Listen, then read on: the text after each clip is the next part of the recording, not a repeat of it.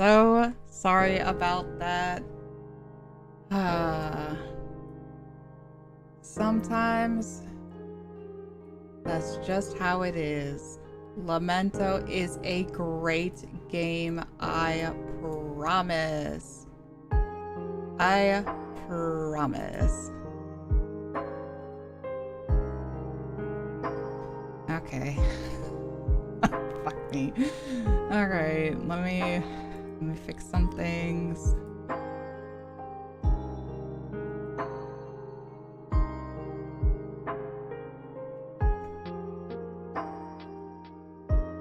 I did warn you. I did tell you that issues abound with this game, and it will happen again. It will happen again. I cannot deny this. But thank you so much for sticking with me. She's a fickle creature, this Lamento. Okay. Let us pray. Everybody join hands in prayer.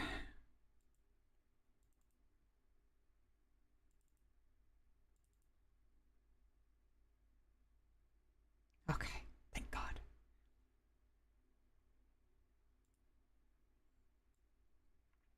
I had her on full screen. She's working. Let's hope for sound. Sounds good.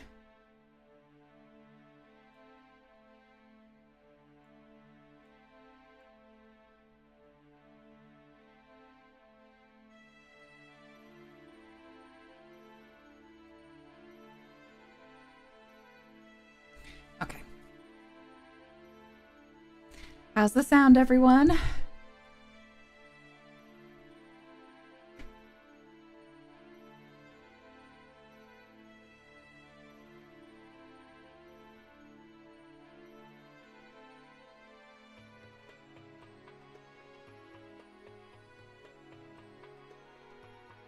I have to... Oh, well...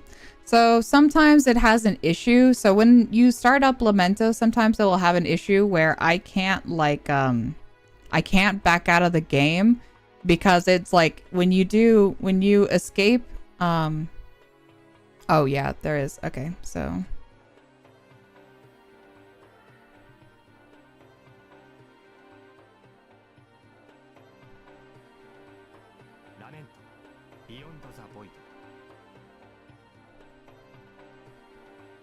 I'm gonna crank these way up.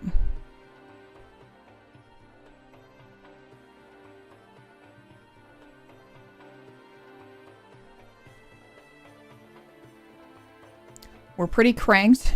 I hope it's not, well, you said it was quiet, so I hope it's not drowning me out or anything.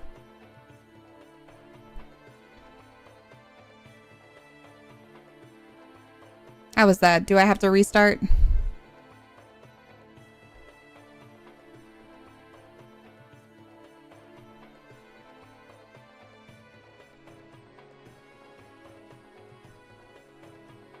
Okay, perfect.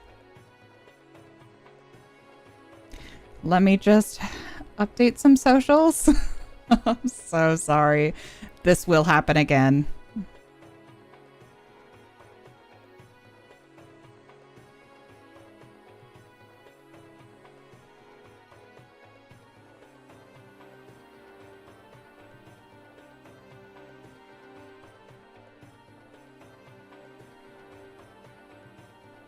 Okay.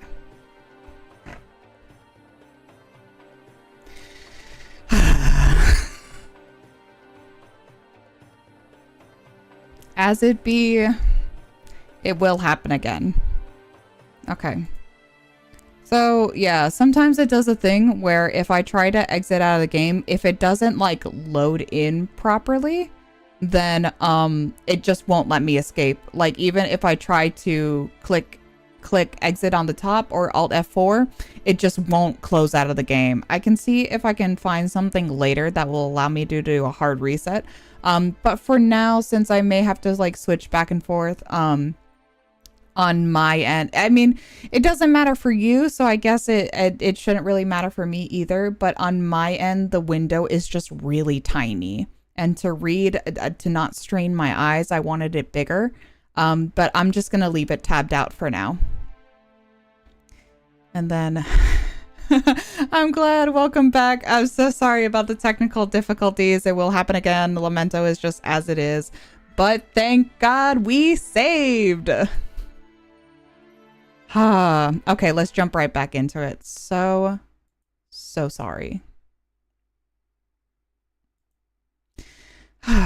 Okay.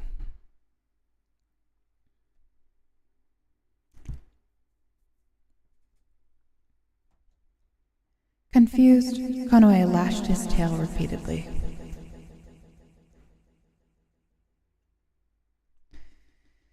We tried opening the task matter and ending the program that way. I will try again next time. I kind of don't want to test it out right now on stream, especially since it's working now. But I think on my off time, I will try doing a little more. Because I tried to find it. So it's downloaded in a very interesting way. But yes, that is a fantastic suggestion. I'll try that next time. We're just not going to test it out right now. Hopefully we're good for the rest of the time. I'm just going to leave it just in case. I'm just going to leave it in its small box.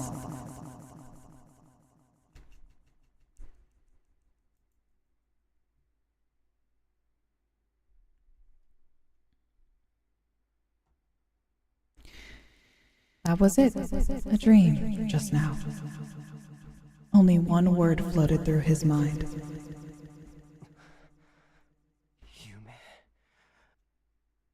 Saying it aloud, Konoe understood the meaning of the word.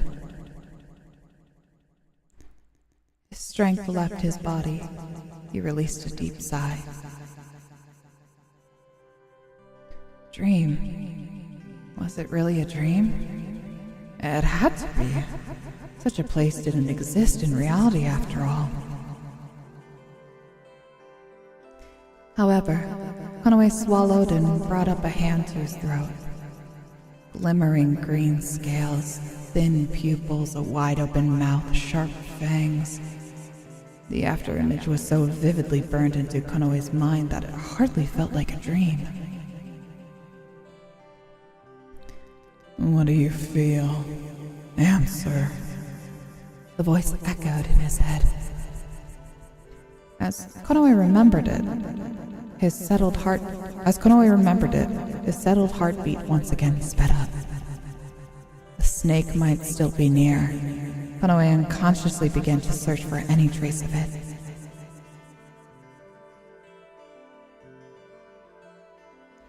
The stillness of the night was the only thing to be heard.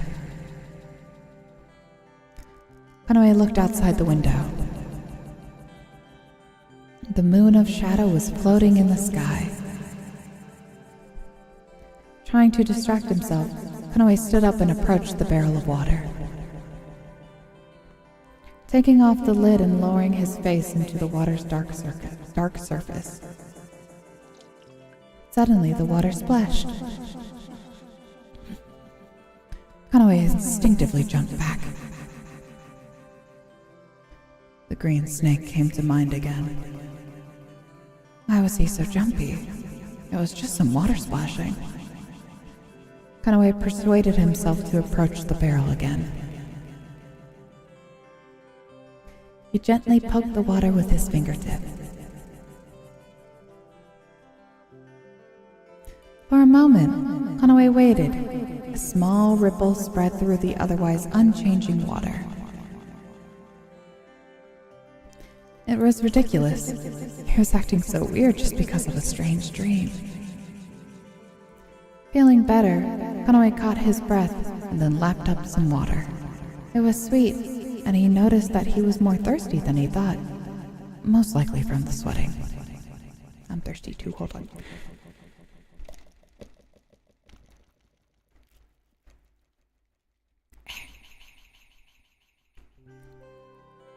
And Konoe wiped his mouth with his hand and sat down with his tail wrapped around his body. He stared at a point on the floor. Sleep was definitely out of the question now.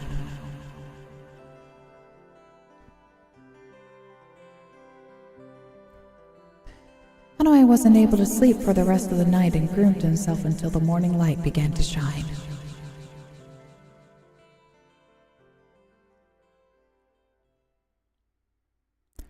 Konoe went for reconnaissance the next day, dragging along his body heavy with the lack of sleep.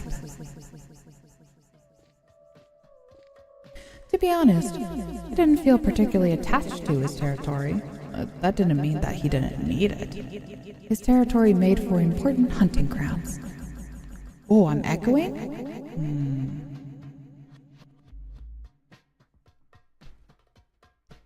Let me see.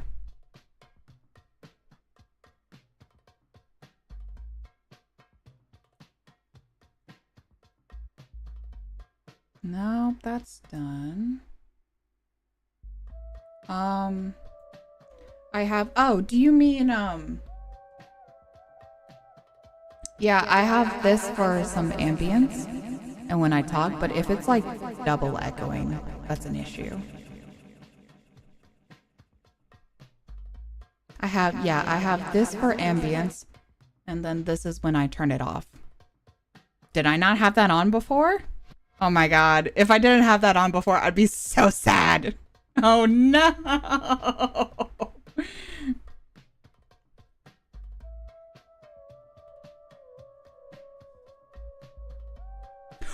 It wasn't! Oh, fuck!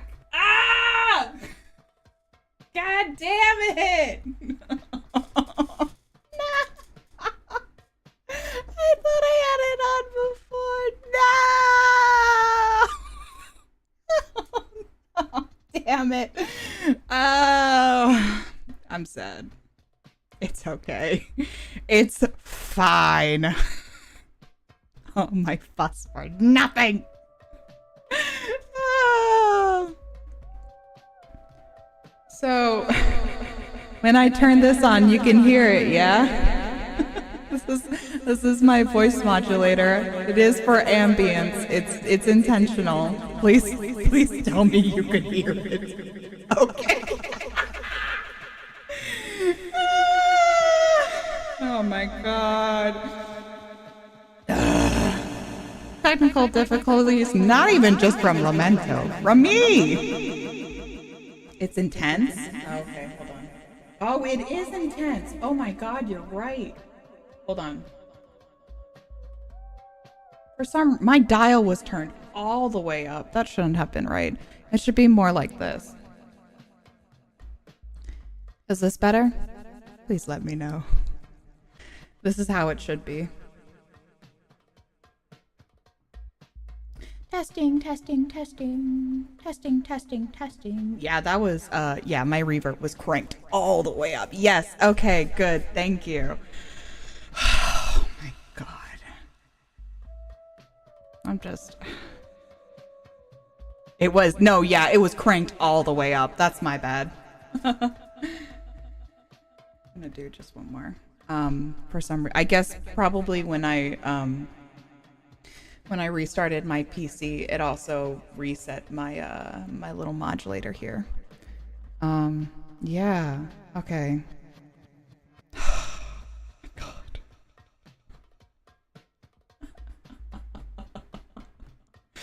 The things I do for atmosphere. All right, are we all okay now? I'm so sorry for the trouble.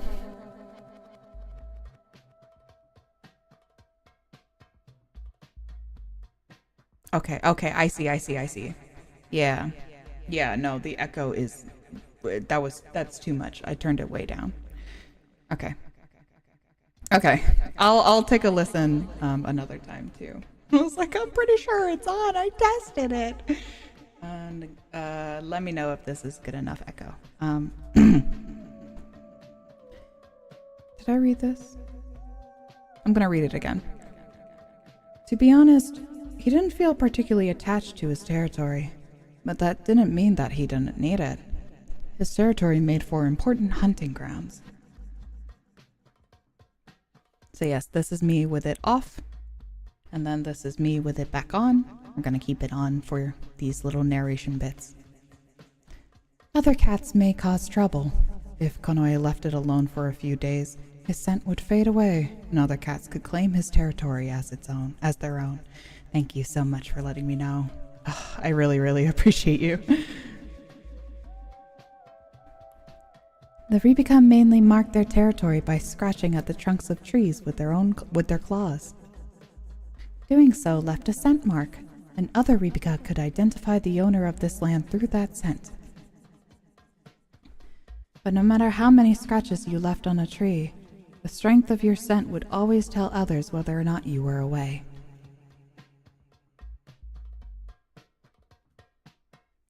Thanks to Konoe's lack of sleep the night before, the moon of light's rays hurt his eyes. His thoughts felt hazy, and it felt difficult to even move his eyes. Sorry, I'm all flustered now. Okay, we're gonna hold on. Sorry, this is just for me. I'm gonna take a big breath for a second. Everything is fine.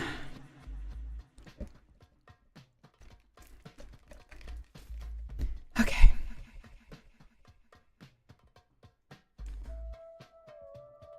He happened upon a rare sight as he was walking to his territory. Several cats were crowding around a home, and the atmosphere was tense. What was going on? Konoe came closer.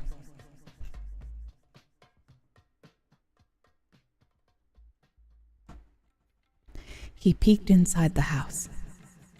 At the center of the dark house, two cats sat across from each other at a round table.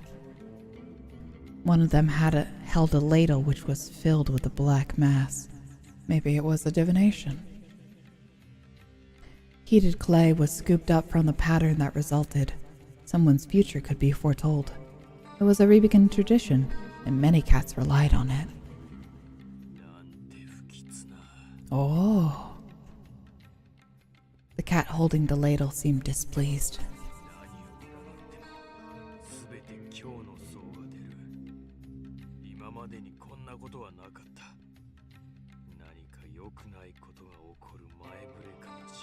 This might be the harbinger of a terrible fortune. Ooh. The cats that were looking at the entrance of the home lost their composure. Konoe usually didn't care for fortune telling, but he shook faintly when he remembered the dream he had. Maybe they were connected. Konoe felt uneasy about that for a long while. Konoe gazed at the contents of the ladle. A white design stood out on the surface of the impure black mud. Konoe looked then to the cat holding the ladle.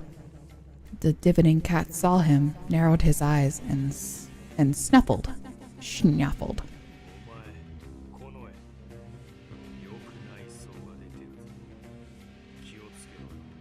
The voices are quiet to me, but can you guys hear them okay?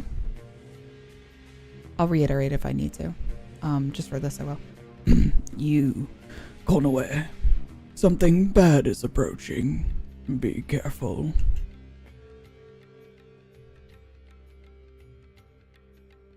The cats at the table all turned to him at once. In Karo, it was widely known that Konoe was an orphan. Along with all his unsociability, Konoe also kept himself distant from all the other cats. I can read, I promise. Therefore, Konoe felt a distinct sense of resentment from the cats that looked at him now. You're still here? He thought he heard such a voice. Konoe silently took his leave.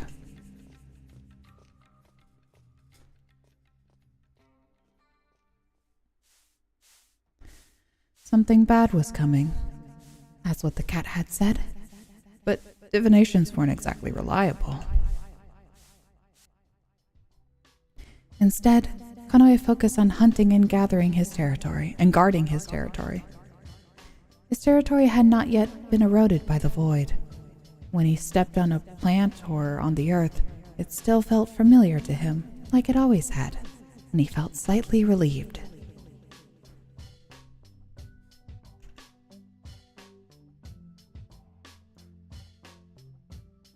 Oh, hello?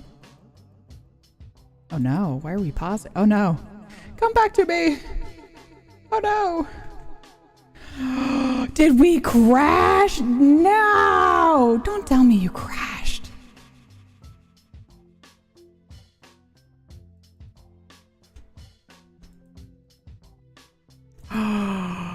No. No. Oh my God. Don't tell me you crashed. Come on, we were doing so good. This game is glitchy. Oh my God, you gotta be kidding me. Okay, hold on.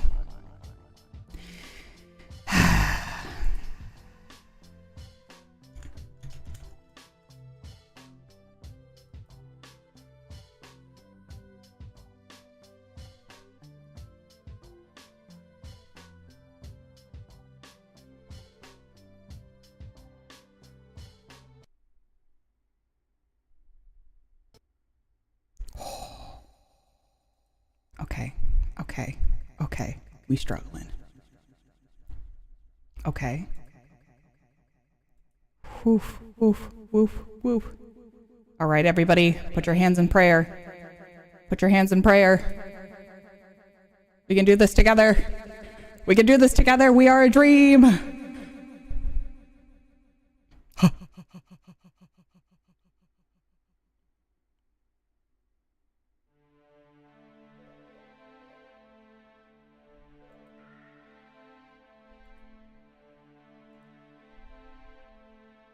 We are the dream. Let's go. Okay, wait, we can't celebrate yet. Hold on. We can't celebrate yet. Okay. How are you, everybody? I hope everyone's doing good. I love Lamento so much. I wish it worked. Lamento is a great game. I promise. Lamento is a great game. I promise.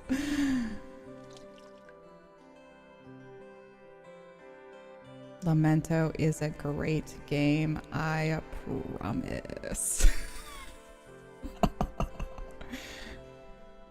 See, none of this would be an issue if Nitro just gave us the full rendition of the game, you know? None of this would have happened if they just had a working English patch, but no, we're not allowed to have such luxury. What a game this may be. This is a fun, wonderful, beautiful game. I love Lamento so much. I am totally okay with everything that is happening on screen right now. Everything is great. Everything is fine. Everything is lovely. Something guarding his territory. Woo, he felt slightly relieved. Yay! Save! Yes, please. Yes, it's fine. Oh my God. Hey, guess what? The task manager thing worked. We're good. No longer need to close the whole stream. I'll keep monitoring it down there. We did it, everyone! Whee! Okay, Lamento's just trying to kill. I also had my voice module on that whole time. It's fine. It's fine. I love it here. I love it here. Everything is fine. Kanoi inhaled the scent of the air. No intruders today. Perhaps it was because of the void, but lately a lot of cats' territories were being disturbed. Kanoi finished surveying his territory, bagged a few nuts and medicinal herbs he'd found, and returned home. The day passed just like any other.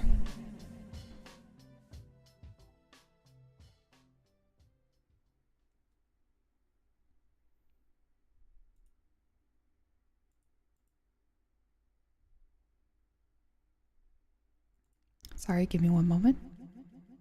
Okay. Kanoi stopped on the way home. Several cats left the house where a torch had been burned yesterday. A slender cat walked along the village elder. walked alongside the village elder, his eyes downcast. He would be the sacrifice. A bandage covered a wound on his arm. His partner from the night before was nowhere to be seen. Konoe figured that would be the case. The feelings that had flown from the other cats were wrought with pain. Konoe wouldn't be able to just see him off quietly. After this, the sacrifice would go to the home of the elder. He'd purify himself, hold a ceremony to bring peace to his soul, and then... The thought was unbearable, and Konoe looked away. The sacrifice never looked up, but his ears were determinedly turned forward. The ceremony would be held at midnight. Those who wanted food gathered quietly at the home of the elder. Konoe thought he would never join them, no matter how hungry he was. Maybe the sacrifice's partner was also thinking just the same thing. Konoe sympathized. It made his chest ache. Sacrifice. As long as you were a cat of Kato, you could not escape from this law. Law? Suddenly a feeling of anger surfaced. Something about this law was odd. The elder chose the sacrifice. It was unfair. He ate and then decided who should be eaten next. Konoe cursed him in his heart. He didn't understand why he was so angry. Perhaps it was because of what he saw the night before. This method existed because people were starving. It was necessary if everyone wanted to survive. It was the only way he understood. He understood it. Konoe clenched his fist, nails digging into his palm, and he walked away slowly.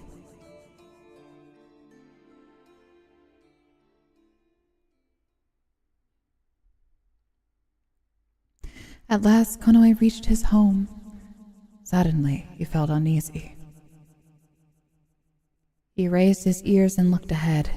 There's nothing odd about the place. But still, he remained in place for a while and thought. Maybe he was becoming oversensitive. There was nothing strange. It was just his home, same as always. Konoe walked towards the entrance. He held the door open with his hand and looked at his surroundings just to be sure. There was nothing. No sounds, no traces of activity. Konoe exhaled a bit. Nothing to worry about. His tension fading, Konoe dropped his gaze to his feet and froze. A snake. No, it was a trail left behind by a snake. His whole body shuddered. His pupils widened and Konoe erased the trail left with his foot. And Konoe erased the trail left with his foot. For a moment, his vision was dyed green, as if the memory of the dream came back to him. His throat closed up, and Konoe felt as if he was choking, so he put a hand to his neck. A dream. Was it reality?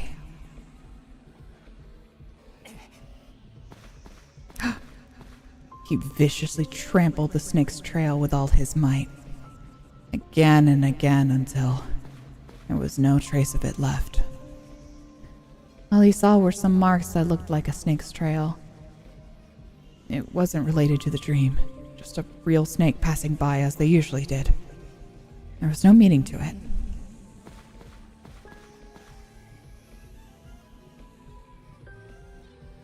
Konoe pulled himself together. He slowly closed his eyes and took in a deep breath. Since yesterday, things had begun to feel strange. He muttered to himself. He opened his eyes again and looked at his feet. The ground was a mess and the trail had disappeared. Konoe decided to just hid inside and go right to bed. Konoe set traps at the window and doorway just in case.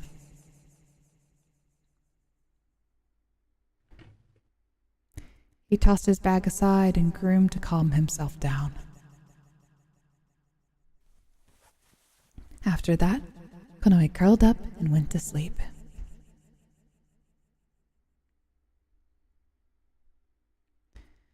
A nightmare came again in that evening.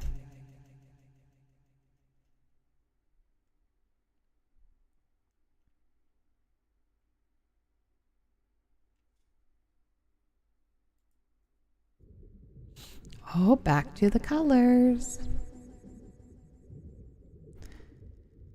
Konoe was in that mysterious place again. Just the same as last night, Konoe drifted softly and a faint light bloomed in front of his eyes. Thump, thump. He could hear a pulse. Just like last night, a light overwhelmed him, but this time it was not green. I was going to say it's blue or yellow. Yeah. A yellow light covered Konoe, blocking his view. It was so brilliant and bright he couldn't see a thing. Konoe contorted his face as he tried to open his eyes and draw a breath. A cold touch coiled around his ankle. At once his blood curdled. A serpent. Just like yesterday's dream, a snake coiled around his throat. Do you feel it? A voice echoed in his head. Out of the corners of his eyes, Konoe saw a head of a yellow snake. He raised his hands and tried to claw the snake off his neck. But to Konoe's surprise, the snake did not tighten its grip when he struggled. Its tongue flickered out, fluttering over Konoe's cheek and neck. It gave him chills. It was such an odd feeling. The snake's tail deviously came up and raised the hem of his shirt. Its skin felt slimy as soon as it touched him. Konoe trembled. Hee hee. Each time its smooth body shifted over his skin, he felt a sensation that was difficult to describe. Unintentionally, Konoe's ears turned down and he held his breath. The snake traced his body with its sharp tail as if it knew him.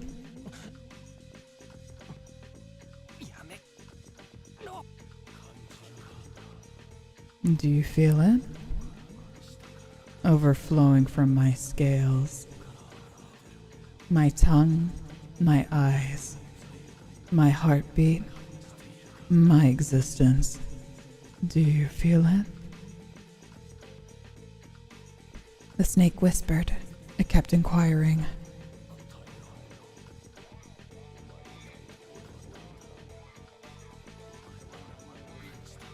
I hope you can hear the voice in the background. Answer. What am I to you? What do you feel?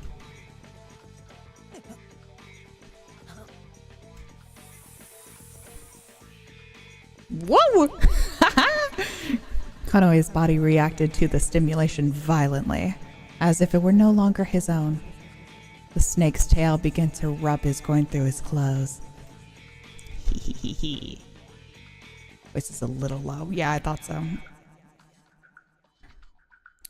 Well, let's just let this play out, yeah? Konoe grit his teeth and twisted to escape the caressing of the snake. Still, the snake demanded. Answer.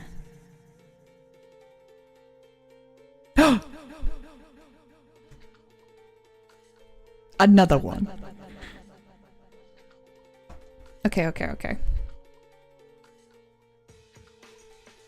Whoa. Whoa. we have a little something here. Hold on, let me get my guide.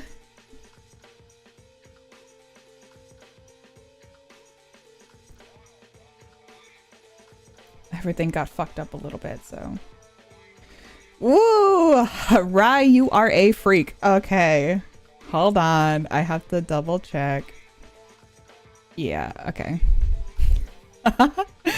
Let me just real quick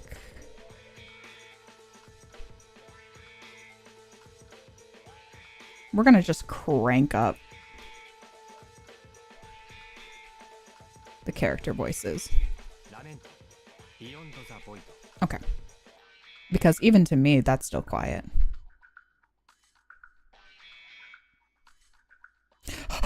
Okay. Guess what, Rai? I know what you like, you little monster.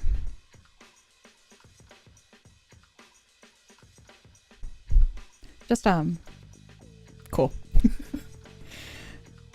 Konoe could not escape this if he did not answer. He knew this through instinct and tried to think in earnest.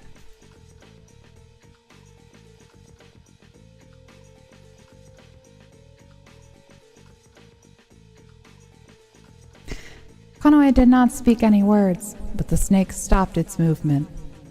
He wondered if it had read his thoughts like the green snake. The caresses stopped. The slime still glistened on his skin.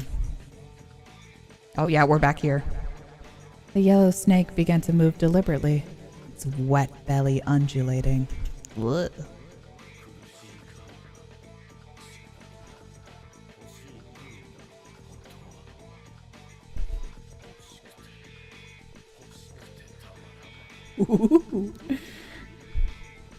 Are you suffering? No, you're left in want, aren't you? Your lust is unbearable. The snake opened its mouth wide and laughed, tormenting Konoe. Oh, good heavens! Heat flared up in the depths of Konoe's stomach.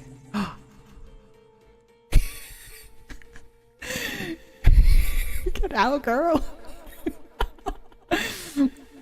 It was a sensation he had not felt before, completely unknown. He couldn't help but want to escape, even if this was just a dream. The snake's scales shone and glittered with slime. He's having cramps! Konoe wanted to throw off the snake, but his body couldn't move.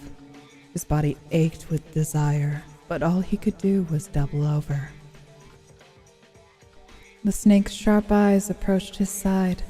It was impossible to turn his face away from it. It laughed at Konoe, and its tongue flickered in and out, teasing the nape of his neck. Spirit cramps. Touch. Konoe jolted awake. Yeehaw, baby! That was certainly a time.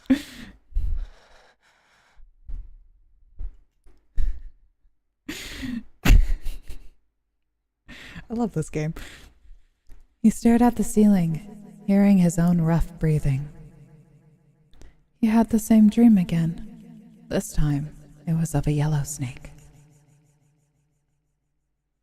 Konoe sat up slowly and put a hand on his forehead.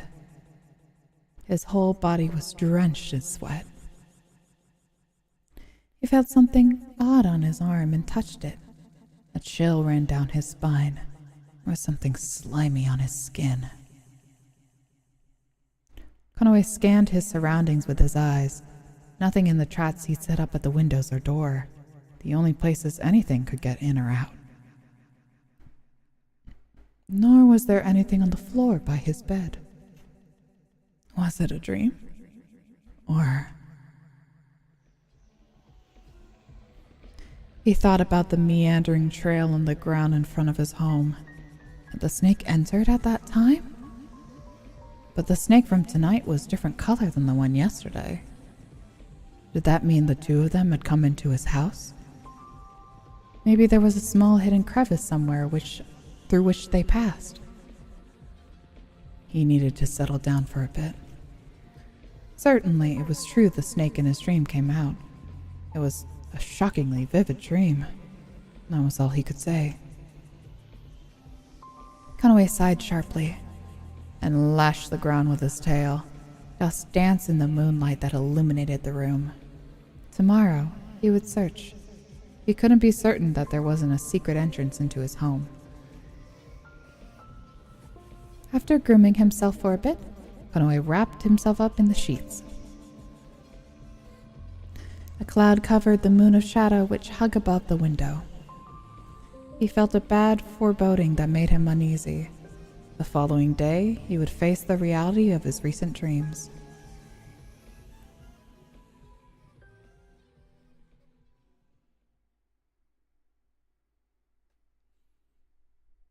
Just as a precaution, I'm going to go ahead and save scum a little bit.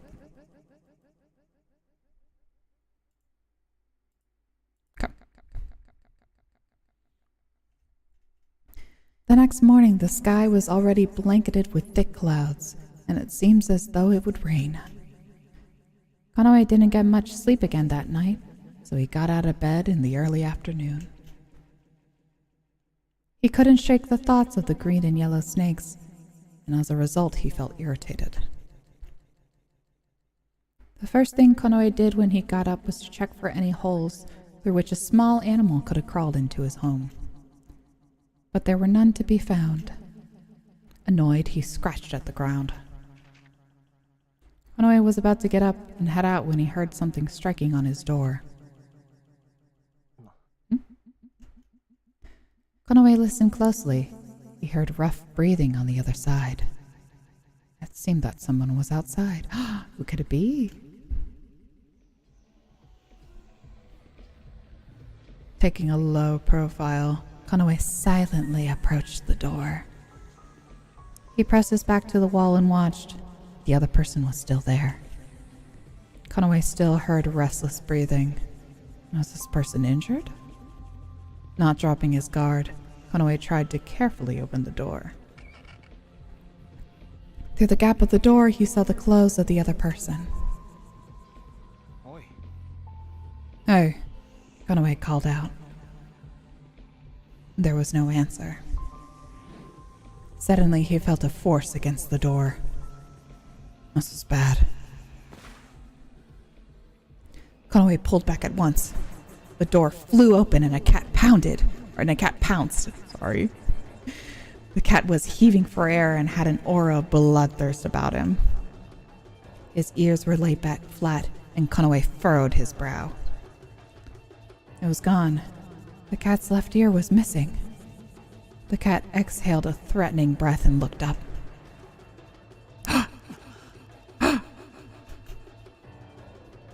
I gasped too. Konoe unintentionally gasped. The cat's eyes glared with an intense light. My, thank you. But it was only the right eye. There was a black hole in the place where his left eye should have been. Even though it was hollowed out, it didn't seem like an injury. It was just like the left ear. It just stopped existing. The sickness. The cat bared his fangs. The sickness. It was a mysterious disease that became widespread about 3 years ago. Organs would disappear overnight, accompanied by fever and excruciating pain. The mortality rate was high. The onset rate was low, but for females it was different. The onset rate was high for them, and death was almost certain. Because of this, females were scarce.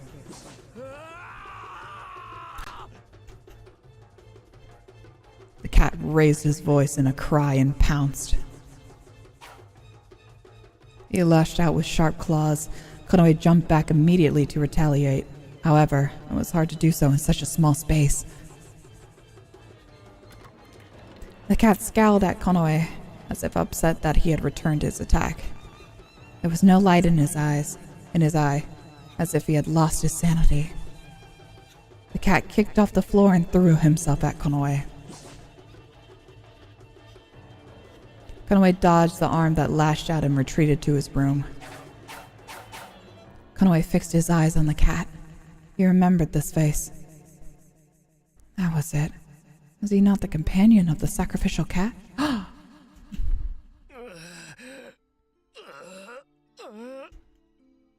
cat's anger boiled over and he growled. Konoe didn't want to fight him. He felt feelings like sympathy spread through his chest. The other cat lost his companion and now developed the sickness himself. He was angry, but behind that, stagnating deep within, was endless sorrow and despair. Konoe lost the will to fight and relaxed his body. His bristled tail returned to normal. The cat looked at him curiously for a moment, but then his expression intensified as he bared his fangs, as though he thought he was being mocked. The cat's eye gleamed and he rushed forward a third time. Konoe jumped aside and struck back to push the opponent against the wall. The cat failed to land his strike and flew into the wall. The cat now fell down in a whirlwind of dust, no longer moving. Konoe approached the cat. He looked at his empty eye socket and found it unbearable. The cat grimaced in pain and panted lightly. Konoe crouched down and tried to touch the shoulder of the fallen cat. He felt hot. The cat seemed to be running a fever. He trembled but did not resist him. Konoe couldn't leave him like that. He intended to take him to the shamanic healer. Shamanic. There wasn't any medicine that could cure him completely, but at least it could ease the pain somewhat.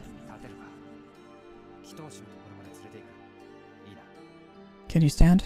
I'm taking you to the healer, okay? The cat shook his tail instead of answering with his voice. Konoe left the home while carefully supporting the other cat's body. Sweat dripped from the cat's skin, and from his rough breathing it was easy to tell that he was in a great amount of pain. Konoe was startled as he walked toward the healer. There were other cats crouching down and moaning throughout the village. There were people missing arms, legs, tails, and ears. It was an onset of the sickness.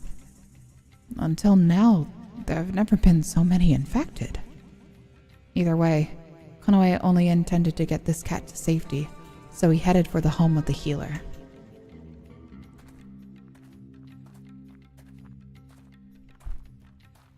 Other diseased cats were entering the healer's house.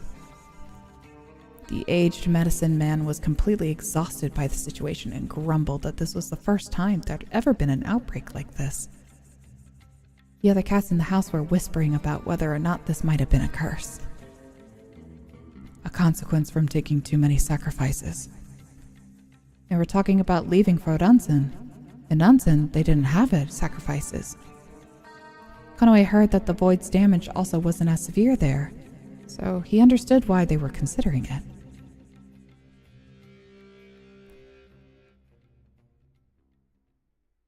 By the time Konoe went home, the moon of light was setting beyond the horizon. If it was decided that there was no saving a person who was infected with the sickness, the sick person was set aside as food. Understanding this, Konoe felt disconcerted. A melody floated on the wind. Konoe stopped and looked back. A lone cat was leaning in the shade under a tree. Oh my god, hey! Hey, you! Oh my god, that's crazy. What are you doing here? The cat was wrapped in several layers of clothing. A hood shrouded his face in shadow. Carried a lute and strummed the strings with his fingers, humming a song and bouncing his tail to keep time.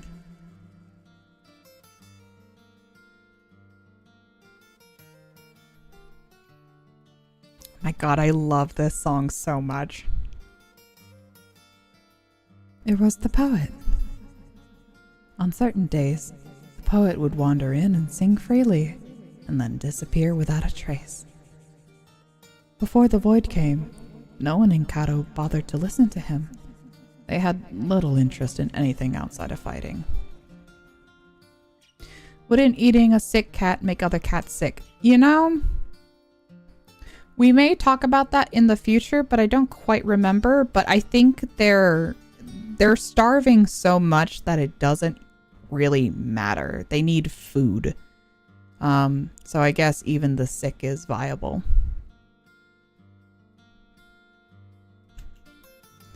But now it was different. Everyone left their home to listen to him sing. The songs of this whimsical musician healed the cat's deteriorating hearts. The Rebecca could not read the language of the toucans. Instead, they often used song, pictures, and letters that they created themselves to convey their thoughts. Songs were important.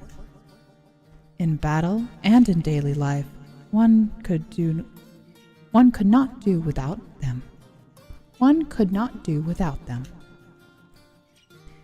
If he looked around, Konoe could see that several cats were enchanted by the poet's song. The poet cat sang in a relaxed, low tone, a delicate sound echoing wherever his fingers plucked the strings. It was an incredible harmony of voice and sound, and Konoe began to walk towards the poet. He kept a modest distance and sat down tense for some reason. This intensity in which my body burns feeds on bitterness and sweetness. Every time I say that name, every time your image is imprinted into my mind, I turn into sparking and bursting star and stream far, far away. Oh, I hope you read the rest of that. It was said in song, so... Konoe closed his eyes. The poet's voice gradually permeated his ears, and a mysterious comfort soothed him from within. The melody of the lyrics rolled over his head. He blankly thought about their meaning. The poet put away the past and told a dreamlike story through his song. Love. How many cats believed in such a thing now, in a world where they devoured each other just to survive? A sudden decline in females had weakened the cat's instincts to bring up another generation. Perhaps because of this, a lot of cats engaged in same-sex relationships. See, I like how they explain it, you know? How it's just like, man, women are gone. Start kissing your homies.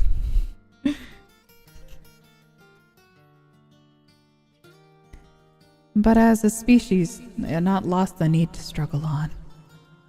In their everyday lives, fearing death and starvation, they could not waste energy on things that were unnecessary. Thus, Rebecca had distanced themselves from romantic dreams of love and affection. The bittersweet flames, where do they flow now?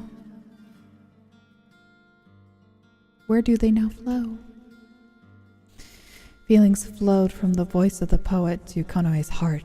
He'd noticed he'd begun to purr and wonder if maybe this was a love song. Although it was stifling, it was also a delightful, mysterious feeling.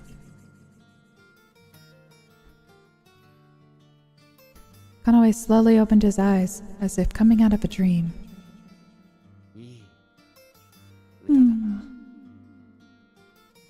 What a nice song, he said softly.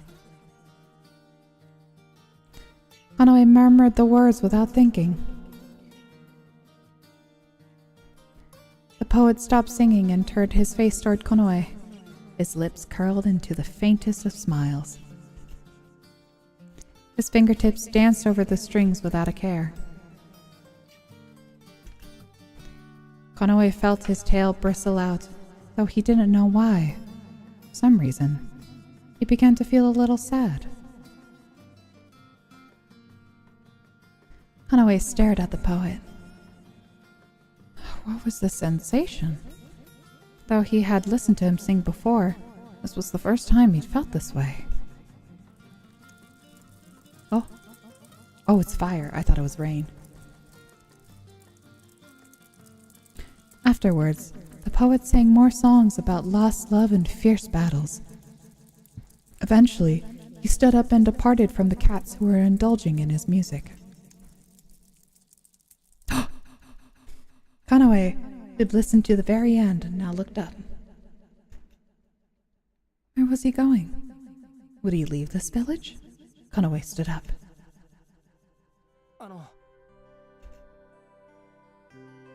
The poet looked back, and Kanoe had only called out on impulse. Now he didn't know what to say. Will I see you again? Are you going somewhere else? It was strange. Kanoe wanted to meet him once more, and couldn't keep from worrying. The poet regarded him in silence. Kanoe looked down, thinking of all the things he wanted to say.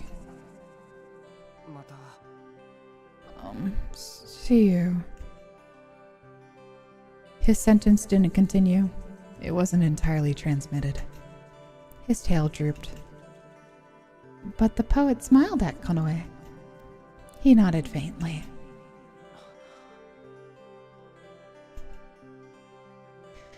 Kanoe's ears perked as he watched the poet.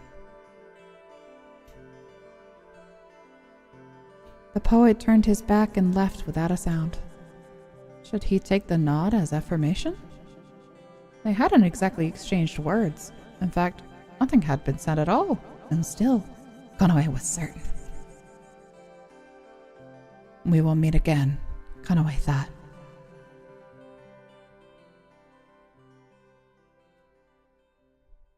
When he looked up at the sky, the thick clouds had cleared and the moon of shadow floated there, shining clearly. Kanoe sighed and started walking home. In the depths of his chest, traces of sadness and pain still ached.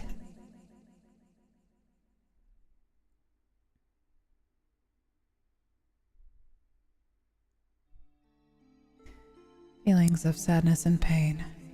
Were those part of love and affection too? His mother and father must have felt that way. Before he was born, such feelings must have overflown in Sisa. What kind of world was that exactly? One day, he'd know. So Kanoe thought.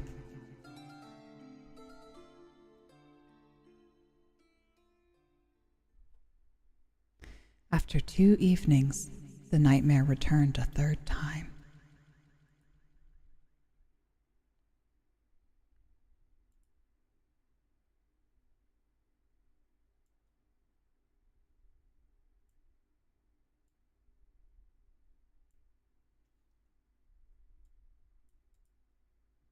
Oh, we're here again. Here we go. Kanoe was in the mysterious place again tonight. He heard music in the distance and drifted as if floating in water. It was the same dream. Suddenly, an intense pain rang through his left ear. It hurt enough to make Kanoe grimace, and he was startled when he reached up to touch it. It was gone. His ear had disappeared. He touched only thin air. This couldn't be happening. He groped his hair, fretfully trying to find it. This time, his left eye ached and his blood went cold. Kanoe was unable to touch his left eye. Instead, he felt a gaping cavity in his face. He was sure he'd disappear, just like his ear and his eye. Was this the sickness? He'd caught the sickness. Oh, wait a moment. This was a dream. He should have thought about that a while ago. Kanoe tried to settle down, but his ears and eye ached. It was so painful that he had to question whether this was dream or reality. Then the pain surged through his left arm, and then his left foot. He was frozen in fear and could only stare. He couldn't find strength. It was like all he could feel were fever and pain. Are these the symptoms of the sickness? Was he doomed to die this way? If he was dreaming, then he'd wake up when he died. Kanoe saw his tail out the corner of his eye. It crumpled before his eyes like a pastry until half of it was gone. Konoe was gripped by endless despair and fear. Suddenly, a strong light enveloped him. It is blue this time. This time it was neither green nor yellow. The light was deep blue. Something coiled around his right ankle. A slimy body crawled up, its scales glittering darkly. The snail coiled over his neck and whispered to him. Do you feel it? It didn't constrict him, but Konoe was gripped with feelings of sadness. Even though he didn't want to cry, the tears came anyway.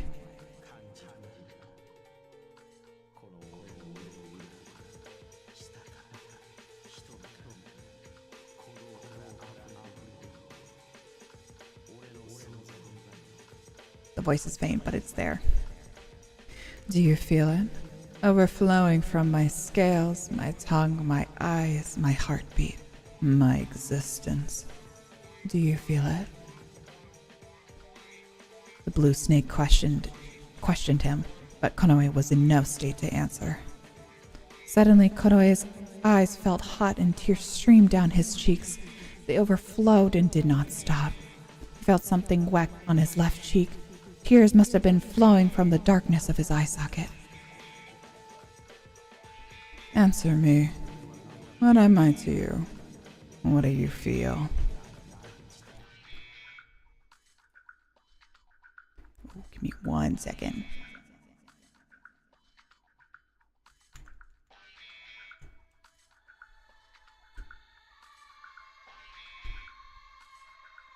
Oh, I think Ami's ready to join us. Yippee!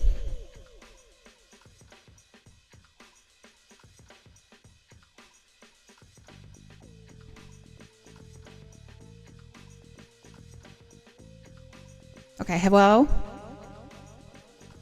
Oh my god, you might be super quiet right now. Give me 1 second.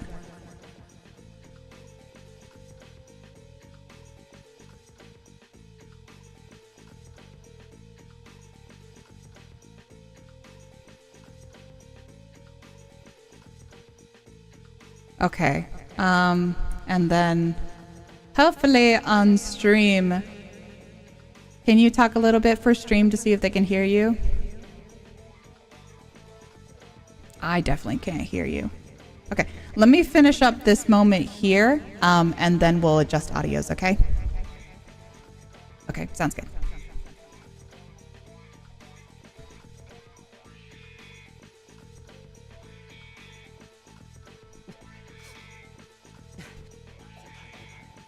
Answer me. As he wept, Konoe remembered the green and yellow snakes. He could not be freed from this heavy sorrow unless he thought of an answer. An answer slowly came to mind somehow. I had another one. Okay.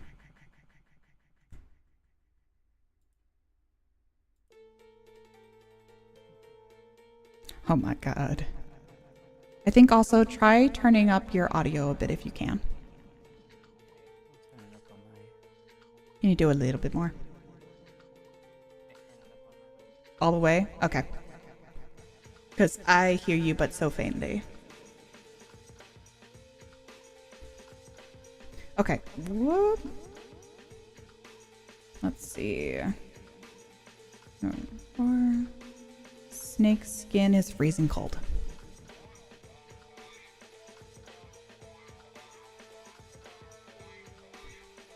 When Konoe thought of his answer, the blue snake stopped moving.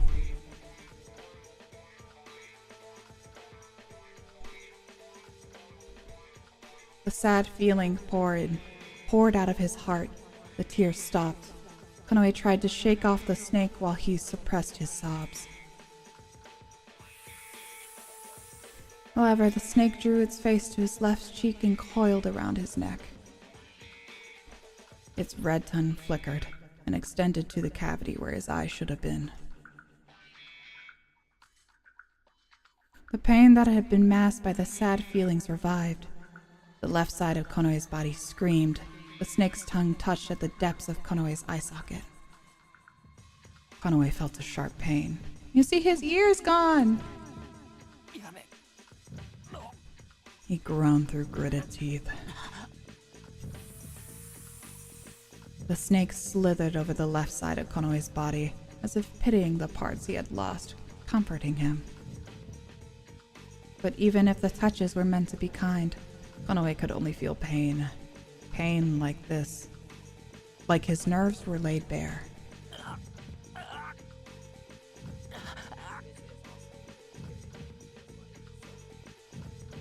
What was that? It's so hard to hear you right now.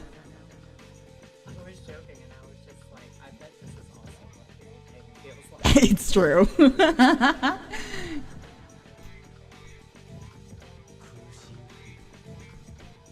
Does it hurt? Your heart and body are screaming. Everything aches with pain. The touch of the scales gliding over his skin was enough to drive him insane. On the crystal blue floor, Konoe laid back and writhed. But no matter how much he moved, the snake never parted from him. The snake climbed up his left cheek and tried to enter his eye socket.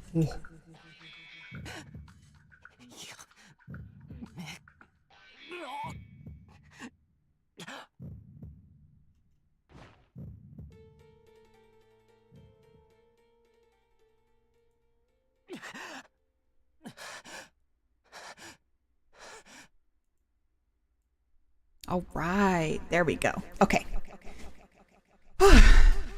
Sorry, that part was loud, so it's hard to adjust audio levels. Okay, can you hear me, Ami? I can hear you. Okay, are we still having issues with echoing? A little bit, but it's not too bad. Okay. I need to figure out maybe I just need to turn my headphones up really loud, but I'm worried that it's gonna come off through my mic. Hold on. Because you sound so far away from me.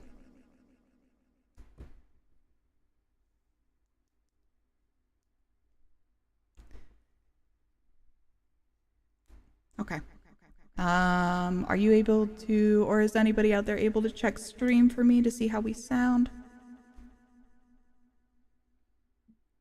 Can you check for me? Do a little 1 2 1 2 and go ahead and introduce yourself as well, and that will help with sound. Hello. My name is Amoris. I had an errand I had to run this morning that took a hot minute. So I'm here now. But yeah. Okay. I have Amoris cranked up to 200. So let me see. Yeah. Check 1 2. Is fully turned on. Fully turned up. Okay. Yeah, I know. I'm not sure what the issue is because I have it cranked as high as I possibly can. Other than turning up my system settings, but we had an issue with echoing before. Let me turn this up.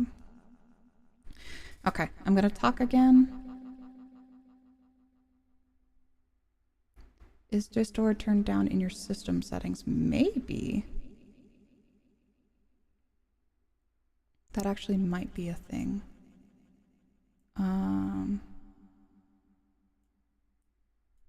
Discord. There's some video. Oh, the output is turned down. Can you talk again for me? Wee! Wee. Wee! Okay.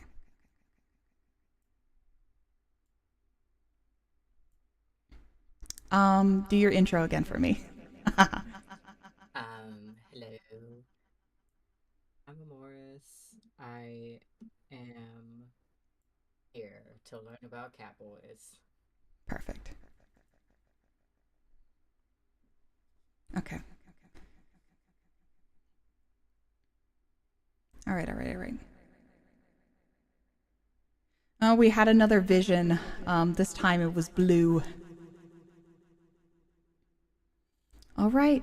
So Ami, my beloved, is here to join me. Still very quiet. Okay.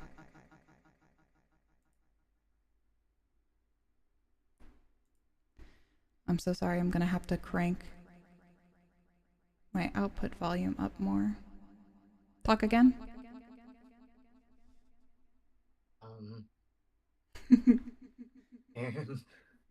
You're definitely louder, but I'm worried about that echo issue that we were having before. I could definitely still hear myself. Sorry, I can hear myself talking back. Okay. What about on stream side? Let's see. Mic check 1 2. Give me some more.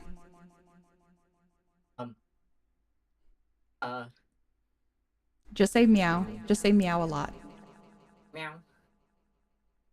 More. Keep going. Meow meow meow meow meow meow meow meow meow meow meow meow meow meow meow meow meow. Sorry, everybody.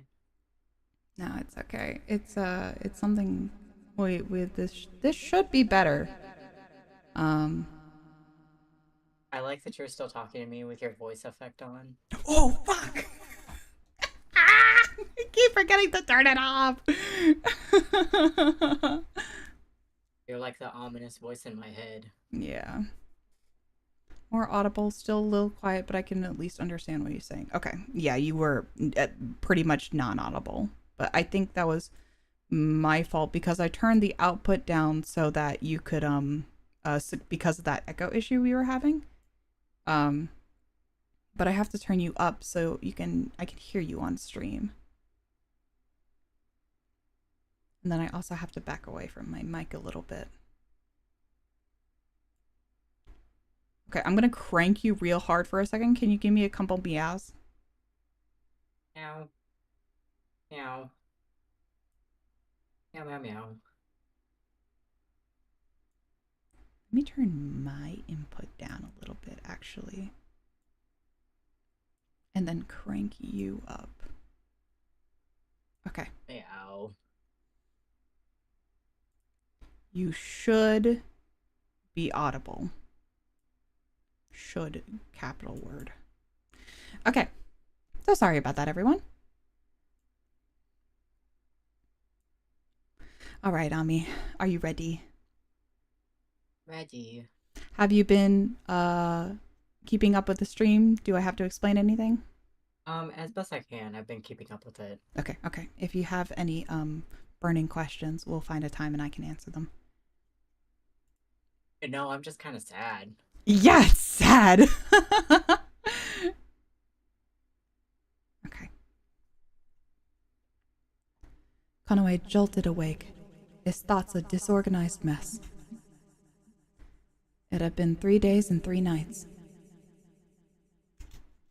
His body was stiff with fear, and he lacked the strength or willpower to get up. Conway raised his right hand and touched the left side of his face, and felt a warm, rounded surface against his palm. They were there. Eye, ear, arm, foot. He let out a deep sigh. Conway unconsciously let out another long sigh.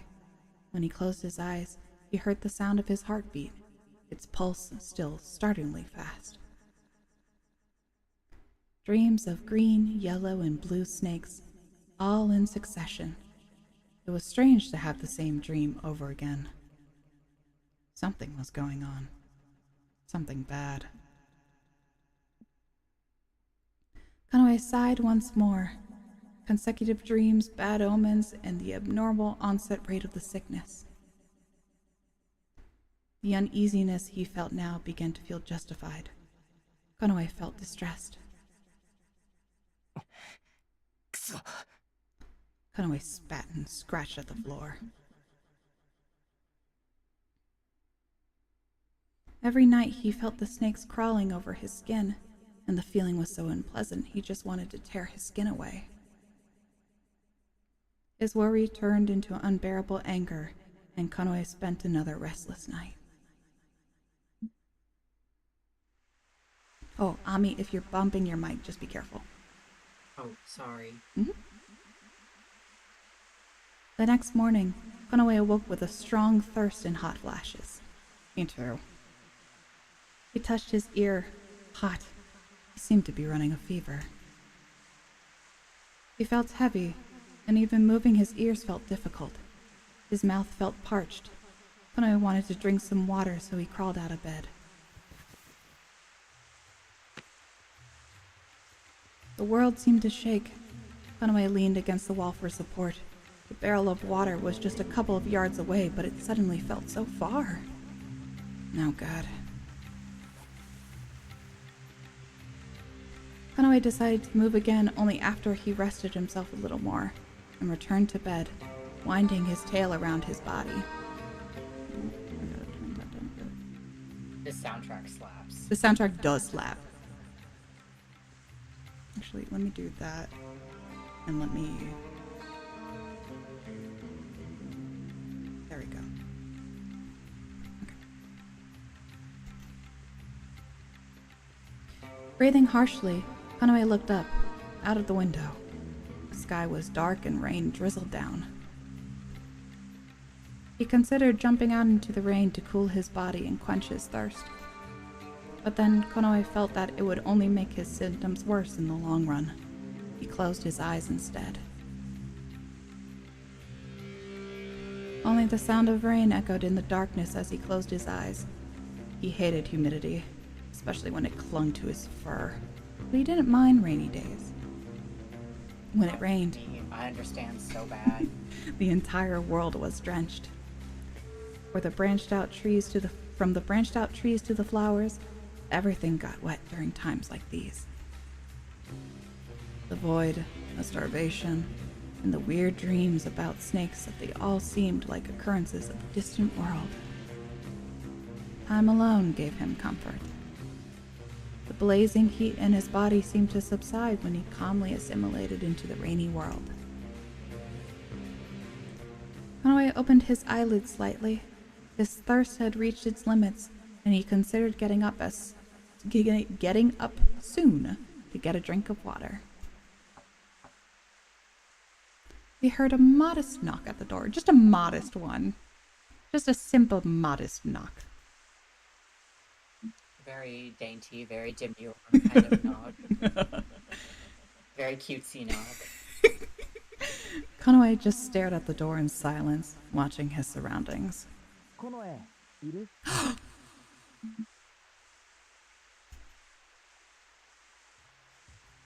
Behind the door, he heard a familiar voice. He slowly raised his body from the bed. Yay! Hey, bestie! The door opened quietly. Tokino peeked inside. As soon as he got a good look at Konoe, his eyes went wide. Huh? Konoe, what's wrong? Do you want to say a Konoe line?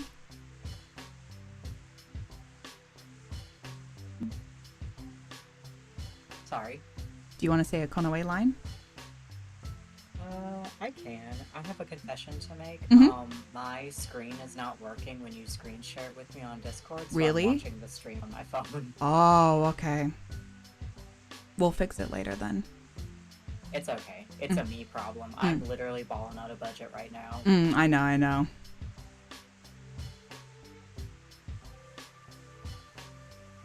So I can read them, it's just they will be delayed. That's okay, then I can do it. So sorry. No, it's okay, but you can do this one. I should ask you the same. What are you doing here? Thank you. No matter what, whenever I have somebody on stream with me, I require them to at least say one line of dialogue. I would be voice acting this out with you, but No, it's okay. We'll figure it out. I'm struggling right now. No, I know. It's okay. Balling on a budget. I truly am.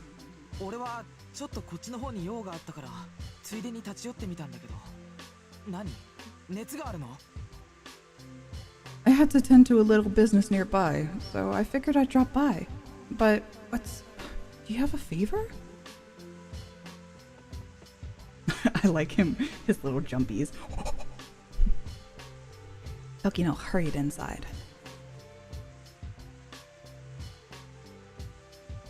He set a wet basket down on the floor and ran up to Konoe's side. Konoe felt a cold hand on his ear.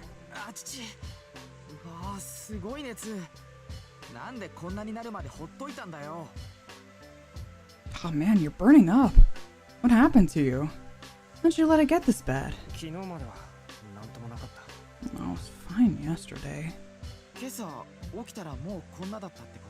You just woke up like this? Hmm.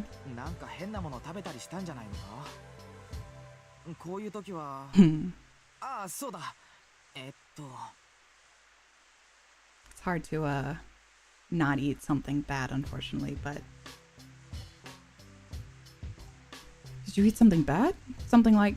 oh, that's right.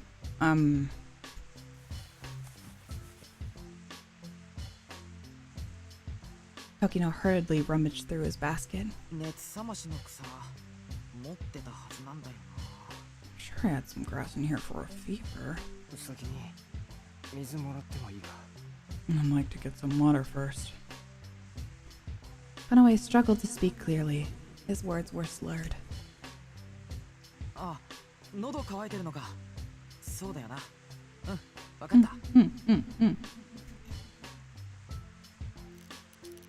Sorry, I had to...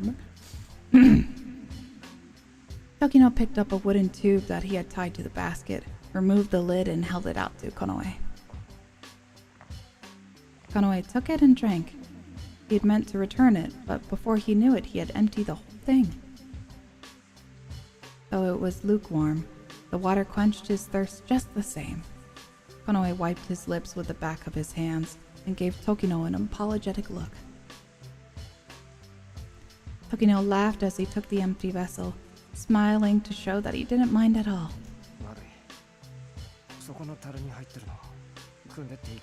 I'm sorry. You can draw some water from the barrel over there.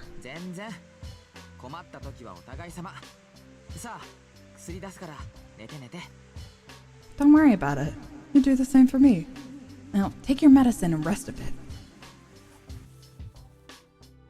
Tokino gently pushed Konoe's chest back and made him lay back on the bed. Tokino searched in his basket again, this time pulling out some slender grass.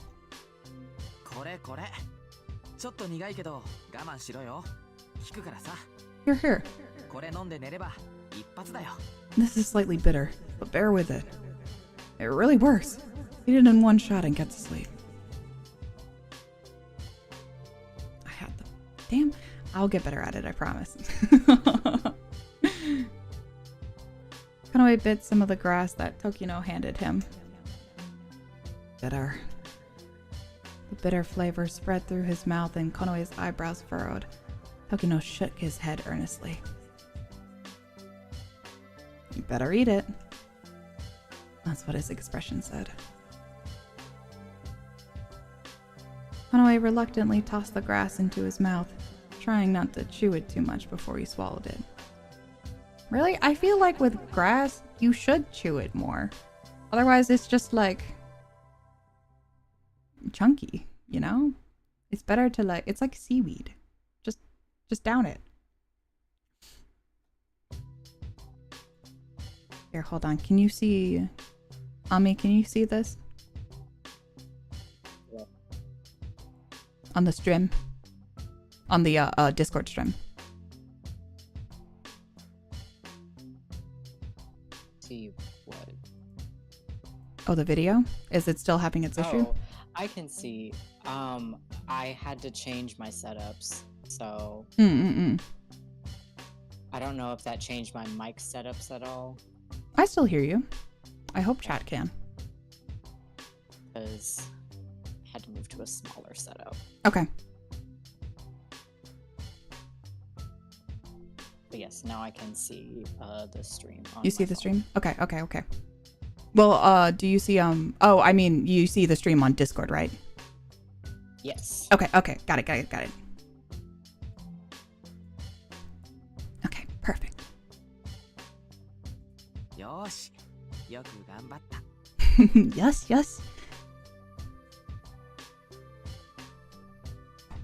Tokino nodded happily.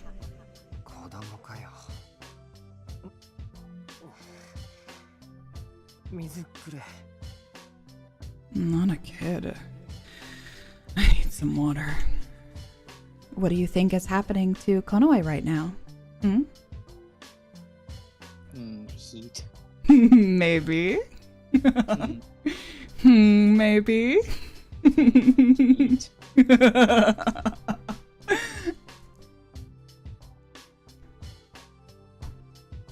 The bitterness made Konoe grimace and numbed his lips, so he covered them with his hands. Tokino drew some water into a flask and handed it to Konoe, who drank it up quickly.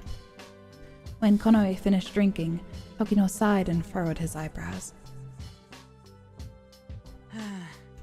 俺さ、いつか絶対こうなると思ってたんだ。 I always thought something like this would happen one day. 何が What?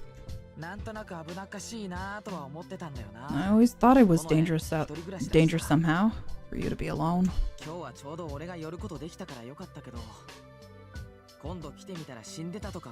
Today you were lucky because I stopped by, but if this happened again, you could end up dying or something.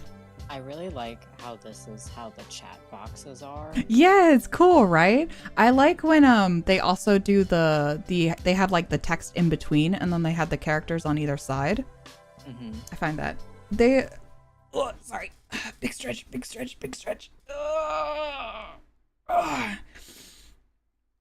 I always liked Nitro always have very interesting ways of like showing off chat because they know that as a visual novel you're going to be reading a lot, so they want to make it like interesting even as you're reading. Also, because I can see oh my god, I'm so sorry. Because I can see it now, I can do Konoe if you want. You got it? Yeah, if you want. Okay. Yeah, I would be happy to. Give me 1 second. Just adjusting.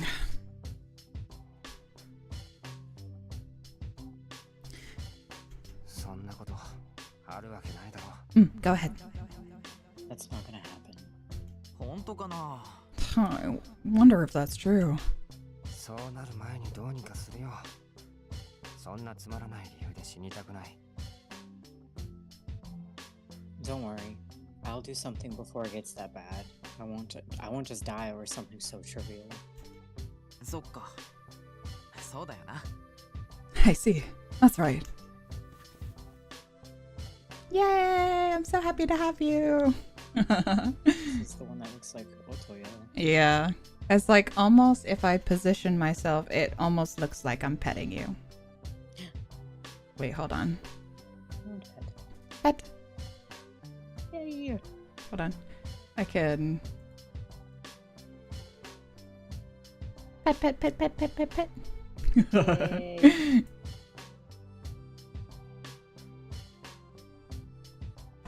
Tokino nodded with relief and stood 明 up. かりつける。暗いし。 Can I make some light? It's so dark in here. なあ。 Make some light. Yeah, he's gotta make light. Sure. Tokino approached the shelf where Konoe kept a dish of water and placed a guiding leaf in it. The room was illuminated by a soft light.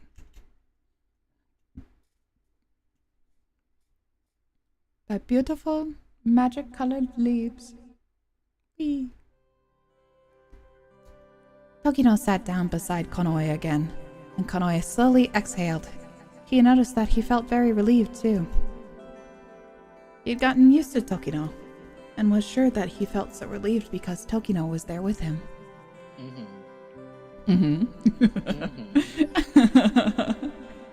Konoe thought of it as an unexpectedly good thing.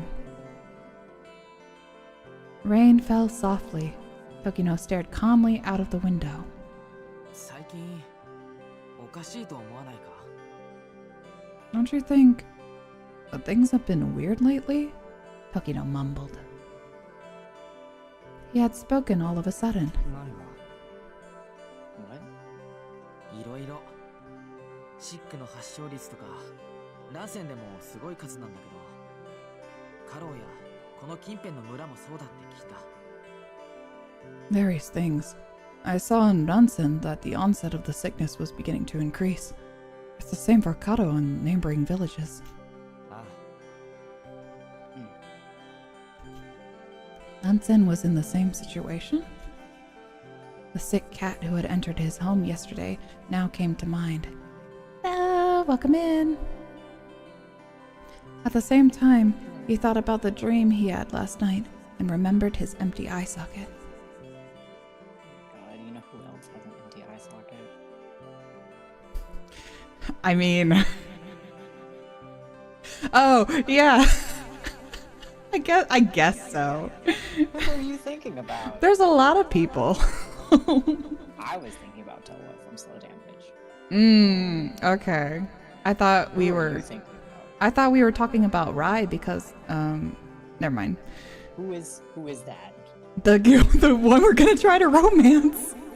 Okay, I haven't played this game. I That's don't know true, what any that's of the true. characters look like other than Konoe. But no,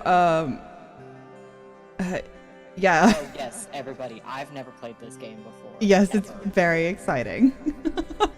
Don't worry about it. I'm not new to the Nitro games. Unfortunately, I have the disease where Damage and Dramatical Murder are my favorite games. It's okay. They're really good. And I'm tired of pretending that Dramatical Murder is not a good game. It is. It It's is just, a like, good game. really long. Well, they all are. Slow Damage felt like a million years. He firmly squeezed his eyes shut. Yeah, but in Dramatical Murder, you have like 65,000 routes that you have to go down. That's true. That is what made it so long. Because, like, when you realize that the common route is, like, the longest part, and then the actual, like, getting into their individual routes is really not that long in comparison. Sometimes. It depends Sometimes. on the route. Depends on the route. Yeah. Sorry. No, you're good. He firmly squeezed his eyes and shook it off. コノエも突然倒れちゃうしさなんかあんまりこんなこと言いたくないけど And then you collapsed. I don't really want to say it, but 悪い予感っていうか嫌なことが起こるんじゃないかってそんなことを考えたりしちゃってさ I have a really bad suspicion about all this. Like something terrible might happen. Tokino looked at Konoe. The round pupils of his worried eyes reflected a small bit of light. Oh, save's coming. Save's coming real quick. Before I forget. What does that mean? Save scum? Yeah. It's just like a slang of being like chronically saving. Oh.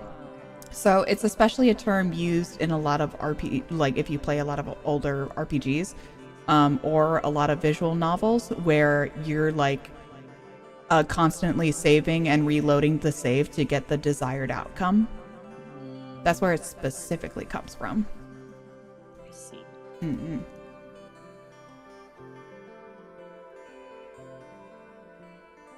But I'm save scumming just in case we crash. Because just in It doesn't case. exist anymore. And just in case. Everybody pray. Tokino looked at Konoe. The round pupils of his worried eyes reflected a small bit of light. It was true. Weird things were happening. Now Konoe knew he wasn't the only one who had a bad feeling about it all. Really, everyone probably felt this way. Something bad was going to happen. 夢を見るんだ I had a dream. 夢 A dream?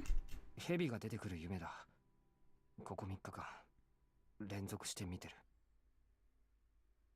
A dream where a snake appears. I've had it continuously for the past 3 nights. 連続して蛇の夢を A recurring dream about snakes? なあそれも毎回同じような内容で違うのは蛇の色ぐらいだ。3回とも蛇に同じ質問をされる。 Yeah. Oh, Jesus. Yeah, the content of the dream is the same time too, but the only thing that's different is the color of the snake. But each time they ask me the same questions. No, sorry, that's not you. That's the game. 答えろ。お前にとって俺は何だ。 Answer me. お前は What am I to you? 何を How 感じ what た do you feel? Oh, sorry. そんな夢を You're 3 okay, 日 you're 連続でなんか気味悪いな。 You had a dream like that 3 days in a row? That sounds ominous. Tokino's face was hesitant. While Konoe spoke, the thought of those dreams came back, and he shook his tail in irritation. おかげでろくに眠れない。体調崩したのはそのせいかもしれないな。 Thanks to those dreams, I've been getting practically zero sleep. That's why I'm getting sick. そっか。 I see. If possible, Konoe had thought about not sleeping tonight. He might have that dream again. In these dreams, the pain felt too real. He was afraid of going to sleep. ひどく気持ち悪くて疲れる夢だ。 It's a terrible feeling. Those dreams are exhausting. These dreams are exhausting. Konoe muttered. Tokino waved his tail, his ears lowering. この絵ひどい顔してる。相当辛いんだな。クイムの実持ってきてるからさ。それ食べて元気出せよ。 Konoe, what a face. You must be in pain. I've brought some kuims. You should try and eat some and cheer up. Do you know what kuims are? No. Kuims are like, think of them like little tiny red fruit, like nut-based fruits. Which sounds... Like a date? Yeah, that's how I would explain it. Because I was like, that kind of sounds like counterintuitive, calling it like a nut-based fruit. But yeah, like kind of like a date, but like more plump. Or like a plum? I would say smaller than that. Okay.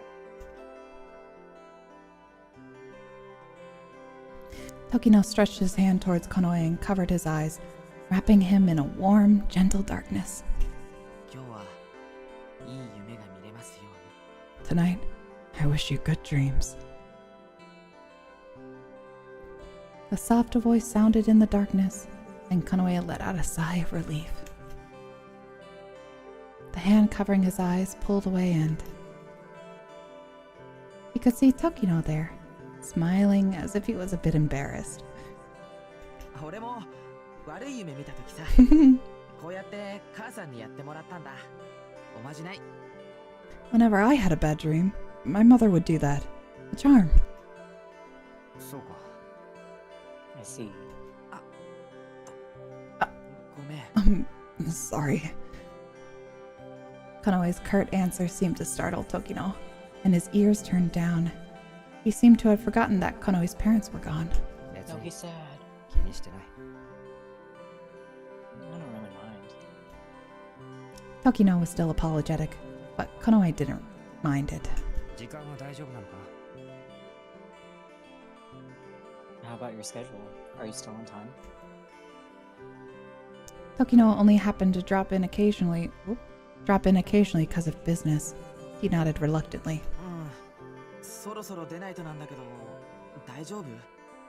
Yeah, I should head out soon. Will you be okay? 何が？ いや、だって心配だからさ。 Well, it's just that I'm worried about you. 大丈夫だよ。子供じゃないんだし。 Is he a romanceable option? No. Oh, what the hell? No, he's not. Oh my gosh. We only have 3 romanceable options. This is so messed up. I like him. Yeah, he's nice. I'm alright. I'm not a kid. そっか。 Okay. Tokino nodded and gave him a nuzzle. It was an affectionate gesture, and they both purred softly. Kimties. They're just little Kimties. Kitties. Katars. Kitties. Tokino pulled something from the basket and set it down near Konoe, then slung his basket over his back and stood up. これ薬草とクイームの実ここに置いとくからどっちもちゃんと食べろよ Here, medicinal herbs and creams. These are for you, so please eat them both. わかった。 I understand. じゃあ俺行くけど絶対無理しないでしっかり休んで治せよ Then I think I should go. Don't overwork yourself. Rest up and I'm sure you'll get better. あ Da-da-da-da. Bye. Bye. It's just like, oh. Tokino smiled and left Konoe's home with a swish of his tail. When Tokino's presence disappeared into the sound of the rain, silence returned to the room where Konoe now sat alone. Konoe tossed about and averted his eyes from the door towards the wall. For some reason, he didn't like staring at the door after someone left. He shook his tail. It made a rustling noise. Would these medicinal herbs work? All too soon, his excited breathing calmed again. Konoe stretched out and covered himself with his bed sheets, pulling them over his head. When he thought of the dream, he hesitated to sleep. Would another colored snake come to him in his dream? Would it ask him those questions again? When he thought about it, it no longer felt like a coincidence. There had to be a meaning behind it. That was the only way it made sense. Wrapped up in the warmth of his sheets, he felt his eyelids gradually grow heavy. If he slept, Konoe might have the dream again. It would be great if Tokino's charm worked. If it did, Konoe would have to thank him the next time they met. Ah? Those thoughts stayed on Konoe's mind as he fell asleep. Hum, hum, hum, hum, hum. What, pray tell, may occur? Up. You are not free of the gay thoughts. You can't catch me, gay thoughts! You can't catch me. The fourth night, the dream came after all. Konoe drifted in the mysterious space. Music echoed in the distance. It didn't take long for him to realize it was a dream. This time, it was dangerous. He struggled to wake up, but his body wouldn't listen to him. He couldn't even move the tip of his tail. It was like he'd become an object, not himself. Before long, a pulsing sound started. This was bad. Konoe desperately wanted to escape. Light blocked his view, as if ridiculing him.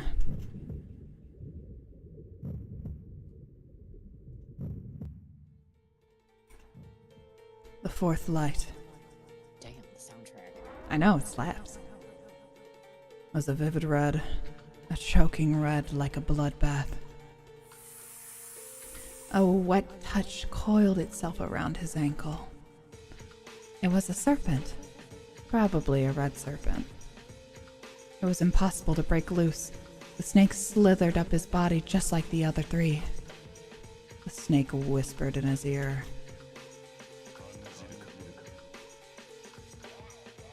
Do you feel it? It gradually tightened around his neck. When the red scales touched Konoe's skin, they burned like a branding iron. Konoe furrowed his eyebrows and trembled. The skin on his neck burned and festered. If he tried to grab it and pull it free, his palms sizzled and singed. Do you feel it? Overflowing from my scales, my tongue, my eyes, my heartbeat, my existence. Do you feel it?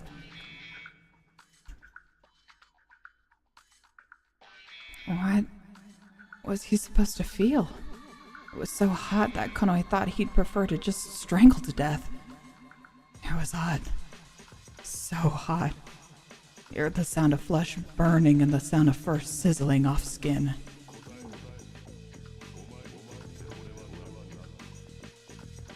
Answer. What am I to you? What do you feel? Bad. Bad! It feels bad! It's hot, feels bad. Konoe scratched at the snake's body, but his fingertips only smoldered. The scales he scraped off scattered and fell to the ground.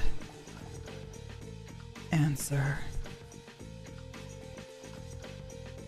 Konoe needed to answer. An answer.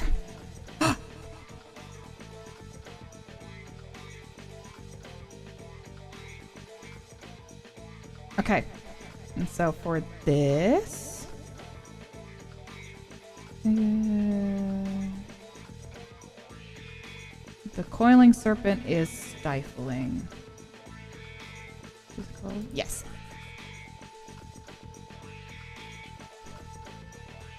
As soon as Konoe thought of his answer, the red snake loosened.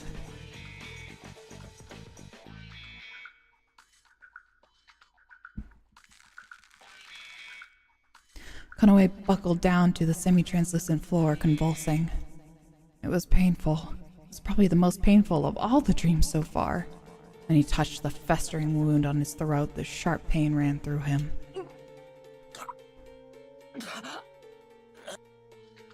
Konoe's tongue stuck out as he wheezed. At his side, he heard a sound like a rising steam. His view, full of pain and heat, was colored red. It was the snake. The snake flickered its tongue as if it were spitting out flames.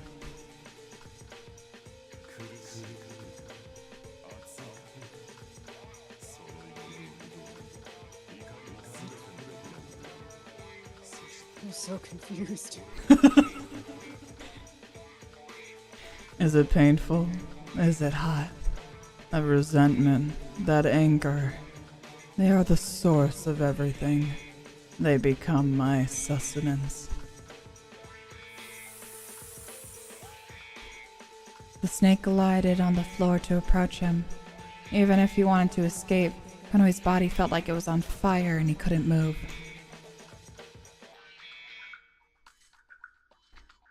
It would be over soon. It was like the other dreams. It would be over soon. Konoe closed his eyes and waited for it to end. The heat of the serpent moved even closer, but...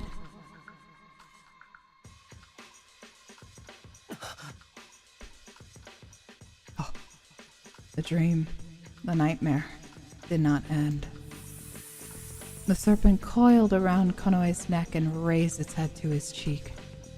He heard a voice clearly in his ear.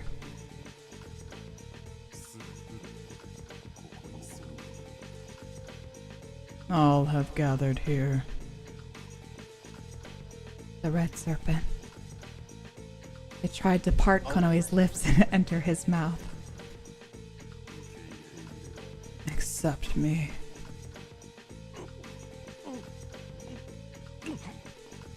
Don't worry, you don't have to do this part. Oh, I wasn't planning. Konoe twisted his body in surprise, not understanding what was happening. Because of the disgusted reaction of his body, he was going to try and catch that snake, but it entered his mouth without letting itself be caught. It slid from his mouth to his throat and kept going further down still. Tears of pain ran down his face. He couldn't breathe. Konoe felt like violently retching.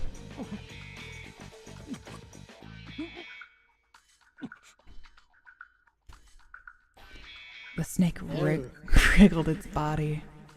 Out of the corner of his eyes, he saw the red tail disappear into his mouth.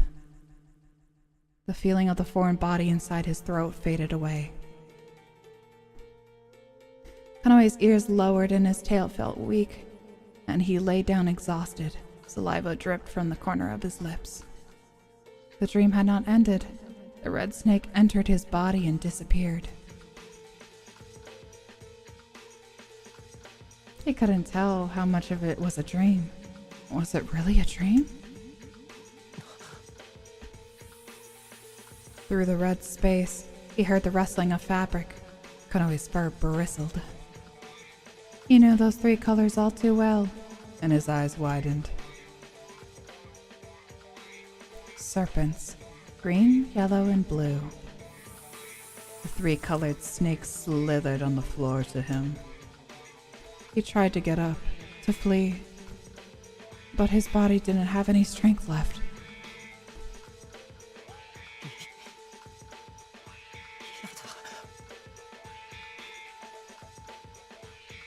Oh, do you want me to voice this? Yeah, huh? No way. Konoe muttered without blinking. The green snake touched his trembling lips. hell? A strangely pliant mass parted them, and the green serpent slid down his throat. Accept me. You don't have to do this. Konoe's voice wouldn't come. His throat was blocked. He felt dizzy and nauseous, and shed fearful tears. They all united and surged. Like the red snake, the green snake disappeared into his body, then the yellow and blue ones. He closed his eyes, having no will to open them again. Maybe he didn't want to look. Accept me. His mouth was forced open, his tongue forced aside. Accept me. Filled with hatred and humiliation, Konoe shed tears. His nose burned, his trachea was pushed open. He heard the wet sound of something sliding against his esophagus. He thought that if he were pushed any farther, it would be wrenched apart.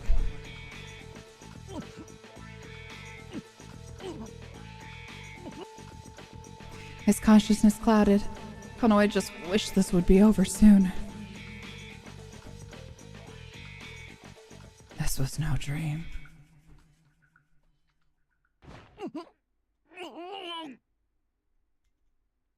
Suddenly, Konoe came back to consciousness. He looked up at the dark ceiling. So how do you feel? Confused and also... Ugh. Gross, yeah. Yeah. There's a lot of heavy visual imagery there. Yeah, I was gonna say, that's very, Uh-huh. What do you think is happening? something not good. We'll find out, won't we? When Konoe jumped up, he immediately covered his mouth and both hands to stifle his cry, and he breathed roughly, his shoulders rising and falling.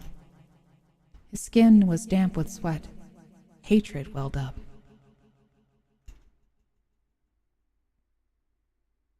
The snakes, were they inside his body? Such a thing was just stupid. He was being ridiculous. One hand groped at his stomach as he thought about this. Konoe clearly remembered a long body passing into him through his throat and the touch of scales. 4 had entered into his body. Woo! He felt like something wriggled in his belly, and a chill ran down his spine.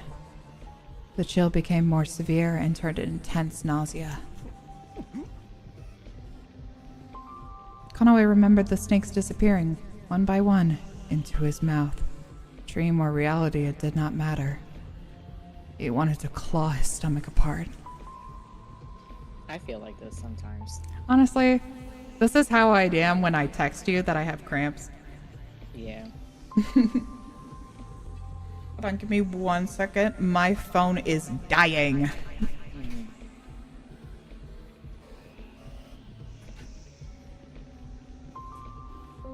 Yeah, the imagery it gave me, yeah.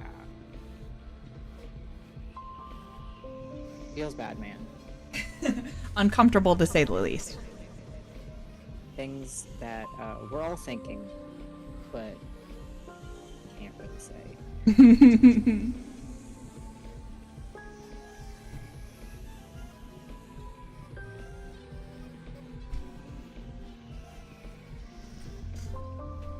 Do you hear how this music is also kind of sounds like it's off its track? Like it's discorded and like scratching? Oh, I do now. Mm-hmm. I always love Nitro's sound design whenever they do music. Like the really scary ass slow damage music. Scary slow damage audio, yeah.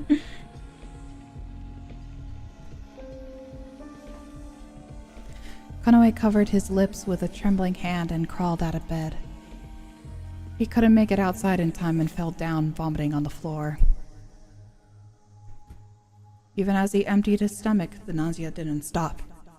He was possessed with a hatred and fear that rose in his throat.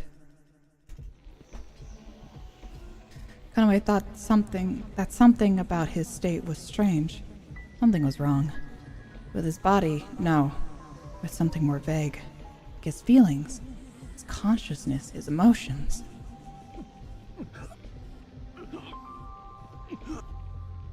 It hurt. It felt so painful. Konoe started vomiting stomach acid and began to shed pitiful tears. He goes through a lot. He continued to vomit until his cheek met the floor and he passed out. So real.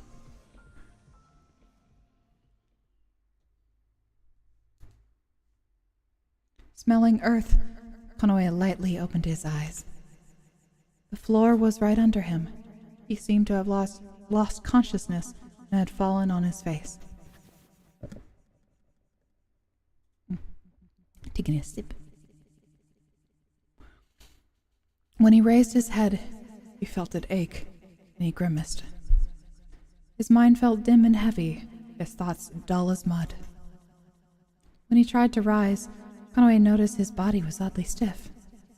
He felt a terrible cramp in his stomach. Me too! Oh my god. A different scent rose along with the scent of the soil, and Konoe finally began to remember the night before. Yesterday he had a dream.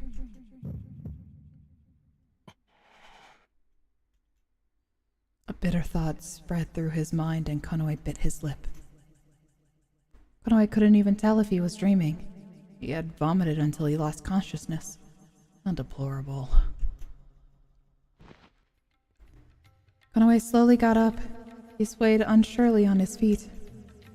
Whenever he moved, his head began to ache again, and Konoe put a hand against the wall, gritting his teeth and slowing his breathing. The remnants of what he bottomed up were still on the floor. He cleaned it up with a broom and made of branches and covered it with sand. Just like in public school. Just like in public school. Scooping water from the barrel, Konoe rinsed his mouth and washed his face and hands. The outside world was already tainted with the color of the moonset. How long had he slept? Konoe sat on his bed and felt like he was sinking through the floor. Konoe laid down and solemnly looked at the dark room. He didn't want to think about anything. Konoe was certain his thoughts would only be of terrible things. Instead, he decided to groom and stretched his arm out slowly to do so. It was a habit. If he did it fervently enough, Konoe could stifle his feelings. He stopped, his tongue still sticking out. Something felt wrong when he regarded his arm. He was at a loss for words.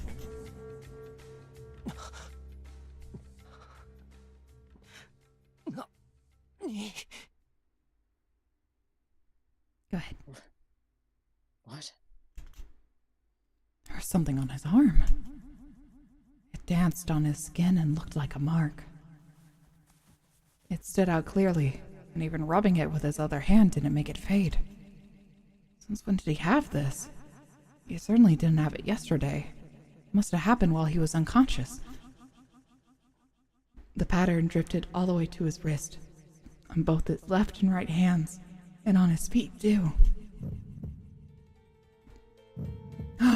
What could this be? I promise it's fine. I don't need to censor this part.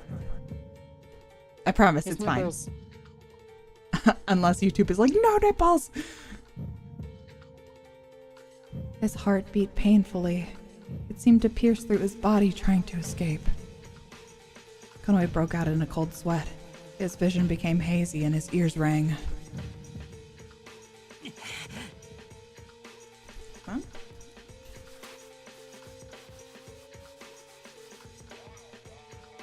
Ouch. No. When Konoe fell to the floor with a jerk, he began to rub sand against his arms and legs. Even though his skin began to turn red, he kept rubbing. Still, the black marks remained. Shit. Konoe flung sand at the floor with all his might, becoming more and more confused and irritated. It felt like tearing up all of his furniture. He harshly clawed at the floor. Unable to keep still, Konoe began to pace around his home lost. He didn't understand why this happened at all, and in this state he couldn't go outside. In the small village of Karo, the cats didn't seem to interact very much, but the ties between them were unexpectedly strong. This was something Konoe couldn't fit in with. Furthermore, the cats of Karo weren't exactly tolerant.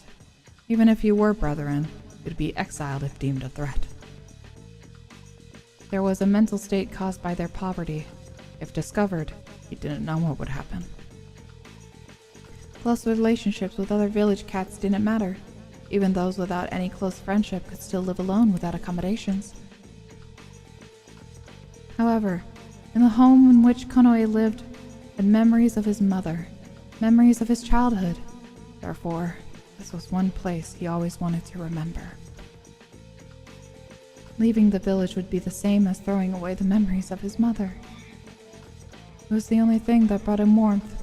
He didn't want to lose it. Konoe suddenly stopped pacing and looked back at the door. Hold on, I'm gonna save. Save reminder. Just in case we crash.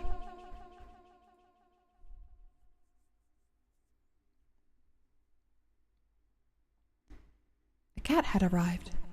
Visitors were usually rare. Why now of all times?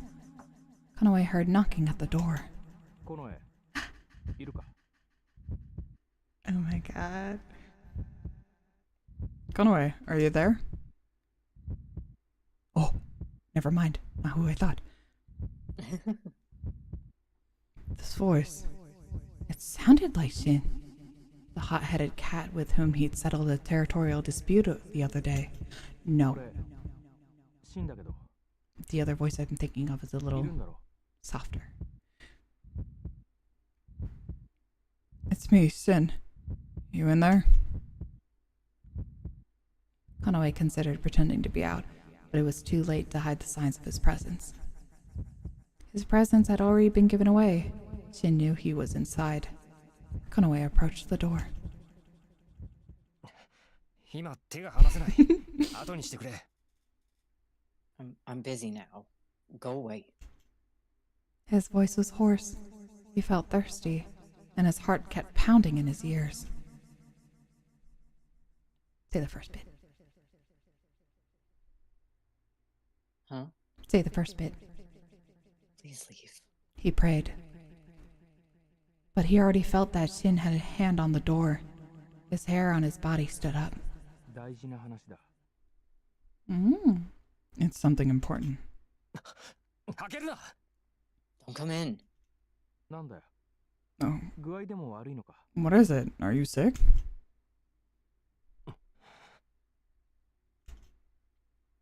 Konoe made a fist, his palms sweating, knees weak, arms heavy. Shut up. He pushed his head against the wall and closed his eyes tightly, then opened them and stared at his dark room.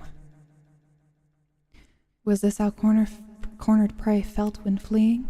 His breathing sounded rough. Konoe shook his tail to vent his frustrated feelings. When its tip came into view, he almost cried out. He covered his mouth with his hands at once. His tail was a white one, tinged with brown at the tip. But as it was, shaking in front of him now. It was pure black. What? Konoe couldn't believe his eyes. He caught his tail and drew it toward himself. He tried to rub it, but the color still remained. It was an ominous black, dark as night. He heard Sin sigh through the door.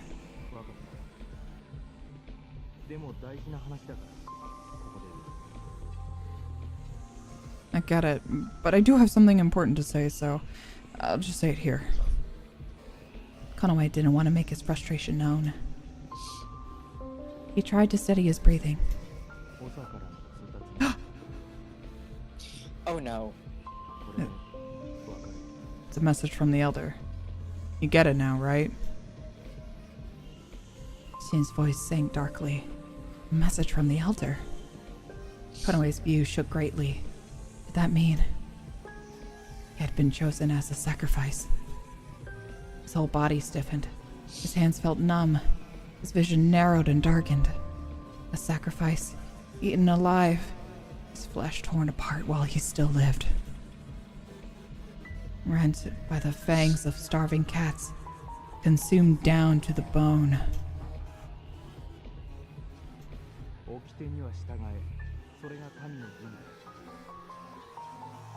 No.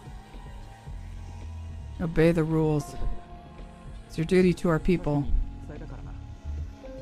That's what I was told to tell you. That's all. No. Shin fled. No. For Konoe, it was a death warrant. He had begun to shake desperately. He was chosen as the sacrifice. Womp womp. Ooh, we bumping now.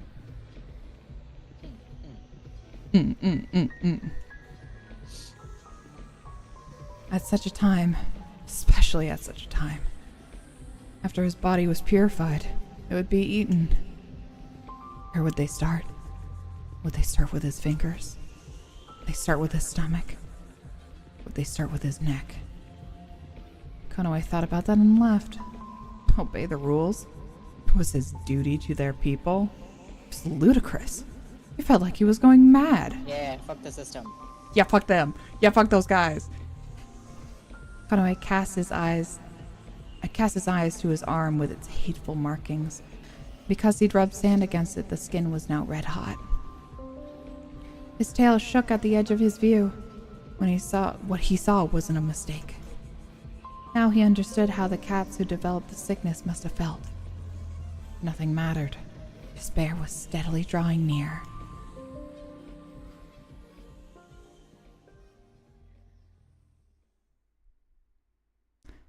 Before we continue on with this next scene, may I take a 2-minute break? Yes.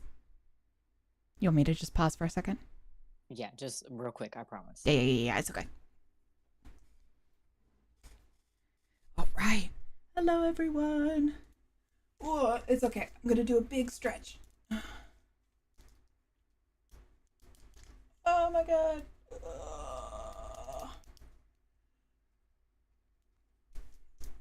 Oh, big stretch.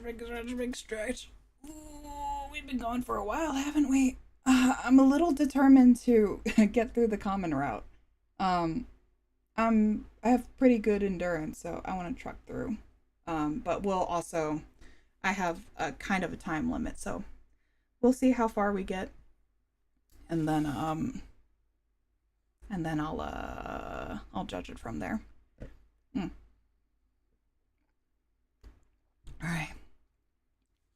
How's everyone doing? I hope good.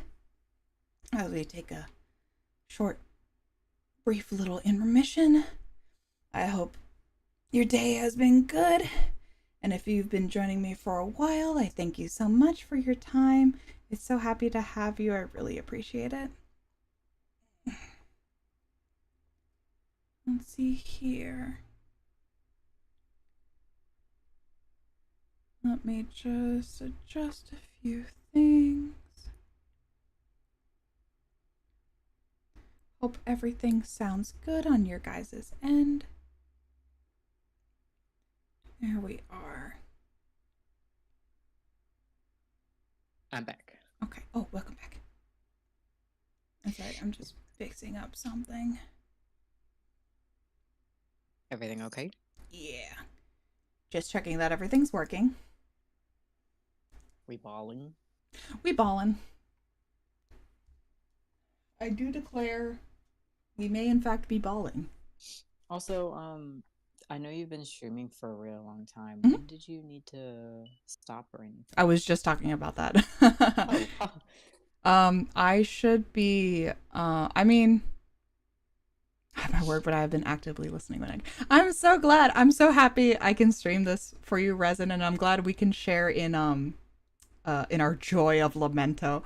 So sorry for all the issues that I have for this game, but you know, I gave a very clear and deliberate warning that Lamento has its issues.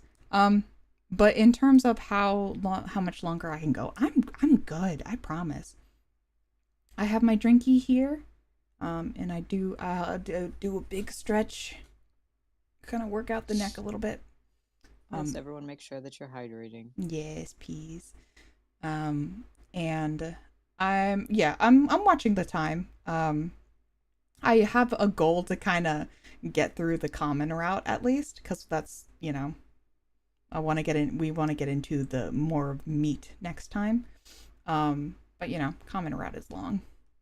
We'll see. This game has a lot of build up. Yeah, I know. But I feel my body's not giving out on me yet, so I feel good. Okay. Okay. All right. Are we ready? Mm-hmm. Okay. Let me take a quick little sippy. So I hope I'm still sounding a-okay. You sound clear to me. Sorry, that was yeah, you also take your little sips. Yeah, you sound clear to me. Stream looks good. My quality looks good. No, on a budget. no, you are perfectly fine. We can try to adjust more things later. But I know absolutely, just like any one of us trying to ball on a budget, it is just we do what we can. It is of no issue whatsoever. I'm so happy you're here with me. I'm really excited for when we get into it, especially when you meet Rai, because you don't know any of the characters. So I'm really gonna. I know what Konoe looks like. Okay. I'm so excited. Like, I didn't even know that they were all cats until you told me. Yep, all of them. Everyone's a cat. I thought that it was just Konoe. So there's also debate about what type of cats they are.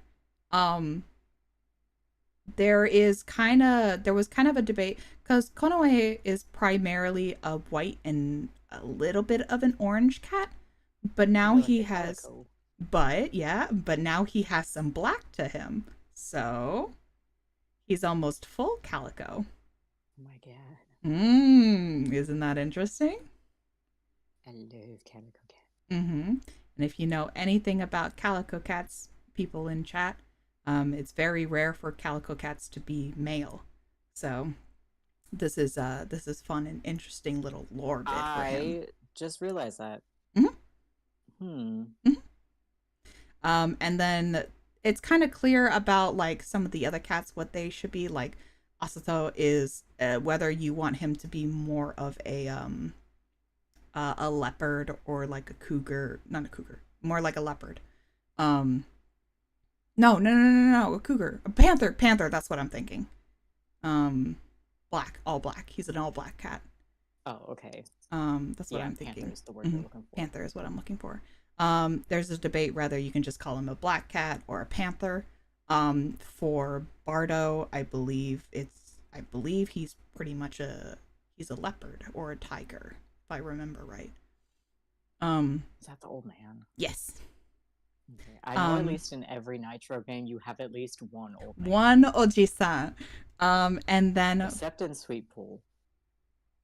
Yes, that's true. That's true. School. We're in Catholic school, but there is an Oji-san, but he's not like romanceable. He's just there. Oh my god. He's you know. Sucks. I can't romance my best friend You can romance your best friend. The orange one? In Lamento? Yeah. Oh, that's your best. No, Asato is your actual childhood friend. Oh. I like this guy though. Yeah, Tokino, yeah. And then for terms of cats, Rai is widely debated on what kind of cat he is. I say widely debated. This was like years ago. So I believe he is, and others in my circles consider him to be more like a snow leopard. Because of his ears are notably very small for a cat. Mm-hmm. He's got very small ears, but he's got a bigger tail. Yeah. That makes sense to me. So I like to consider him a snow leopard. People have said other things. I don't agree. All right, let's get back into it.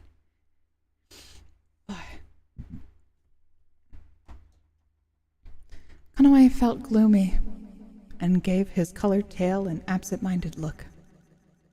The night sky was dark, and he didn't make any light to illuminate his dark home. He thought his tail might disappear into darkness.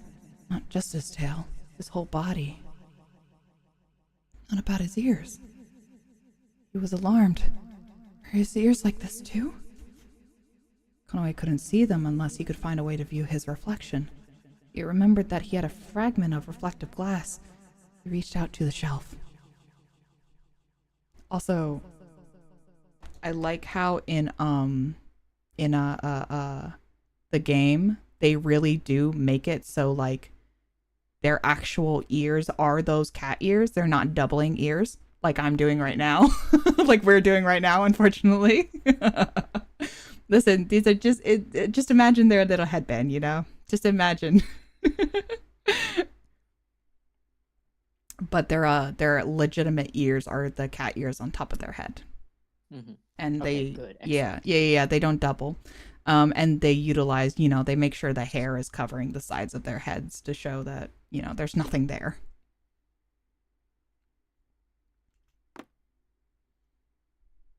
It was a strange shard that he picked up from the remnants of two canes, and it allowed him to look at it himself. Kanoe raised the fragment in front of his face. Against the background of the dark room, his blonde hair was reflected, and among it were two pitch-black ears.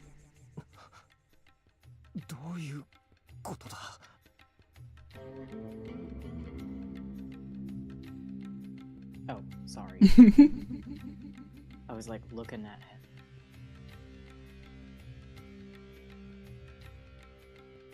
What is this? He whispered.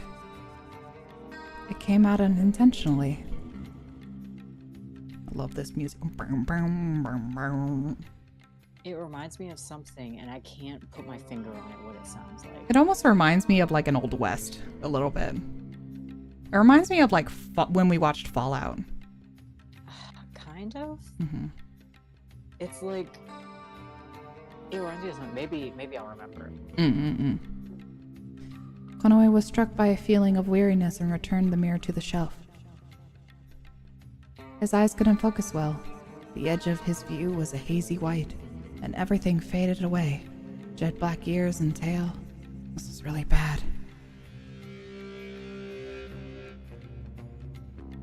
When the one with the black ears and black tail and black markings appears, the world will be swallowed by evil. It was a legend from the old days.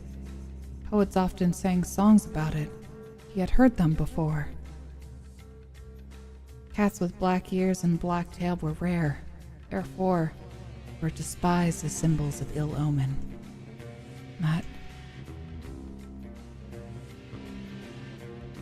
Kanoe's appearance matched the legends perfectly. If he was seen by the cats in Kato, it would be the end. He would be killed for sure. They'd remove the existence of the cat who brought evil to the world, and they erased the fact that such a cat would be one of Kato. They wouldn't hesitate, not against a cat with no family who kept to himself. He was seized by scorching vexation. No matter how much he exhaled, the heaviness that collected in the depths of his stomach did not disappear. What should he do? What? His disgusting black tail shook greatly with frustration. It was like a dark snake. Konoe thought about just tearing it off. Snake. Konoe had almost forgotten. Snake! Sorry. Konoe had almost middle here. forgotten about the dream because of the series of events that had happened. It was difficult for him to think anymore.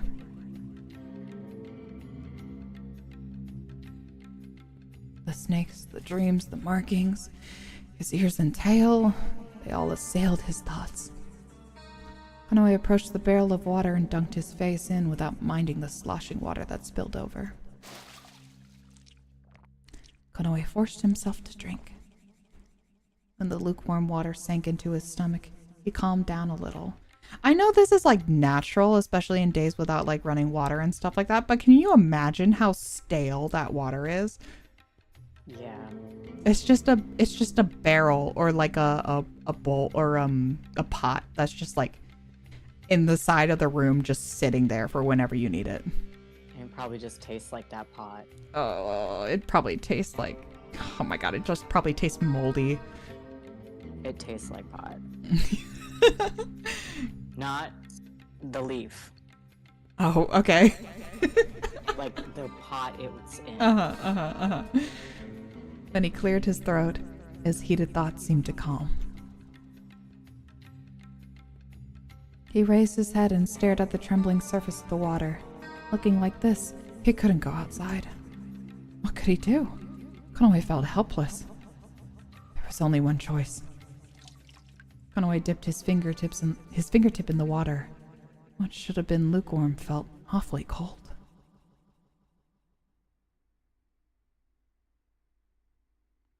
He stood up, put the lid back on the barrel. Even if you have a lid, it probably still tastes garbage. That's not good. And leaned on it afterward. For a while, he looked up at the ceiling and thought. He had to flee the village. None of the other cats would accept Konoe in his present state, and he wouldn't give in to the cats who ate each other just to see another day. If he stayed there were only two options: be eaten or killed. Only those two. Konoe felt anxious about leaving the house that held so many memories, but he couldn't cling to it forever. At least he would burn the memory into his eyes. He wouldn't let himself forget, even if his memories faded. His eyes roved over the room, the ceiling, the walls, and the floor. Sparse furniture, the bed. It seemed these things were as long as he could remember. They were dirty, but he wouldn't forget.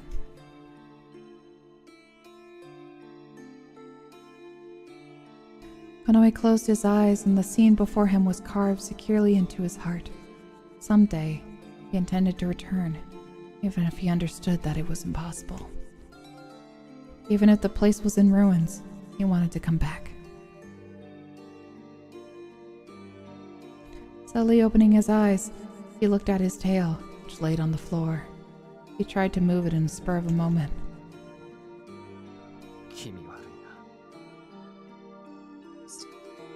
He muttered. His tone was full of self-mockery. However, it really was his tail. Everything happened now was reality. It was unbelievable, and his hatred did not yet fade, but he could do nothing but accept it.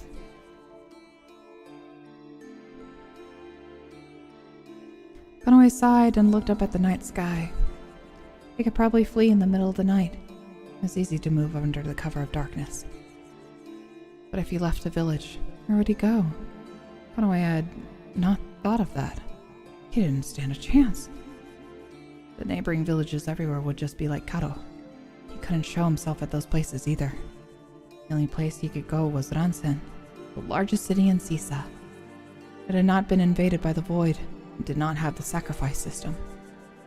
If Ransen attracted cats of all sorts, Maybe they would understand the cause and find a cure for his symptoms. But the problem was getting there.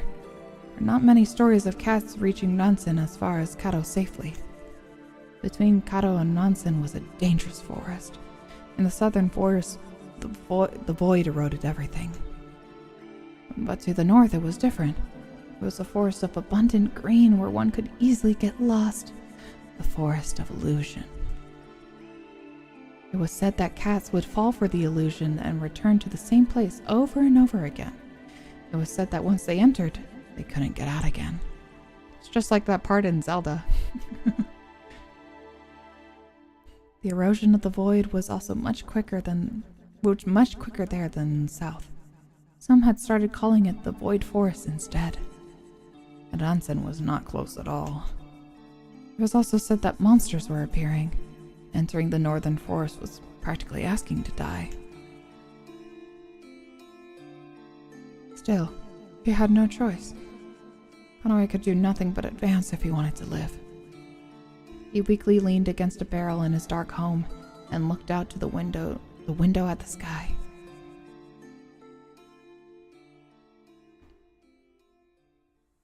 It was night where the moon's shadow brightly poured its pale light. Konoe just wanted to curl up and sleep, but in the end, he couldn't get to sleep at all. His nerves were on edge because of these repeated, unexpected events. Konoe gave up on sleeping and stretched to disperse his fatigue. He lit a guiding leaf and began to pack his bag. Every now and then, he saw a black shadow at the edge of his vision and jumped. It was just his own tail, but he wasn't used to it. He packed a worn linen bag with food. All he had were grass roots and nuts. In addition, he packed 2 flasks of water. Of crusty, stale water. You read that for me. I'm gonna sip. I should take these just in case. Konoe thought. And took a bag off a shelf. There were oval stones with different colors inside. When his mother was alive, she used these. They were what Sisa used as currency. He had only spent a little money so far, mostly for expendable supplies. However, he'd needed it when he went to the town. A folded paper was also in the bag. It had several short words written on it. His mother told him they were lyrics. She told him that his father, who loved music, sang them. But because it was written in the language of toucans, Konoe couldn't read it. He tied the bag back up, and he fixed his clothes. What should he do about the marks? With complicated feelings, Konoe had both of his arms in front of him, considering what to do with them. It's just like that ominous legend. In this situation, Konoe couldn't just walk around outside like this, let alone enter Ransan. With that thought in mind, Konoe picked up a coat from his clothes shelf. It was covered in dust. I love how I love how they move the little stills. This is truly what VTubing is like. Yeah. You take the little model and just go like It's so funny. It's so cute. And so now you can see that they changed Konoe's ears to be black. Mm-hmm. It was covered in dust. When he spread it out, dust flew in the air and he turned his face away. Although it smelled a little damp when he put it on, it covered his whole body. If he wore the hood over his head, he could hide his ears. It was just the right time as well because winter was coming up. Winter is coming. The climate in Sisa could be called an eternal spring, but according to the toucan's calendar, the 11th and 12th round moons marked a drop in temperature. All his preparations seemed about done. To make sure he hadn't forgotten anything, Konoe gave one last look around the room. The red flower arranged in a small dish of water caught his eye. It was the flower Tokino had given him. His face now came to mind. When Konoe had a fever, Tokino had been worried about him. Maybe he'd return soon to check up on Konoe. He'd be surprised to see that Konoe was suddenly gone. But Konoe thought it was for the best. In this kind of state, it was better not to involve Tokino. It was better to keep it that way. Even though Konoe understood it, he was still worried. He couldn't just casually tell Tokino about this, right? You probably could. Maybe. Troubled, Konoe decided to leave a stone on the shelf. Tokino knew that Konoe didn't use coins. He would understand something had happened. There he goes. Konoe That's shoulder. a pretty sprite. Yeah, isn't it nice? Look at his tiny little waist. Grabbable. Indeed. Konoe, he's so cute. Konoe shouldered his bag and looked at his home that he spent many years in. Even though it was very simple and basic, he was all right with it. Finally, he picked up the guiding leaf, which was floating in the small dish. After staring at the warm, pulsing light for a while, Konoe slowly opened the door and headed out.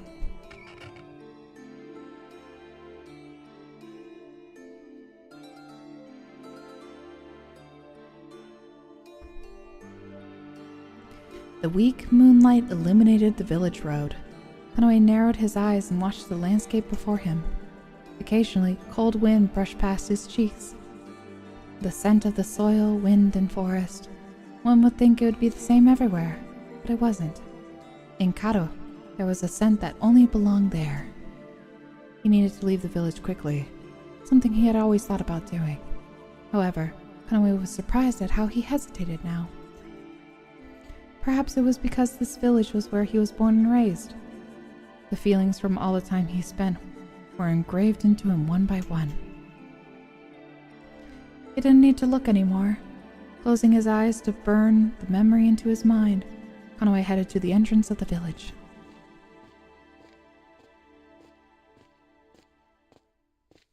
Take a sip. He walked down the village road carefully. Before long, the silhouette of a dark forest appeared before him. Konoe stopped and looked up. He had made it this far. Whatever would happen would happen. There was no point in being frightened. There was no other way. Furrowing his eyebrows, Konoe began to walk again. There was a light that appeared and disappeared from between the trees. A flame? It looked like someone was carrying a torch. Who would go into the forest at this hour? And for what reason? You're literally in the forest. When he looked harder to try to see it more clearly, a strong gust of wind blew his hood back. Konoe hurried, pulled it back up. Konoe looked behind him, startled.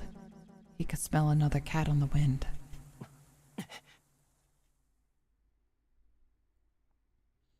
Someone was in the shadows. They were trying to suppress their presence.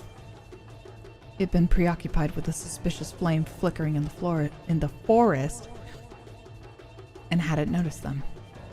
Two glimmering eyes stared right at Konoe. The cat stood up slowly and uttered a low growl.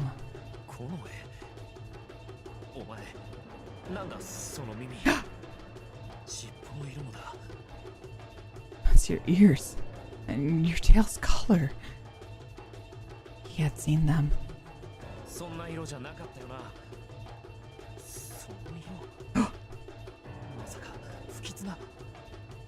Konoe! Don't tell me you're the... The cat raised his voice and bared his fangs as he spoke. It was the worst situation. He had to avoid fighting. If the other cat made the situation worse and more cats gathered, Konoe wouldn't be able to escape. In this case. Konoe suddenly turned around and dashed to the forest. Konoe heard footsteps coming after him, but he didn't look back and kept running. The cat wouldn't chase him into the forest. Konoe rushed onwards and leaped into the forest. Sorry, scratching my nose.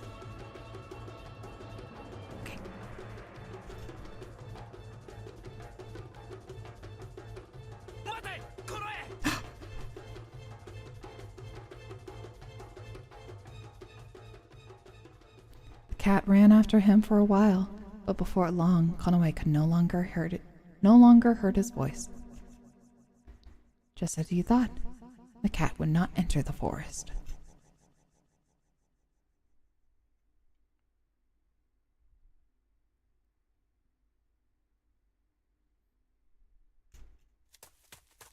How long had he run? Konoe stopped and caught his breath. That cat would surely report this to the elder, but this was the forest where once you entered, you wouldn't be able to escape. He doubted they'd chase him here. That's the thing that confuses me so bad Mhm. about like villages, is that like they want to punish you so bad. I'm already on the way out. Yeah, that's true. It's like, bitch, I'm "You have going. to be put to death. I'm already leaving. The thing is, for this one in particular, though, is that also they could potentially eat him. And so he might be a source of food. But yes, I agree with you. Not true. Like, babes, I'm on my way out. God damn. What are they gonna do? Kick me out? Exactly. I'm already leaving. Calming his breathing down, Konoe carefully looked around. All the thick trees looked the same. The overlapping branches and leaves blocked the moonlight. There was no wind, but his footsteps made a sound in the grass. It wasn't so different from the rumors. It was really a strange forest. It wouldn't be a surprise that monsters were living here. But it was better than being murdered in the village. He had been chosen as sacrifice anyway. Couldn't live in Kado anymore. I always read it as coward. As Kaoru? Yeah. I had a thing for a long time when I was like reading it beforehand, and I would also always say Kaoru. Kado. In any case, Konoe had to get through this forest. It was easier said than done, but he had no plans of dying here. Konoe carefully checked the coat he wore. It didn't seem to be torn anywhere. The coat could withstand the travel past the trees and plants. In other words, this area hadn't been eroded by the void. Konoe let a sigh of relief and sat down on the roots of a tree. The wind passing through the forest was cold. It permeated through his clothes, and even though he wore his coat, Konoe's ears even permeated through his clothes. Oh, yeah. Okay. I read that sentence wrong. I got it. Separate sentences. Yes. It permeated through his clothes even though he wore his coat. I got it. Konoe's ears twitched, and he drew one knee up to his chest. What should he do now?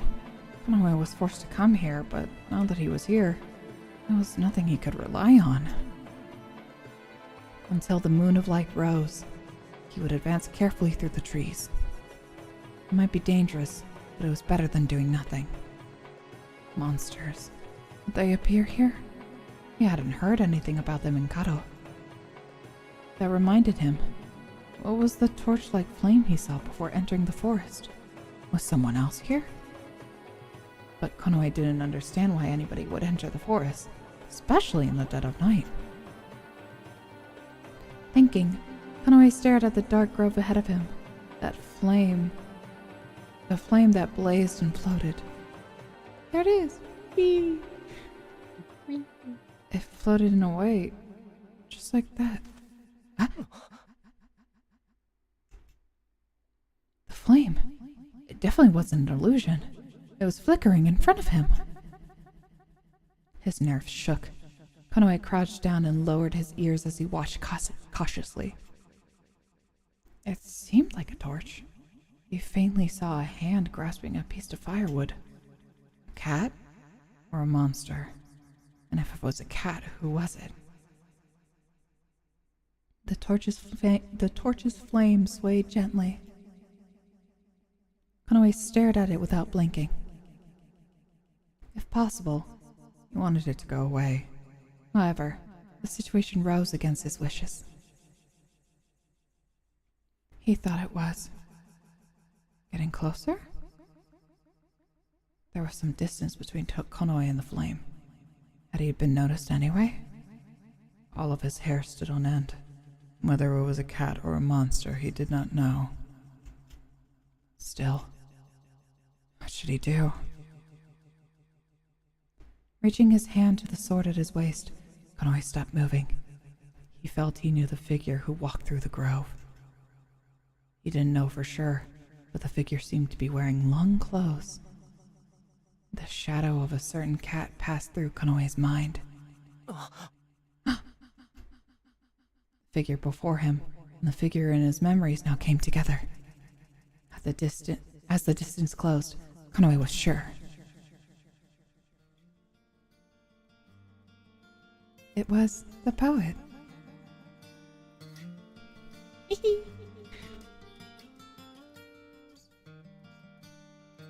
His hair stood on end for a different reason this time. He unintentionally shook his tail left and right. The poet slowly drew near, holding his torch. Konoe abandoned his caution and stood. If he stopped to think about it, it should have been odd to see someone in the forest this late. But for some reason, he didn't think about that with the poet. There was a mysterious and calm air about the poet. His silent movements brought relief to Konoe. Konoe was interested in him ever since their meeting before. He didn't know anything about him, yet he felt attracted to his existence. He didn't know why, but the atmosphere of the poet was awfully sad. He was able to meet him again. Only that thought satisfied Konoe now. When Konoe approached him, the poet stopped and put his musical instrument on the ground. The forest rustled. All fell silent in the forest around the poet. あんたは一体 Who exactly are you? There was no answer. The poet only smiled, but Konoe kept asking questions, as if the floodgates had been opened. どうして森にどうしてここに俺がいることが分かったんだ偶然なのかあんたは何者なんだ Why are you in the forest? How did you know I was here? Was it a coincidence? Who are you? There was no answer. Konoe couldn't see the eyes behind the hood very well because of the shadows, but he felt the poet was staring at him.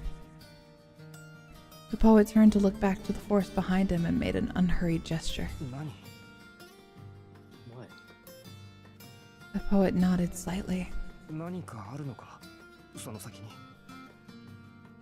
Is there something up ahead? The poet turned his back on Konoe and gazed at the sky. His long clothes fluttered subtly. Feeling like he was looking at a dream, Konoe squinted. A cat who didn't speak and only sang, but he behaved like his songs were all he needed. It was really mysterious. The poet looked over his shoulder again. Their eyes met briefly. Konoe didn't understand, but he certainly felt it. Before he could ask, the poet turned his face away and began to walk. Was Konoe supposed to follow him? Was it all right if he followed? Konoe was confused, and the poet kept walking on. Why should he hesitate? He was alone after all. Maybe the poet was an enemy Konoe had to avoid. He decided to follow him. Konoe stared at the poet's back in front of him and began to walk through the thick, dense forest.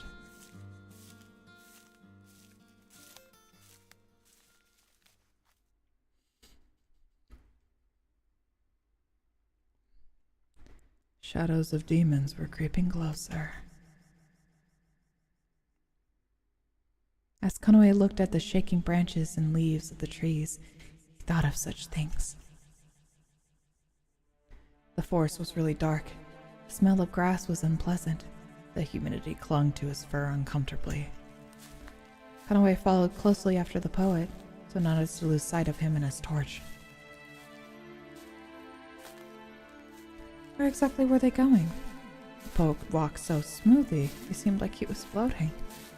A strange cry sounded somewhere. The whole forest hushed and watched Konoe. Meanwhile, the poet was his only guide.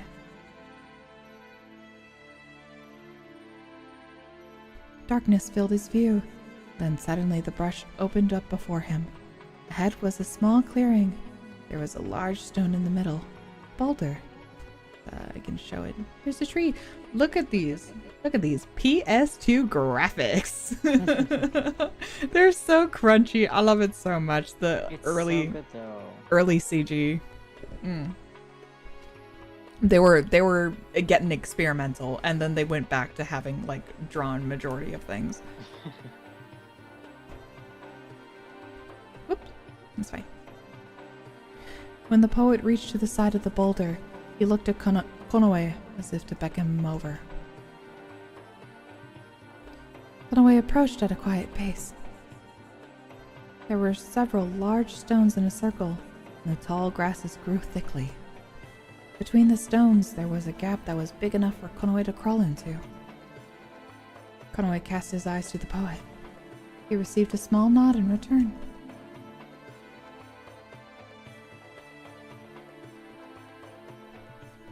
Konoe lowered his posture and crawled into the gap between the stones. Inside was a little damp, and he felt a chill when he sat down. Yeah, I know, I love the 3D backgrounds. He drew in his tail and tucked it between his feet. It was small and dark, but strangely, Konoe liked it. You know, about cats liking small enclosed spaces.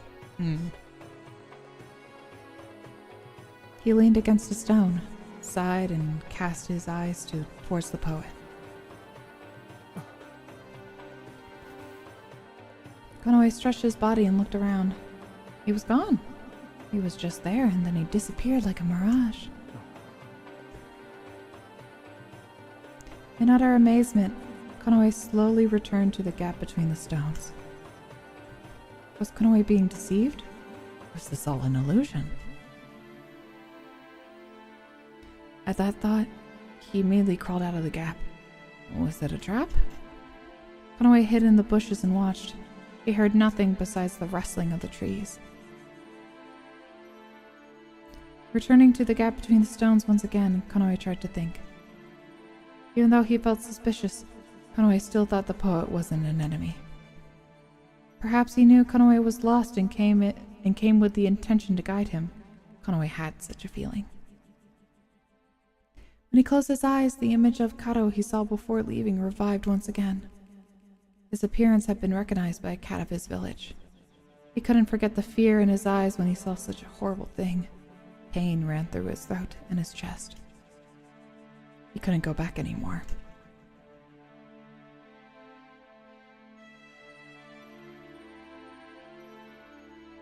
As Konoe kept still, sleep crept up on him. He couldn't sleep here, but his body felt weary. Even while he thought he mustn't sleep, he felt his eyelids grow heavy. Konoe gradually fell asleep. What will we see? What will we see? He woke up. He slept. He had a normal sleep. He Give just slept. give a round for Konoe. He had a normal sleep. Woo. Woo. I'm going Off topic. I am so hungry right now. Yeah, me too. I'm gonna I need to use the bathroom. Do you want to entertain chat, or do you want to come? Are you gonna come with me? I'm thinking. What time is it?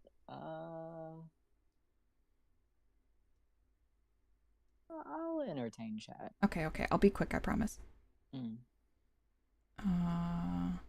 Then I will just actually leave you here. Leave me here. Yeah, and then I will go to me, and I'm just gonna pop off real quick. Boop, boop, boop, boop, boop. Okay, entertain chat. I'll be right back. Okay. Hey.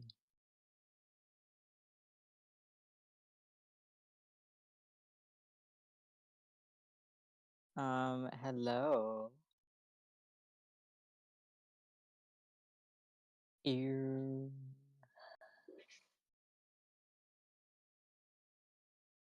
I really want chicken tenders so bad.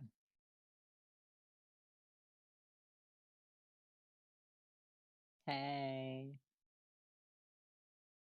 All I'm thinking about right now is like chicken tenders and fries. Like a good chicken tender.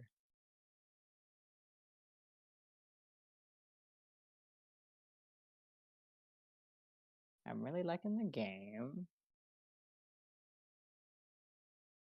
It's all I can think about.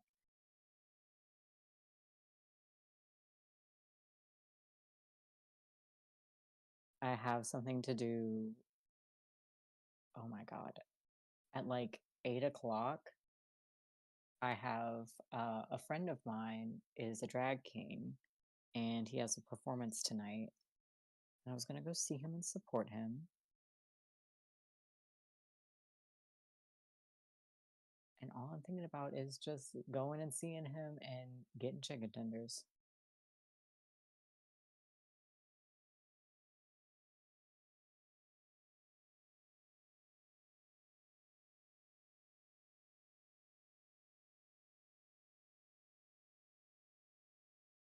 Depending on when we in stream, there's a place that's outside the place that he's going to be performing at, and they have really good fries and tater tots.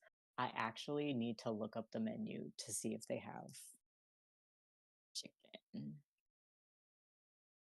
It's important to me.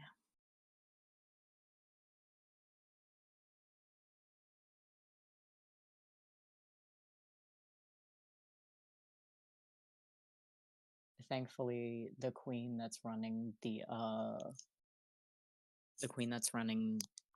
competition tonight, she also is an adult with a job, and she's like, it's starting at 8:30 and it's ending at like 11, and I'm like, thanks girl, I have work tomorrow.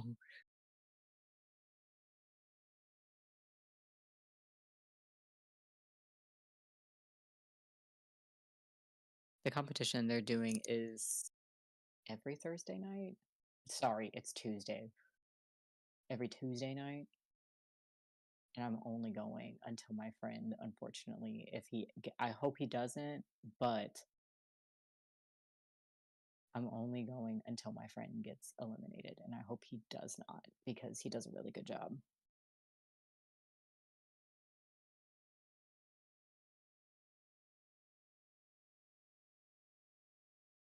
Oh yeah.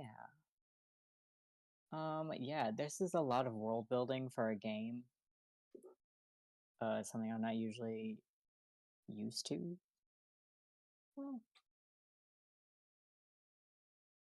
the world and the place that they live. Well, okay. For Dramatical Murder, it was just like, there's that dome over there. There's a weird dome.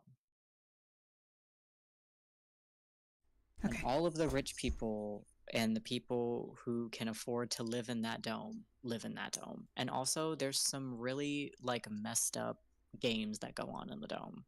But everybody else outside kind of just like survives, I guess. I don't know. And then it was the same thing in Slow Damage, how they were like, hey, this is Japan. This is Japan. Yeah, the story is crazy. This is some crazy, crazy lore. I love it so much. It's so interesting. It's so like well versed and well put together. I'm very confused, but I know I'm supposed to be because I've never played this game before and I don't know what's going on. But I'm really enjoying the Catboy lore. Good, I'm glad. I'm so worried about going away. Okay, hold on. Oh, hi. Hi, I'm back. What do we talk about? Hello. I do have my friend who's a drag king. He has a performance tonight. I was talking about going and seeing that, and I'm talking about how badly I want chicken tenders. That sounds good. I want chicken tenders so bad.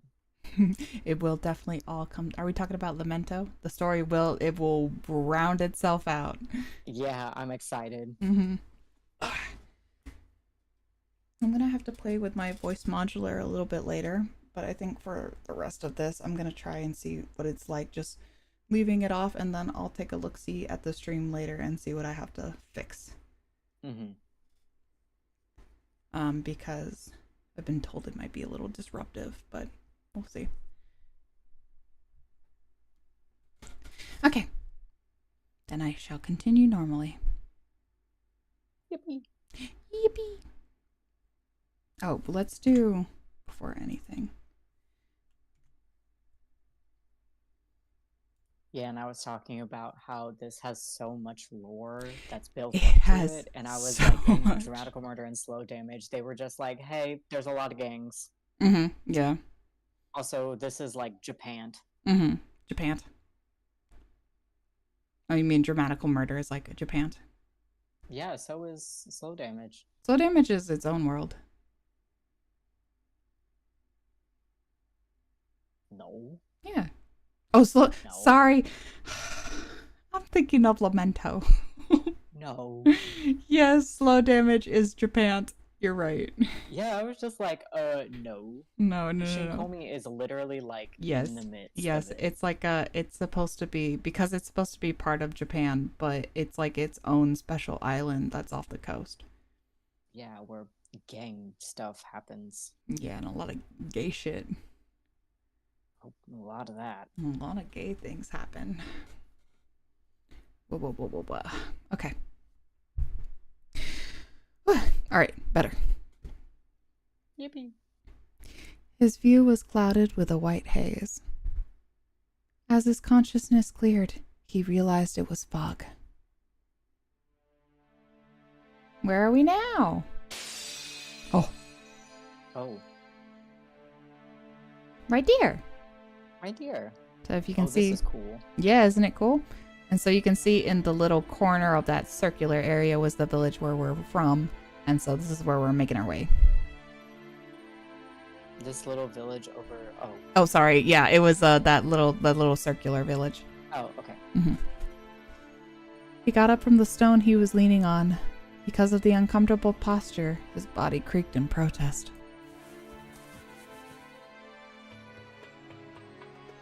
He crawled out from the gap in the stones and stretched. Konoe turned his eyes to his tail and was still shocked to see it had turned black. It was the first time he had seen it in the light.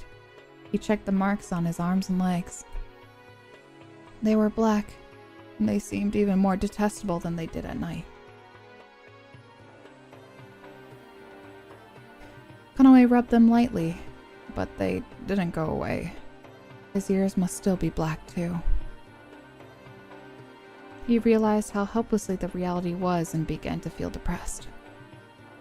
But feeling that way wouldn't help him. He rolled up his sleeves of his shirt and began to groom. Lick. Konoe looked around the morning forest. The atmosphere was a little different now than the bright sky had replaced the dark of night. When he was done grooming, Konoe shouldered his burlap bag and stood up. By chance, he remembered the poet. He didn't know whether that was dream or reality. Mulling over the mysterious events of the night before, Konoe walked through the forest.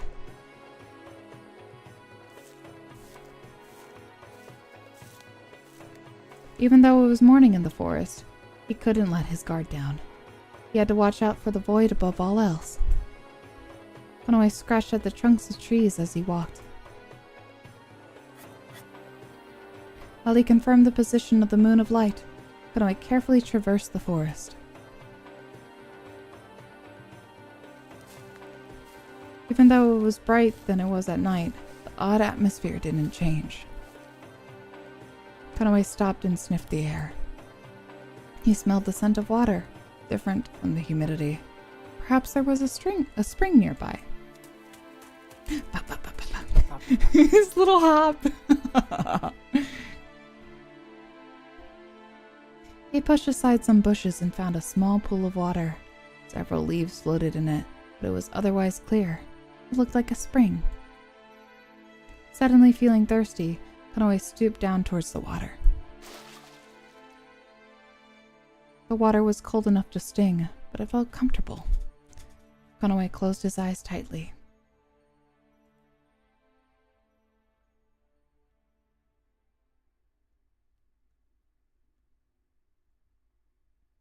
He lifted his face up. Water sprayed in the light. After shaking his head several times, he lapped the water with his tongue. The coldness on his face was sweet.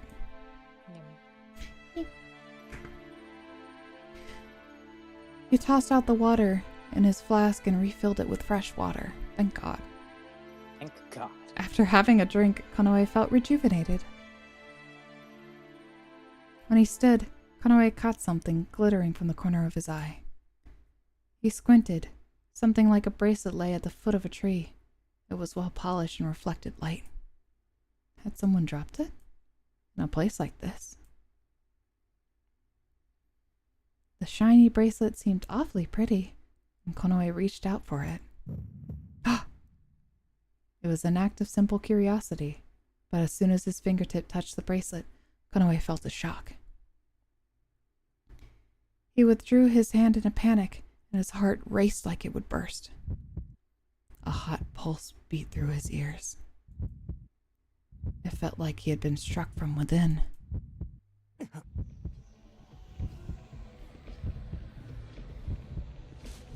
Konoe gritted his teeth and knelt down. His vision shook. Whether it was the ground, the air, or himself shaking, he couldn't tell. Konoe didn't understand what was happening. The intense pulse didn't stop, and he began to pant. Sweat rolled down his temple. It felt familiar. It felt just like when he empathized with someone. He's an empath. He's trying to be an empath.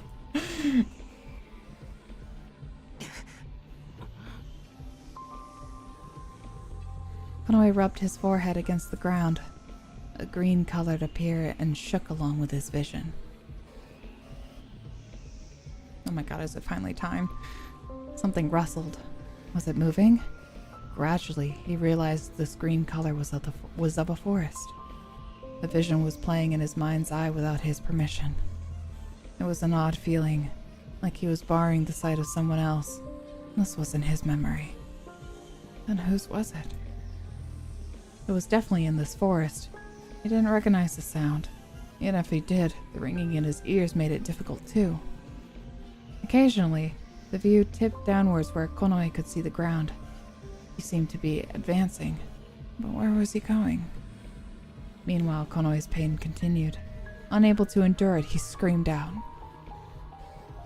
The images blurred as if in tandem with his spirit.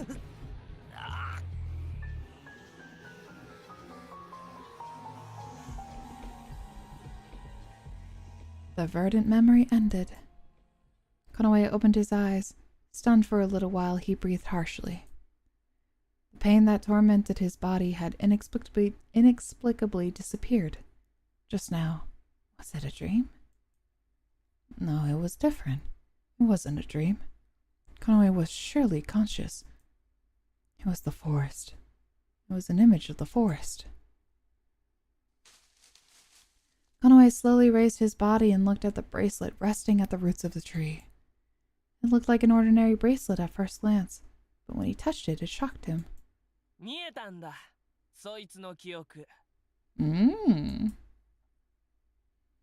Suddenly, he heard a voice from overhead. Konoe jumped, but then lay down low. He looked over the surrounding grove, but there was nothing standing out in the deep green.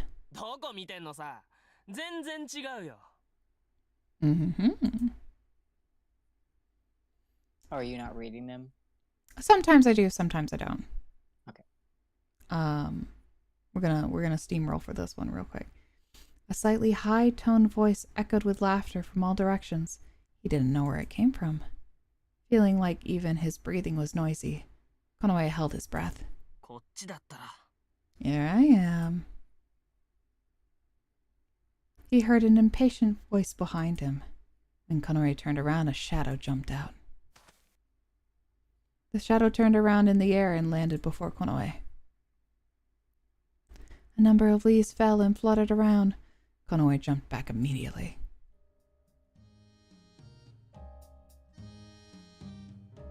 Hey, you bitch. Oh my god, he's so cute. He's a bitch. Oh, perfect for me. I love this music, though. I love this outfit. He looks like a court jester. He is a court jester. I'll fucking say. That's not nice. You don't have to run away like that.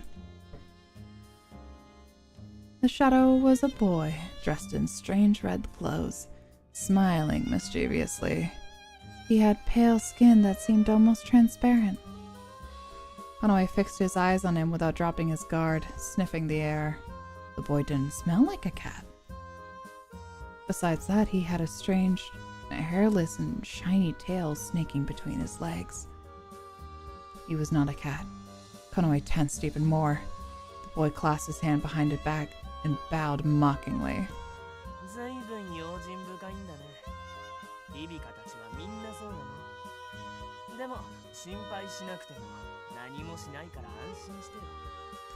You're rather cautious. Are all you Ribika like that? Don't worry, I won't do anything. Mr. Kitty turned black. At his words, Konoe felt a shock that shook him from his tail to the tips of his ears. How did this strange boy know that?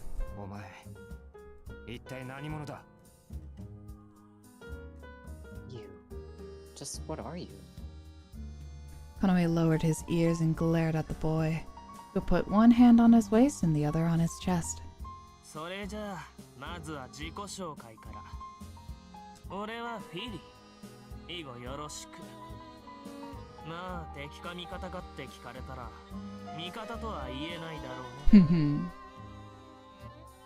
Then first allow me to introduce myself. I am Firi. Pleasure to meet you. As for whether I'm a friend or enemy, I can't really say I'm a friend. The boy known as Firi lowered his head respectfully.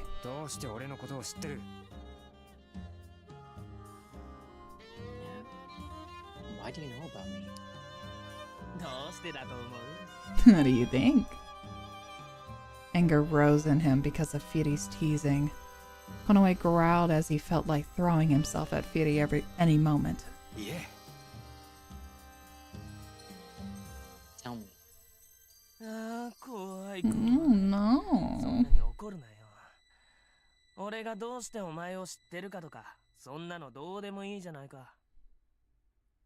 Ah, scary, scary. Don't get so angry. It doesn't really matter how I know you, right? Firi shrugged exaggeratedly.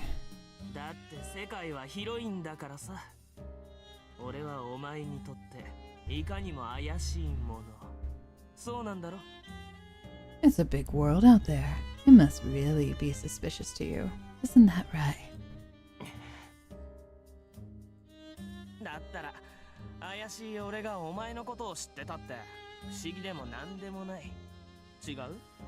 But then, if I'm so suspicious, there's nothing strange about me knowing about you. Or is that wrong? Shut up. He didn't want to hear such things. Konoe clenched his fist and felt a sharp prick. Instead of using his sword, Konoe wanted to strike him directly with his claws. When he sensed Konoe's anger, Firi took a step back.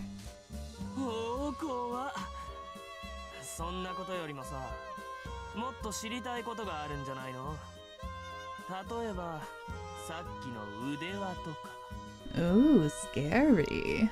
Anyway, don't you want to know more? Like maybe about that bracelet from earlier? Bracelet? When Konoe's expression changed, Firi laughed in triumph. He jumped off the ground and sat on a branch slightly higher than Konoe. 気になってるんだろその腕は。そいつに触ったら変なものが見えちゃったもんだから。You want to know, right? That bracelet made you see and feel something strange when you touched it. Kitty made a gesture towards that offending object. もう気づいてるかもしれないけど、お前が見たのは記憶。そいつの記憶さ。You might have already noticed, but what you saw were someone's memories. His memories. 記憶 Memories. そう、腕輪のね。Yes, of the bracelet. Fidi threw something down from the tree.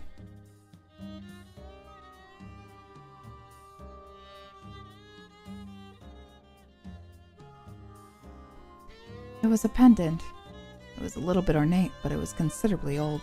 触れてごらんよ。Touch it. Fidi shifted his feet and tilted his head. 触れてごらんったら。それとも怖いの？だったらやめれば？別に無理強いしないし。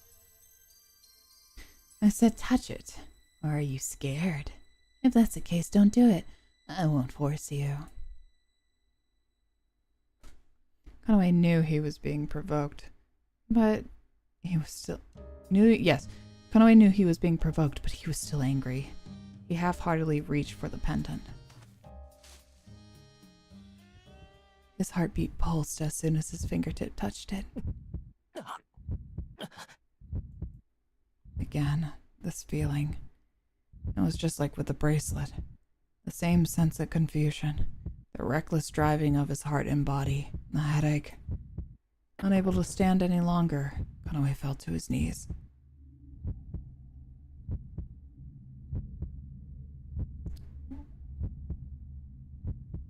In his head, a memory began to play. This time, the image was of a room, but it was dark and unclear. The image shook. It felt like he was in a fight. Whoops. Misclick, sorry. Suddenly, a shadow covered his view. Breathing felt painful. He couldn't breathe.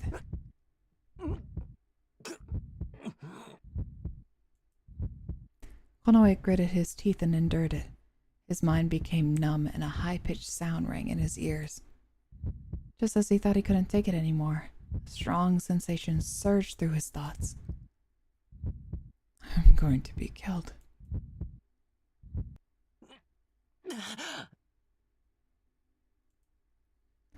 Konoe opened his eyes wide.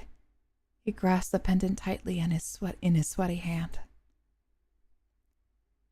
Konoe turned his gaze overhead, his shoulders heaving as he panted. Firi smiled slightly and stared at him. 見えた? Did you see it? Firi left off the branch. そのペンダントはね、ある少女が大切にしていたんだ。けどある日、少女は家に押し入ってきた強盗に殺された。There was a girl who loved the pendant, but one day bandits broke into her house and killed her. ペンダントは少女の胸で揺れながら見ていた。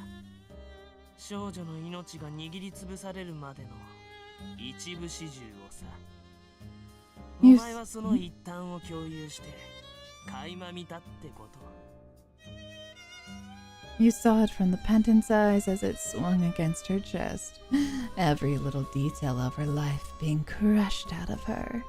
You shared a glimpse of that memory. The memory of a murdered girl. A suffocating feeling returned in his chest and Konoe furrowed his brows. He was able to see the memory of these objects just by touching them? But... 今までにこんなこと一度もなかった。I will continue. I never experienced something like that until now. Besides, what could he gain from the ability of seeing memories of objects? Forgot I had myself muted. Oh, it's okay. I thought I had to step away for a sec. No, I was chilling out. Got so engrossed and I forgot that I unmuted myself. I'm Empathizing with the emotions of others to this degree was difficult to deal with. The shock he felt when he watched the memory of an object felt the same as when he empathized with others. Konoe didn't need any more of this burden. Pity smiled mockingly at Konoe. そりゃそうさ。だってそれはお前の中で新たに生まれた力なんだもの。Is that so? Is it a newly awakened power of yours? 力 Power? そう。不可抗力ってやつ。そもそもお前の希望でどうこうできるような話じゃないのさ。ただし。Yes, it was inevitable, I suppose. First off, it isn't something you can use as you wish. However... Kitty began to walk around him in a circle. His tail shook every time he stepped forward. 触れれば何でもかんでもってわけじゃない。記憶を見ることができるのは、それなりの思いや年月が詰まったものだけだ。それに、見るのが嫌なら、触れるものを意識しないようにすればいい。つまり。It would happen with everything you touch. Only things imbued with strong emotions built up over time will let you view their memory. Furthermore, you won't be able to skip the bad parts. In other words... Kitty stopped and stared defiantly at Konoe. 他のやつの感情に共感しないようにするのと同じことだよ。It's the same as empathizing with the emotions of others. Just a hard time doing that. He has a very hard time. He's learning. It's okay, Konoe. I believe in you. Oh, big stretch. Just how much did Fury know? Konoe felt like his fur was being rubbed the wrong way. 物の記憶を読み取る力、時間を遡る力。もちろん偶然そうなったわけじゃない。お前の体も何もかもがね。The power to read memories of distant times. It may seem like a coincidence, but it isn't. Your body isn't either. Oh. どういう意味だ Oh, because I thought he was trying to flirt with him. What do you mean? どういう意味でしょう。What do I mean, you ask? Fury shrugged. ふざけるなお前は何をどこまで知ってる全部話せ Don't kid around. How much do you know? Tell me everything. 嫌だね。教えちゃったらつまらないだろ。だって人生は山あり谷ありの方が楽しいものね。Nah, wanna be boring if I just tell you? Life is more fun when there's highs and lows.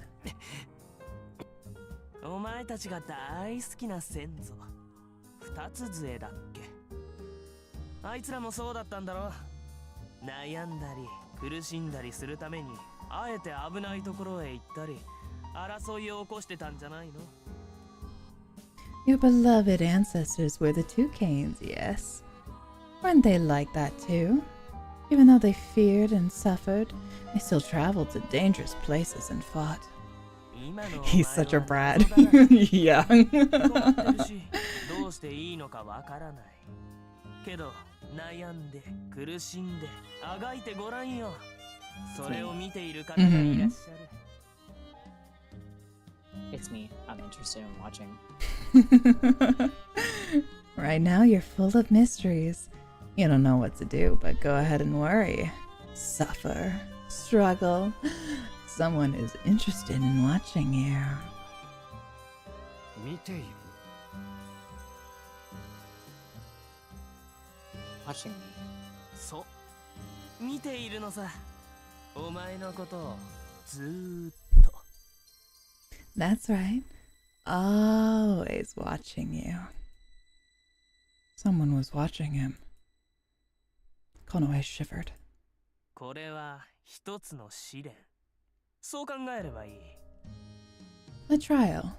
Think of this as a trial. 試練 A trial. そう、試練だよ。せいぜいあの方を楽しませてごらん。じゃなきゃ死ぬだけだ。 Look at his nails. I know. So slay. He's perfect. That's right. I can't help it. I find the bitchy brats, and I'm like, yes, you. Yes, you. That's right. A trial. Please him to the utmost. If you don't, you might just die. Oh, bye. Goodbye. It's so sudden the way they leave.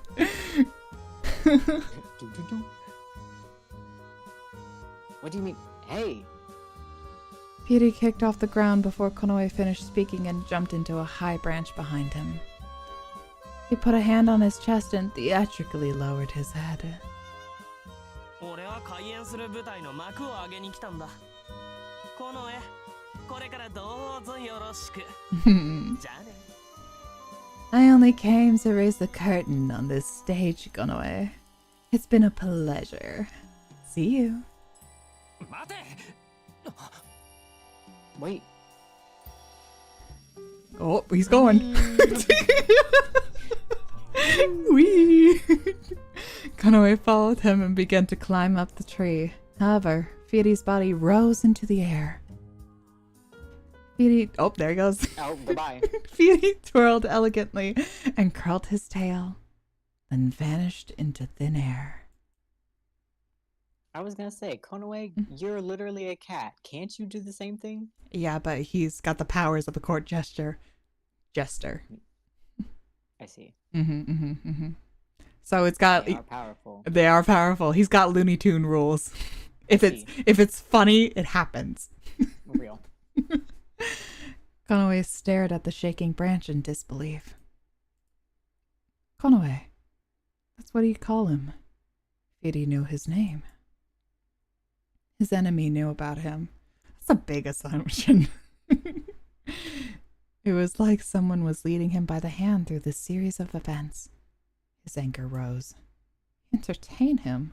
What a joke. Why did he have to go through this? For what reason? Why? Konoe gritted his teeth and raked his nails against the ground with all of his might. He didn't know why he was giving in to his anger, but he was unable to contain himself. He raised his arms and clawed furiously at the surrounding trees. He wanted to tear it all apart. Well, now you're sharpening your nails. Damn it. Whenever his nails dug into the trunks, he felt an indescribable emptiness in his heart. Konoe wanted to tear apart that emptiness. He clawed at the trunks and tore the leaves.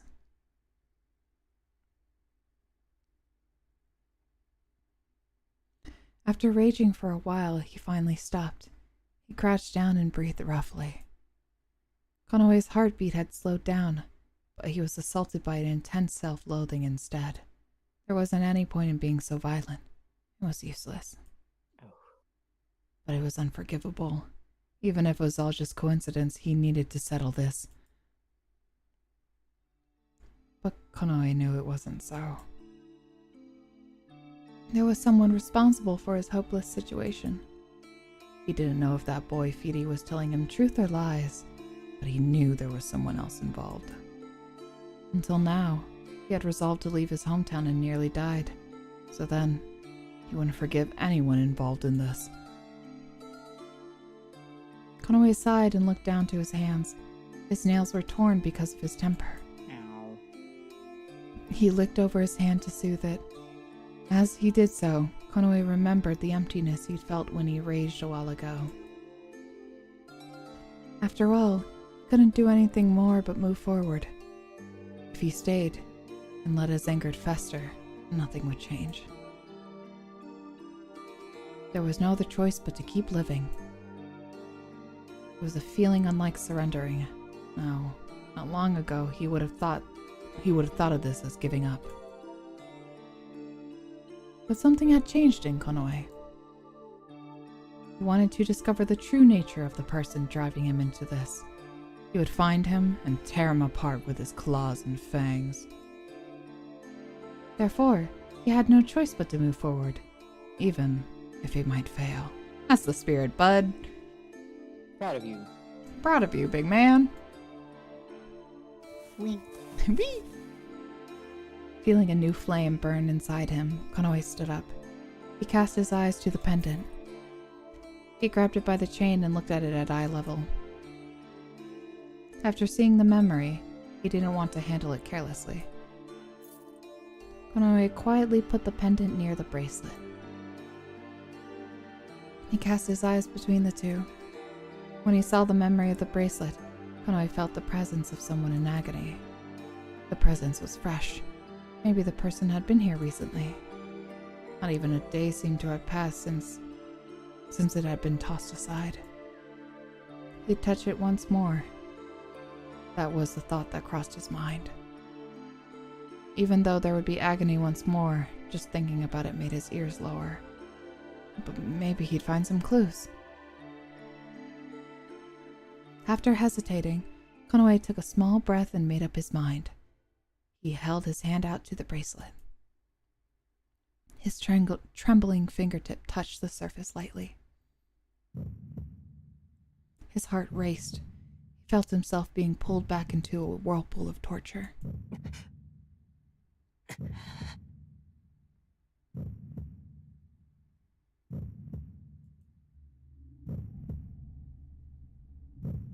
Putting a hand against a tree trunk to support his body, Konoe concentrated on the image that began to form in his mind. The green light scattered, and the image cleared bit by bit. Something like clothing was reflected in the edge of his vision. His presence was definitely a cat. On the move, yeah. Before long, a small puddle entered his field of vision. It was the place where Konoe was now. Then the image of a large bag appeared. He couldn't see it clearly, but it seemed to be filled with lots of different things. The image shifted in and out of the bag several times, and then the view moved slightly. Then he saw the ground. For an instant, he saw something like the hem of a coat. Something chased him, but then the memory cut off. He let go of the bracelet. Konoe exhaled when he was freed from the pain. He raised his head and looked back at the puddle. The owner of the bracelet seemed to have passed through here. He should go that way too. I'm so sorry. I have to step away for a moment. Yeah. Do you want me to pause or do you want me to keep going? You can keep going. I might have to head out in like an hour. Okay. I think we should be wrapping up shortly too, so. Okay. Okay. I'm going to step away for a moment and I'll come right back. No problem.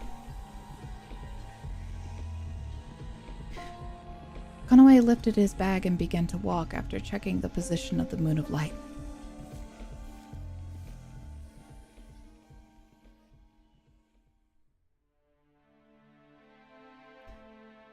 Konoe threaded through the grove. From there, the scenery continued on and on, just like a maze.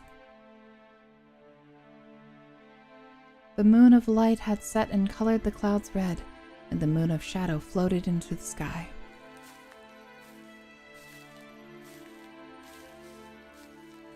As night fell, he started to worry that he'd been walking in circles. Once lost, you would never leave. He knew what they had meant now.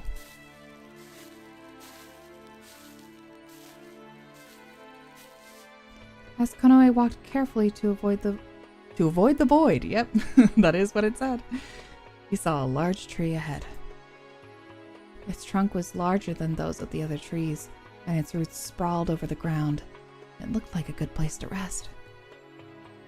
He felt his tail had been hounded with fatigue, and thought that soon the rest of his body would be too. Konoe debated whether he should rest now or not, but feeling like he was just recklessly advancing, he decided to rest among the roots for tonight.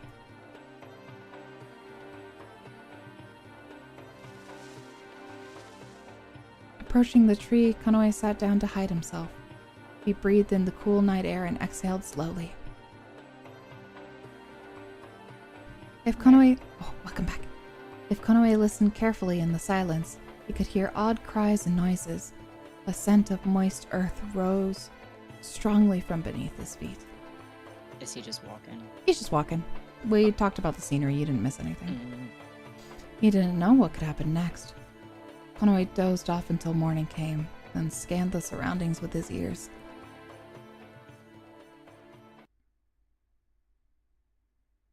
There's a point I want to get to stop, but I'm really trying for it.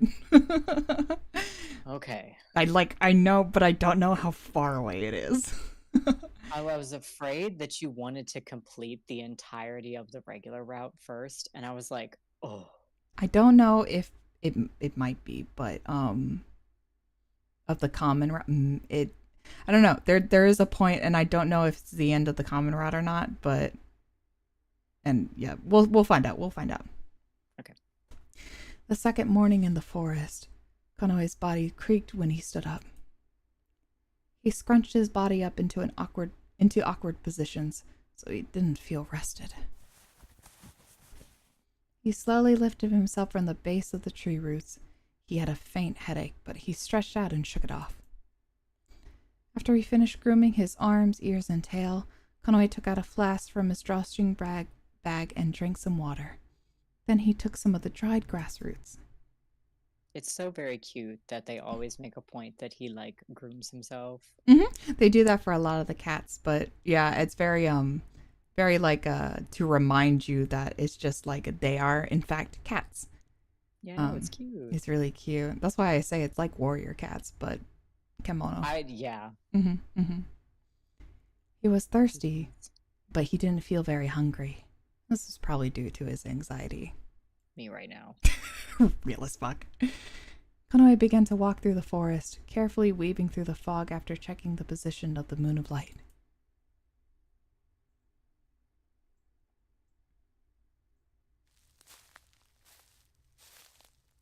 How much further to Ransen? Moreover, Konoe wondered if his pursuer from Kato had entered the forest. As he continued onwards, he held these uneasy thoughts in the back of his mind. As he walked, Konoe marked the tree trunks with his claws. All too soon, the moon of light climbed just above him. He sighed a little and stopped.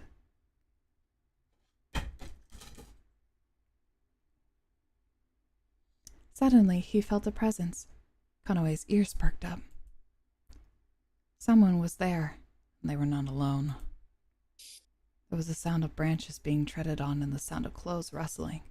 The air vibrated, confirming a presence. 2, 3, maybe more. Maybe he was surrounded. They were watching him. Bandits. Several rough breaths overlapped and echoed through the trees. Who could it be? Konoe backed up to a tree, lowering his stance and moving a hand down to the sword at his waist.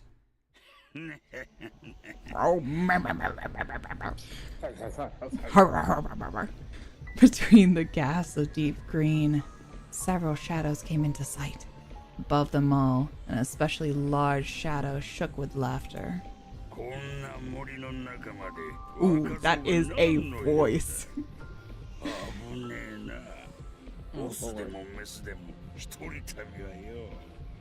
I like that he said guys or gals. Yeah, like there's still women around. As if amused by those words, the surrounding shadows all laughed at once. Their coarse voices shook the plants. As the group of shadows glared at him, Konoe sorted out his thoughts. Well, I'm glad you're choosing now to think, you know. Perfect timing. Perfect timing. Perfect timing. When he glanced around, he saw about 10 of them. Oh. He could take them on, but only if they attacked one by one. I'm so glad you're so confident in your skills, Konoe. Wow. All the shadows were large, but they seemed to be quick too, so they had an advantage. Konoe felt something strange about the scene before him.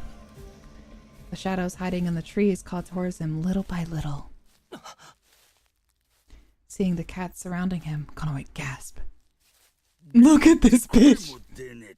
Oh lord. This is, Oh my god. this is certainly a design. You are ugly.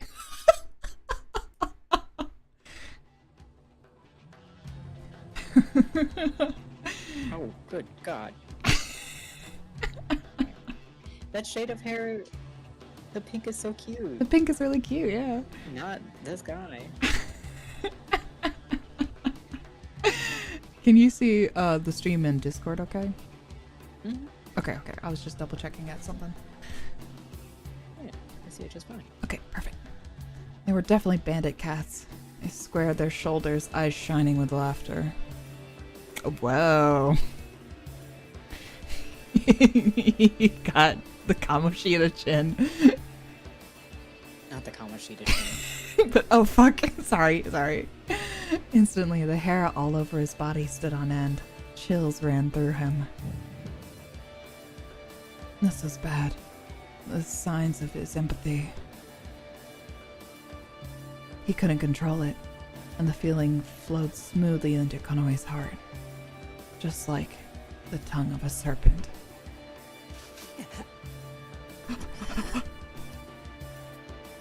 Suddenly, a ferocious torrent of emotions pierced the wall of his self-control and spread into his chest. His teeth clenched and his knees buckled.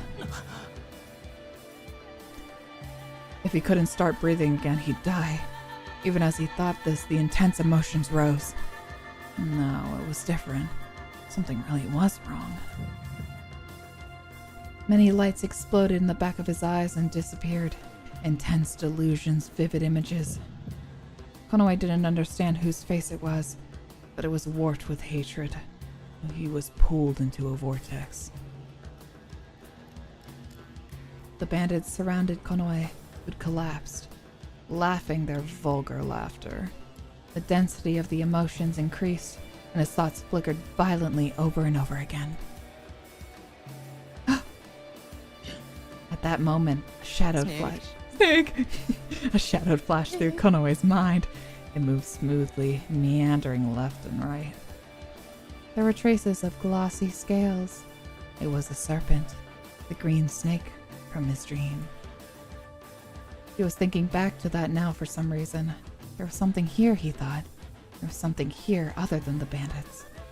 But Konoe's thoughts were interrupted. One of the bandits raised his axe and pounced at Konoe. He rolled to the side at once, evading the blow. The axe stuck into the ground. He heard a dull sound. Another blow swung at him from behind and he jumped. Some of the hairs on his tail were cut as the axe bore into the ground. No. Another blow swung at him from behind and he jumped. With no time to think, Konoe ran. Diving, he escaped the circle of bandit siege. Once they realized that their prey had disappeared, they slowly turned their bodies and faced Konoe's direction. Their thirst for blood increased even more. Several low growls overlapped and crept across the earth. Oh, that's cute. His ears twitch. Yeah, his little ears go back. Konoe felt a strong pain as though their feelings of terrible anger were crushing his chest, like they were tearing him apart. In the corner of his mind, the snake undulated its body and laughed, its tongue flickering. His knees weakened as he desperately tried to endure it.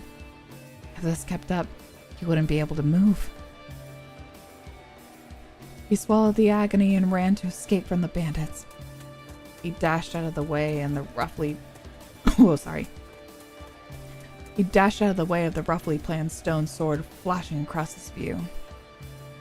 Then, he kicked his heel at the chin of a bandit cat who had grabbed his tail.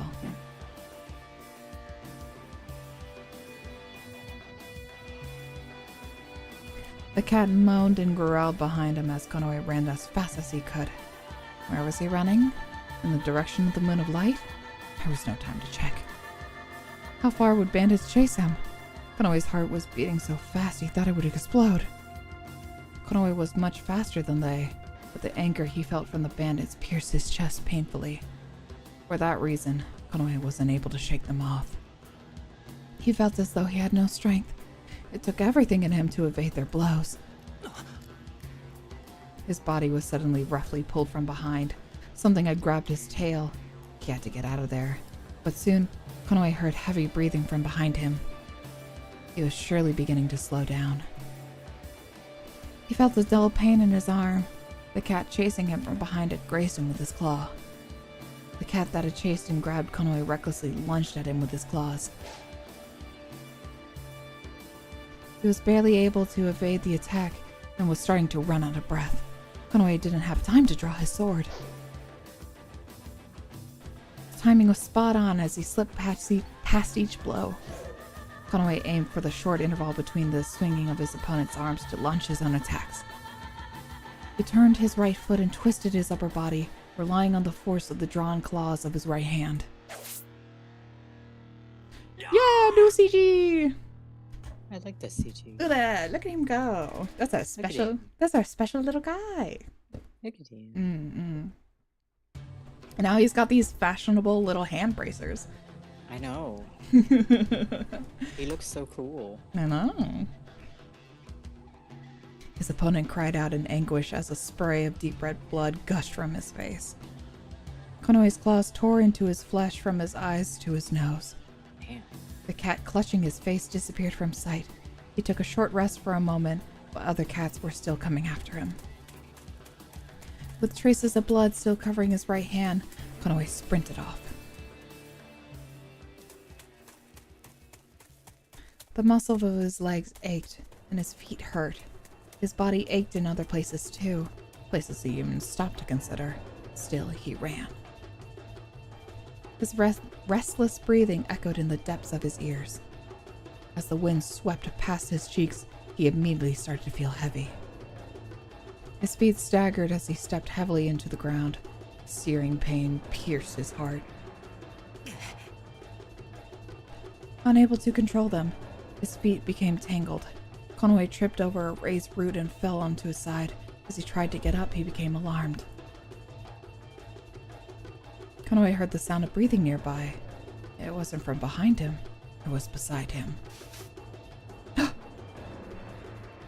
Bandit cats approached him from the trees, murderous smiles twisting their lips.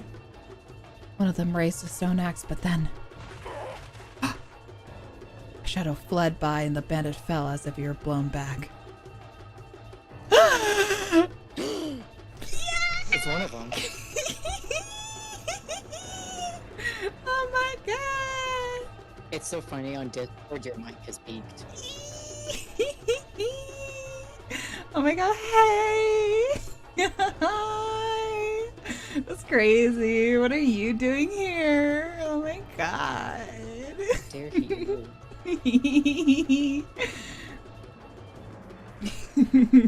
Okay.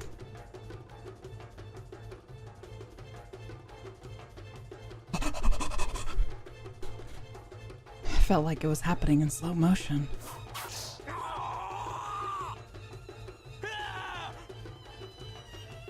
Screams rent the air one after another.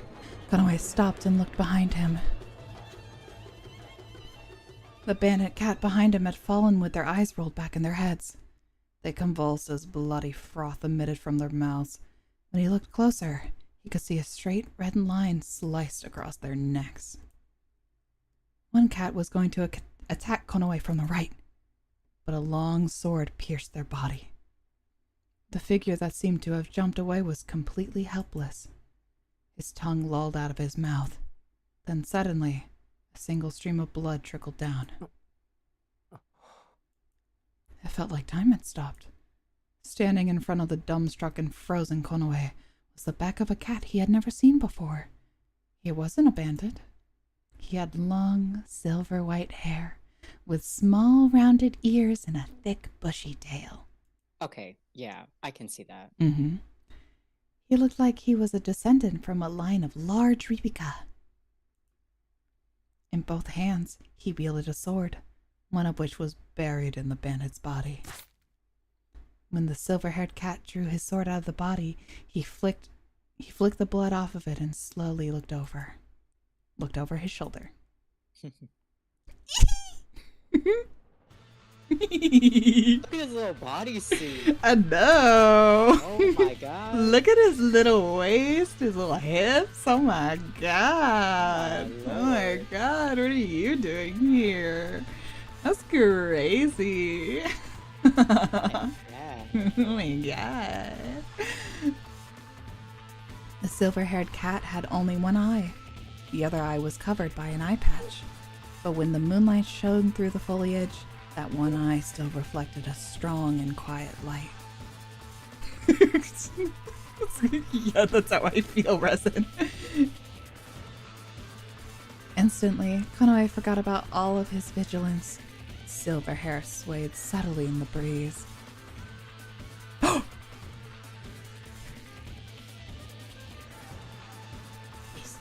This soundtrack is bumping. It's bumping, right? Okay. Gaze at his face unintentionally with gaze. We gotta gaze at him. I want to gaze at him. Konoe stared at the cat in front of his eyes as if he were eating into him.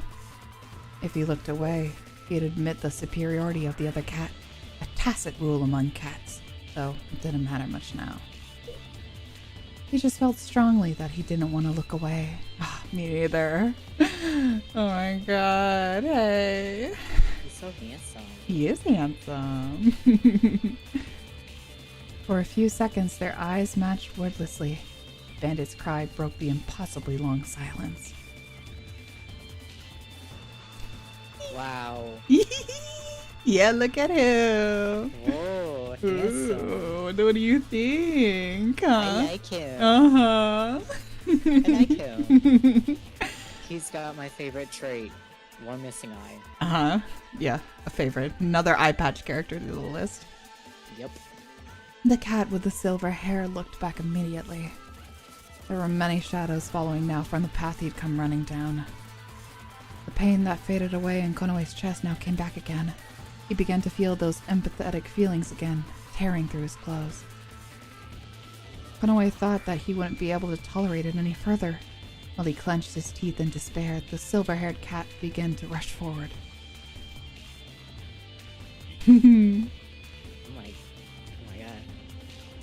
Oh, I don't know if I heard him, but Rai's voice is really sexy. Go.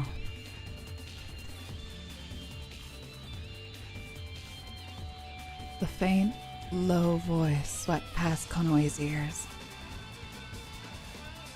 A flash of silver passed, as if he were in a daydream. His white tail streaming behind him, the figure ran through the deep greenery and took on the bandits all on his own. Konoe watched the scene in utter amazement.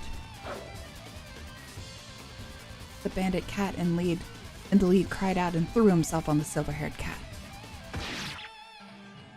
Red blood spewed into the air. Oh my god, he's got two blades. He does. That means he's gay. Yes.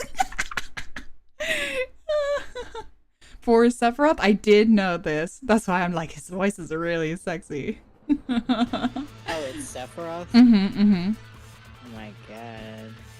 Wait. Is he somebody else? He's a lot of people. Continue. Yeah. I'm playing a game. You're playing a game? Okay. The bandit cat's body collapsed without a sound. He went on like he made up his mind about this from the beginning, without any doubt or hesitation. This unknown silver cat, just who was he? Above all that, why was he drawn to this swordsman? Oh my god. I know why I'm drawn to him. Konoe was attracted by something. Oh, what could it be? Whatever could he be attracted to? That's crazy. But he shouldn't just be admiring him now. I mean, I'd say we can take a second. Go. It was. Oh, that's who he is. You got it? Yes. It was certainly what the cat had said. Konoe turned around at once and began to run the other way.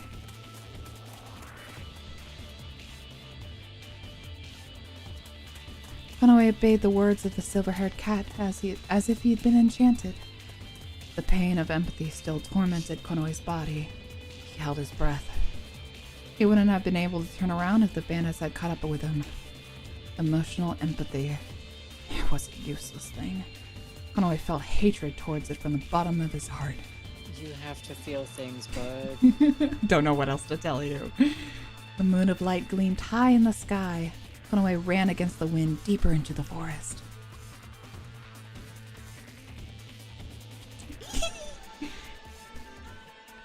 In the meantime, the silver-haired cat didn't look back at Konoe as he ran, and raised his sword instead.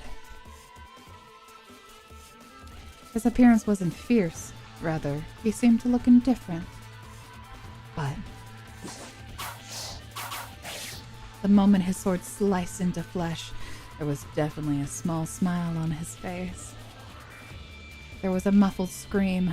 Red lifeblood dripped to the ground. The green was dyed with flecks of a vivid red. Whenever his silver hair fluttered, sprays of blood danced behind him, as if following his every movement. The bloody feast in deep forest was interrupted.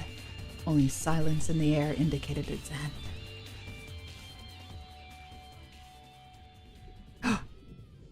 The snakes. The snakes! Several presences stirred, rising and quivering like heat waves. The sand rustled as if fluttering about in a grand desert.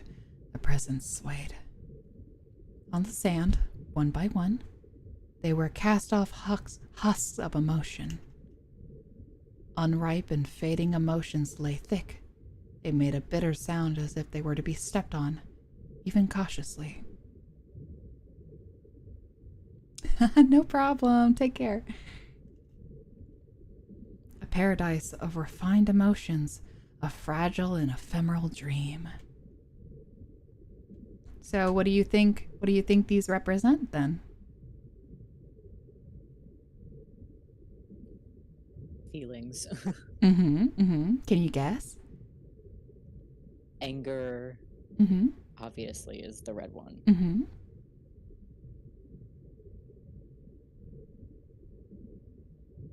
thinking. They were all, I promise you, they were all hinted. Lust. Which one? The yellow one?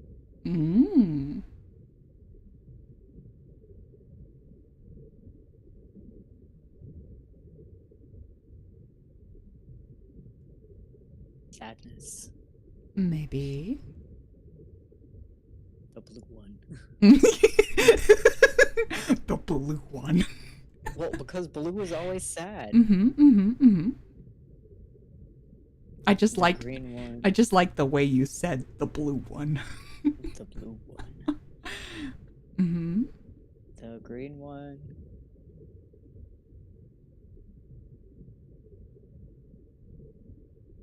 Maybe the green one is empathy. Maybe. There the wind blew. The swaying presences pushed it aside. On the wind were 4 fragrant colors. Sometimes as sweet as a sugar pastry. Sometimes as still as the resting leaves. Calm. Sometimes as strong as an angry rain. Anger. Sometimes as sharp as a restless iron. Chutzpah.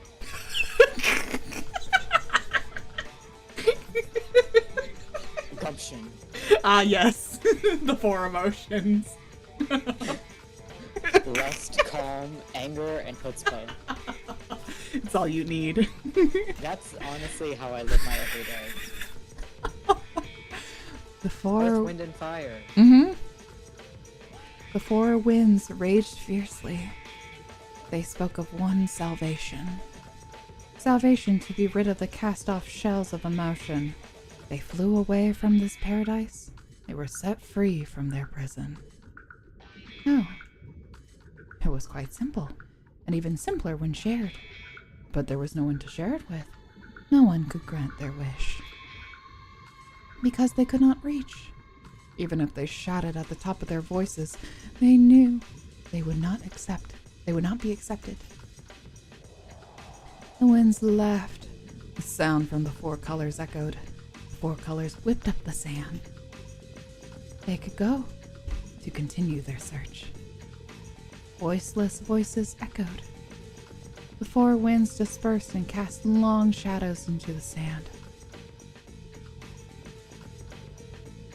One sweet, one quiet,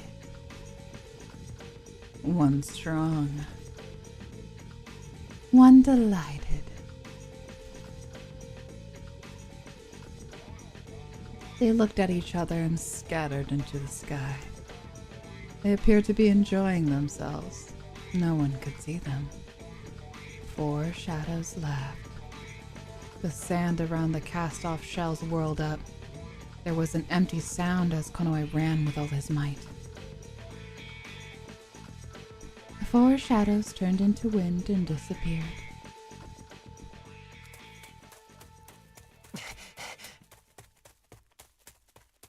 How far had he run? All sense of time had left him long ago. Breathing was painful. Even so, Konoe wouldn't stop running. The silver-haired cat. That cat had mysterious intensity to him. He remembered his cold blue eyes. That cat was strong. He had a powerful air about him. He took on 10 or 20 bandits like it was nothing. Konoe was extremely grateful that he'd help him escape. But why did he? Even though it was easier to just abandon a weak cat, he really didn't know. Was it just on a whim? What was he doing in this forest? Was he a traveler as well? He was probably on his way to Ransen like Konoe. His questions kept coming. Above all else, Konoe knew this cat was enveloped in powerful emotions. He seemed to crave fighting. The silver-haired cat moved sharply, as if he were cutting the air. Just thinking about it made the hair on Konoe's tail stand on end. Something had reflected in his blue eyes as soon as he crossed his swords. There was some kind of light dwelling in it. Konoe wanted to know more about it. While he continued to run, Konoe pushed the brush aside, and suddenly the ground below him disappeared. He gasped strongly. The ground had given out to a steeply slanted slope. He hadn't noticed it. Before he knew what was happening, Konoe went rolling down the hill. Whee! Wee. Twigs and pebbles snagged against his clothes and scraped his skin.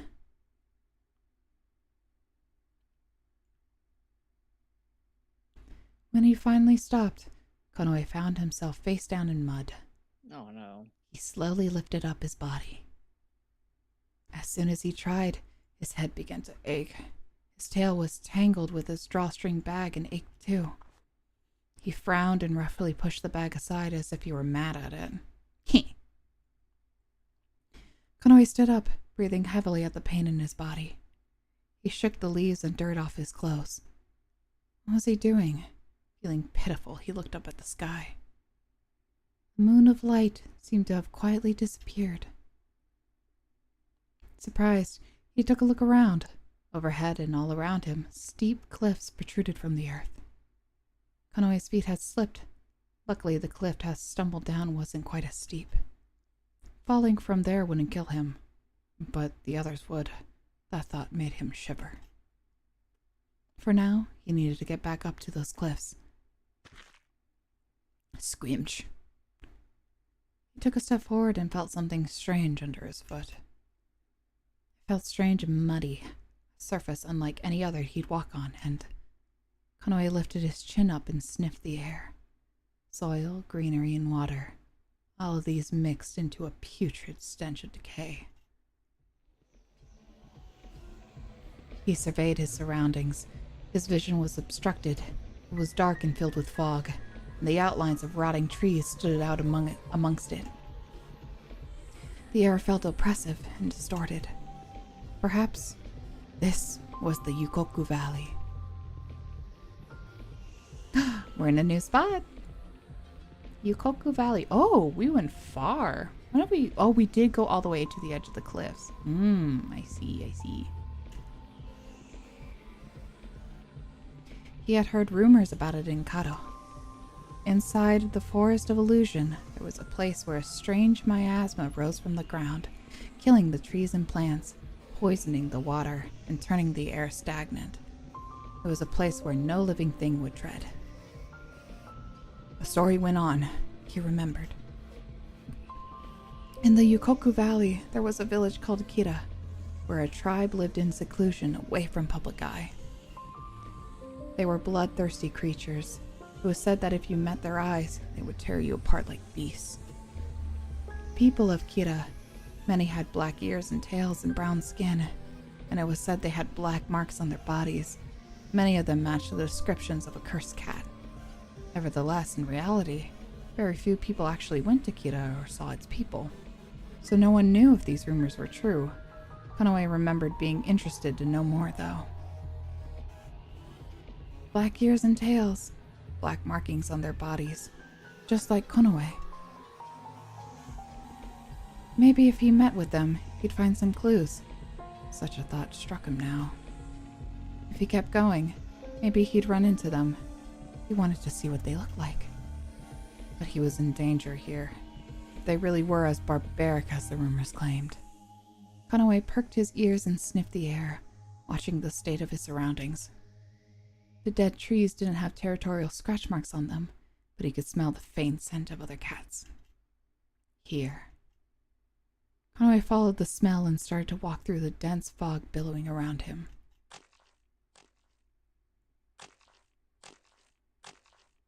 Maybe the rumors really were just rumors. While he walked, that thought crossed his mind, but he didn't know how fast this valley was to begin with. But Kira had to be somewhere around here. His vision was obscured, and he could hardly see anything. After he walked a considerable distance, Konoe could smell cats, but there was nothing like a village anywhere at all. Maybe it was just a rumor after all. He figured he'd continue to tread on through the soft earth of the unchanging marsh a little more. Gradually, he began to suspect there really couldn't be a village here. The noxious smog filled the air around him. It wasn't a place where anyone could settle down and live. When he looked at the sky, he only saw a faint, blurry shape of the moon. It was clouded by the fog. The forest was dark at night, but this place was truly shrouded in darkness. Only eerie silence followed him. Konoe'd go a little further. If he couldn't find anything, he'd go back. He strained his ears as much as he could, paying attention to his surroundings and walking carefully, keeping his guard up. There shouldn't have been anyone around him, but...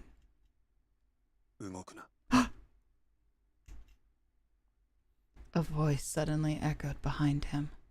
Konoe tried to look around, but something pressed against his throat. It was hard and cold. Cold sweat ran down his back. When did this cat appear? Konoe hadn't noticed him at all. Could he be a Kirin cat? A knife pressed against his jugular. The voice sounded expressionless without a trace of intimidation, but that was what made Konoe gulp, strangely terrified. Kira ga neko. You're a cat of Kira?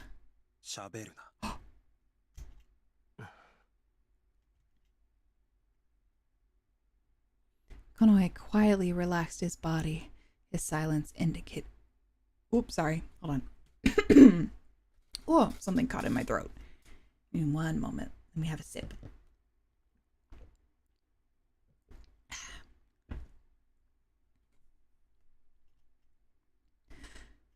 Konoe quietly relaxed his body. His silence indicated his obedience. While the cat behind him kept Konoe captive, he slowly began to change the direction of his body. he turned towards the direction Konoe had come from. But Konoe didn't intend to give in without a fight. Suddenly, Konoe pushed his body forward from the cat behind him. He twisted his body weight all at once to wrench himself free from the hand around his neck. Konoe pushed both his elbows back forcefully, but there was no reaction. Sharp wind flashed overhead and Konoe ducked just in time. He saw the knife's dark shine in the corner of his eyes. Konoe's opponent was a male cat with a larger build than himself. His black attire let his entire body melt into the darkness. Only his eyes, with its pupils drawn to thin slits, shone coldly. Who could this be? Hi. Oh my I god. was trying to eat my Cheetos. Chills went up Konoe's spine. Okay, And- so it's not like wrong to say that the colors of the snakes are representative of the romance options. There, you could say there's a correlation. Okay, You could say that. continue. Chills went up Konoe's spine. In those eyes, he saw neither fighting spirit nor malice, only the urge to kill. Earnest, true eyes. His eyes didn't have the joy of fighting or anger in them, only the need to erase the life in front of him. It was a light that shone strongly with nothing but pure determination. Unconsciously, Konoe gave a low growl. His opponent glared back intensely. Even though his enemy was larger than him, he didn't avert his eyes. Though he was inferior in build, he didn't plan on losing. The power of a look was much stronger than words. The cat's expressions changed for just a moment. He opened his mouth slightly. But his foe was silent as he stepped forward and brandished his knife. Konoe tried to avoid it, but he lost his footing in the mud. He lifted one arm to protect his head, and he could barely evade the blow, ducking to the side. The knife didn't cut his flesh, but its blade caught his gauntlet. Konoe jumped back unconcerned. A dry sound echoed. The fabric of his gauntlet had ripped and listlessly fell to the ground. Now that there was some distance between them, Konoe reached for the sword at his waist and changed his stance. The cat didn't move. Even the murderous intent that clung to him gradually faded. Konoe watched his opponent's actions suspicious. The completely black male cat stood straight.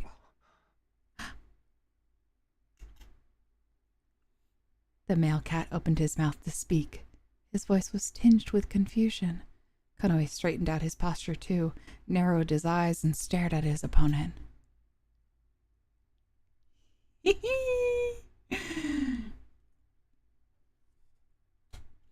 It wasn't just his clothes. This cat was entirely dark. His skin was a dark brown, and his hair, tail, and ears were all deep black. Konoe saw what looked like marks on his arms. There was no mistake. He was a cat of Kira. Wow.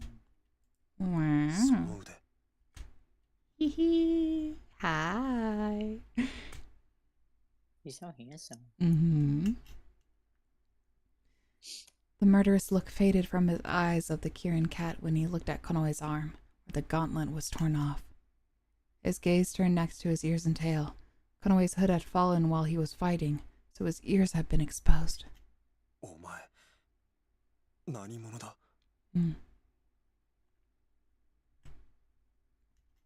そんなのこっちが聞きたい。どういうことだ Konoe picked up the torn gauntlet and glanced at his bared arm. Even in the darkness, he could clearly see his mark. いきなりこうなったんだ。これが一体何なのか知りたくてここへ来た。キラの話を聞いたから。Did you want me to? Oh yeah, go ahead, go ahead. Sorry, I was eating Cheetos. They became like this all of a sudden. I wanted to know what these are, so I came here. I have questions to ask Kira.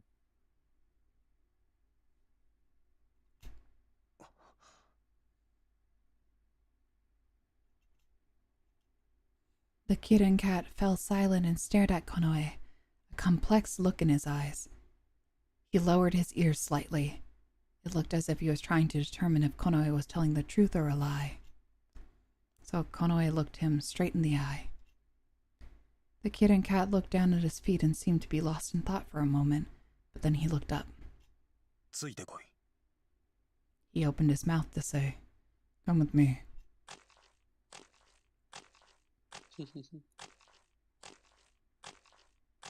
Me, me, me, me, me.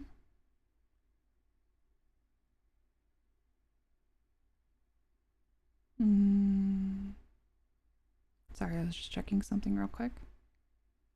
Everything okay? Yeah. Did we get to the spot yet? Yeah, pretty much.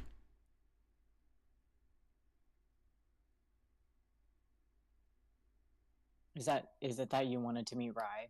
I wanted to meet Rai. Yes, there was another spot I was thinking of, but I think that is much later. But this should be a good place to put it on hold. Okay. I'm not gonna lie. I also wanted to see Rai. Well, there he is. You found him. This is Asato, Good. which I guess Wait, this is the BFF? So that's what I was also double checking that because I guess my memory failed me. For some reason I had a memory of them being childhood friends, but they're not. Maybe I was confusing him and Tokino. So you can't romance your childhood best friend? You still cannot romance Tokino. This is the worst game. Oh yeah, but I think it's good to call it there. Let's make sure we save. Yes. Save.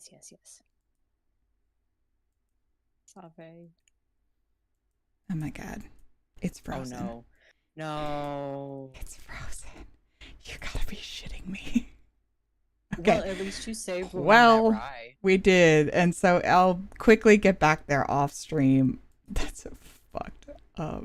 Hey, at least it's now. At least it's now. That is crazy. You've got to be. I'm so You gotta be sorry. shitting me.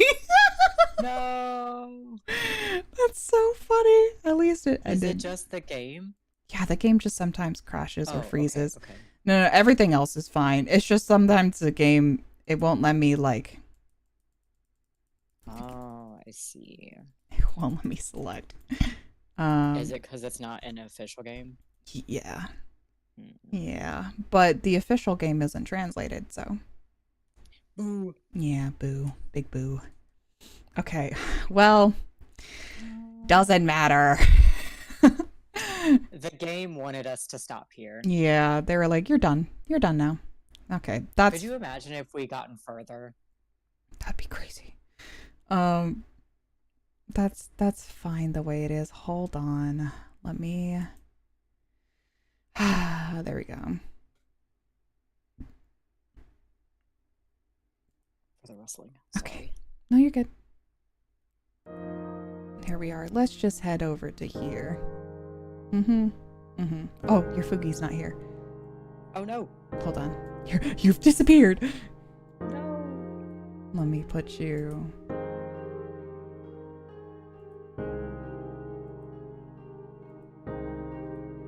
There you are.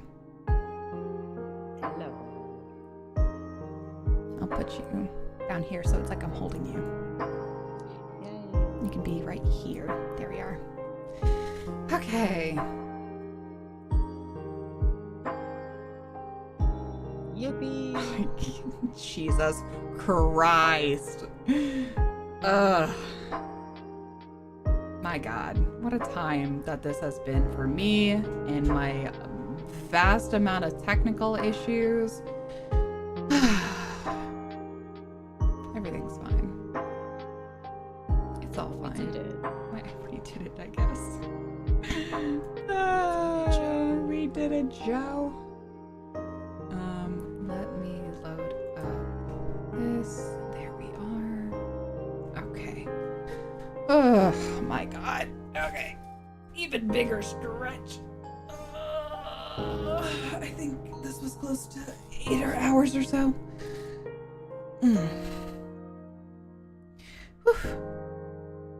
What a good time. Because you started at 7 12. hours, yeah. 12, yeah. Wow. Wow. So, Wow. what are your thoughts so far? I'm heavily, like, engrossed. I wanted to make sure no matter what, I ended the stream with encountering at least one of the other cats of the other routes. So, and we did that because I was fairly certain I wasn't going to finish the common route by this first run. Because when I tell you, as you can see, Lamento has a lot of story. But yeah, it's been fun. I'm so deeply sorry for all the technical issues and the audio issues that have been happening. I'll try to get that all fixed up by next stream. It's such a God. It's always a struggle and a hassle. I'm gonna review some stuff and see what's wrong. I think I know what's wrong on my end, but it's still a little I might change up my approach to how I go about reading. We can only do so much. We can only do so much. And it's been with the gods of scuff. With the gods of scuff and with all the my issue with my equipment and other things. It's just we do our best. I understand. We do our best. But balling on a budget. It's okay to ball on a budget. It is perfectly acceptable. I'm also so sorry, Chad, if I sound like I'm coming out of a microwave.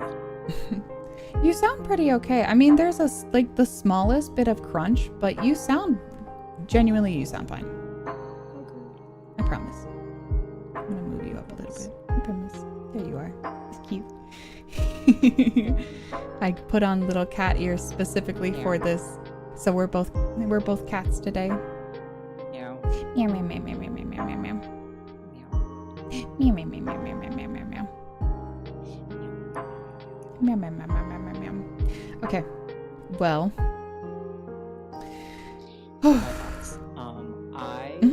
I really like it. I'm glad. I really like how much story there is. So much. And I like genuinely. I'm very fascinated. I had to keep muting myself because I know that I would get like comfortable in a sense of like I'm gonna start shifting and everything. And so I didn't want that to interrupt the storytelling. Yeah, no, it's totally okay. Oh, I'm good. I'm glad. I'm glad to have you on this journey for me. I'm very excited. So for question. Yeah. Have we not even gotten into like the meat yet? No. Oh my god. No. It's been 8 hours. We're not even fucking close. Oh my lord. That's why I was so afraid. I was so afraid when you were like, oh, we're gonna get through the common route today. I was like, oh my god. No, I said I hope to get through the common route, but I didn't think it would happen. Okay. But we are, since we're finally getting a showing of who's involved in the routes, that means we're nearing where we're supposed to be. Oh, okay. Yeah. So I guess I was incorrect about my memory. My memory has always been bad. I did lie to you. My memory has always been bad, but I'm starting to get refreshed about certain things that I know about. Ooh. You pull me in. That I know about with, with the guys and the premise of Sorry. your childhood. Sorry, I forgot. I had I guess maybe it will pop into my brain later about why I remember that, but I guess my memory has failed me once again. No, it's okay. I'm just teasing. No, but it's also for me. I'm just like, oh, whoops. No. Oops. Asato he's a trained warrior from this specific village. I think I know. We'll get to it. And are they just like all assassins? Not that. They're all fighter types. Yes. Okay. So, like it, I don't remember if you were here for that explanation. I don't think so. But do you know did you see stuff about the Sangha and the Toga? I missed that. Okay, no, that's fine. So I can reiterate it too as well. So there are specific types of cats, and many classified fighters are called Toga. So these are all fighter type cats, and they're all like Rai and like you see Asato, and a lot of the regular cats are typically classified as Toga. Okay. But there are special cats that are called Sangha, and they are their singers, hence the song. Oh, like the poet.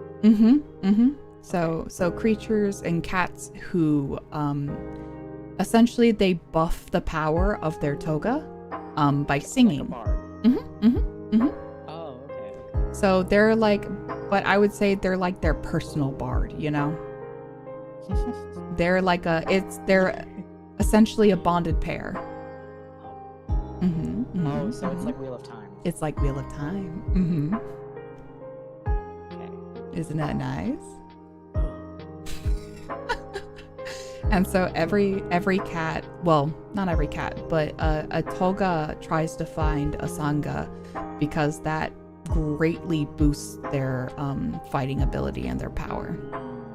Okay. So yeah, and they also have to be somewhat compatible, but maybe sometimes they might have to be forcibly compatible. Who knows? Who knows? And then we have, you're seeing, you're understanding, and then we have our potential fun with the colors and the snakes, and our little lizard bitch. I like him. A little rat bastard. I like him. He's interesting. Is he prevalent, or is he kind of like what's his name? The dude in Slow Damage who just shows up and tells you ominous shit and then leaves. Oh, like Inaba. Yeah. Yeah.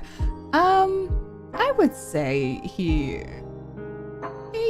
has more relevancy. You're So I'm sorry, am I allowed to curse on your channel? Yes, yeah, I'll do all the time. Fuck. Fuck. Shit. Damn.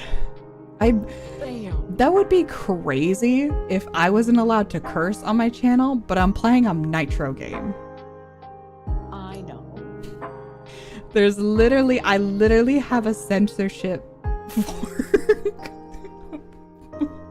for I did see that. That was really funny. for spicy content on stream. Okay, so listen. I knew for a fact that we were not going to get into anything spicy quite yet.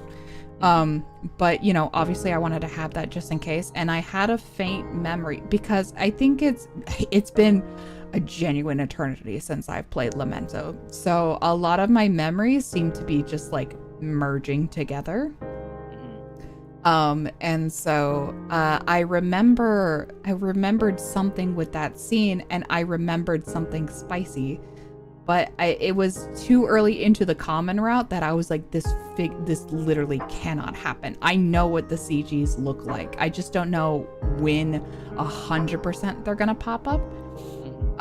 But I know all the CGs, and so I'm just trying to, in my memory, like piece together where they're placed to anticipate when I need to censor.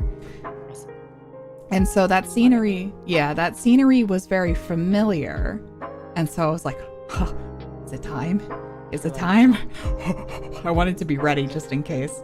Yeah. But yeah, no, we were way too early into the common route. It's been like 6 hours at that point. Yeah. But I still consider it early. I'm really having a good time. But I also was just like, okay. Yeah. Stop it. Yeah, no, it's okay. My legs are really feeling it now, so yeah, it's about time I'm also hungry. Let's go eat. Okay. For the future that I plan to do, to continue with the Lamento story, I'm gonna review the stream and see what we can figure out about some of the audio issues that been going on, and I'm gonna try a couple approaches when going through this, but I should balance out shortly. I'm sorry that you have to witness me be experimental. Hey, no judgment. You know, I'm trying things Literally out. just debuted 2 days ago. Yeah, it's like be perfect immediately. I'm No, you can't be. yeah, I'm not. Like, you as a person, yes. But like technology, we can't. Oh yeah, yeah. She does what she wants. Yeah, but No one is gonna judge you. that's why I'm like, you know, I want to make sure it's nice just for the sake of watchability. You know, because I really emphasize how a lot of these are gonna be VOD heavy because of how long they are. As a chronic VOD watcher. And yeah, as somebody also who is a chronic VOD watcher, I wanted to cater these a lot to, you know, have a good experience for those who are able to tune in, and have an immersive experience for those who have to watch the VOD later. So I'm just trying a lot of things, and we'll see what works. Can I tell you, you're doing great. Oh, thank you. I think it's just Lamento, because I did pop It's- into your stream a little bit yesterday, Mhm. and it was going. And it was fine. Yeah. It's for sure it's literally just Lamento. Cause We just don't want you to have fun with gay people. I know. And also because Lamento this version is the way it is. You know? But I gave that disclaimer from the beginning. I've washed my hands. So nobody can get upset. I told y'all like this game is buggy in the English patch. It has a lot of issues, but I promise it's a good game. I promise. I'm having a great time. I'm glad. I really love visual novels. Like, I'm glad that I'm sitting here and experiencing with you, but I also love just like sitting here and watching like a movie. Sitting on yeah. You're just my little you're like my live slug reaction, you know. No, literally. And I wanted you Reaction. live on me reaction, and I wanted you to be on because of how the visual novels mean a lot to both of us. And also you're I love visual novels. you're an integral part to my channel, you know? Yeah. So on Thursday, me and Ami are going to be having a little chat, and it will be the first time I introduce you all to my archives.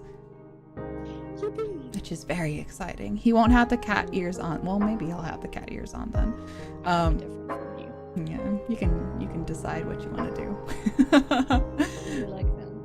They're cute, right? Nice. But he'll be sitting with me in our in the archives room, and we're gonna talk a little more about his story and how it connects to mine, and then most likely we'll just devolve into talking about BL.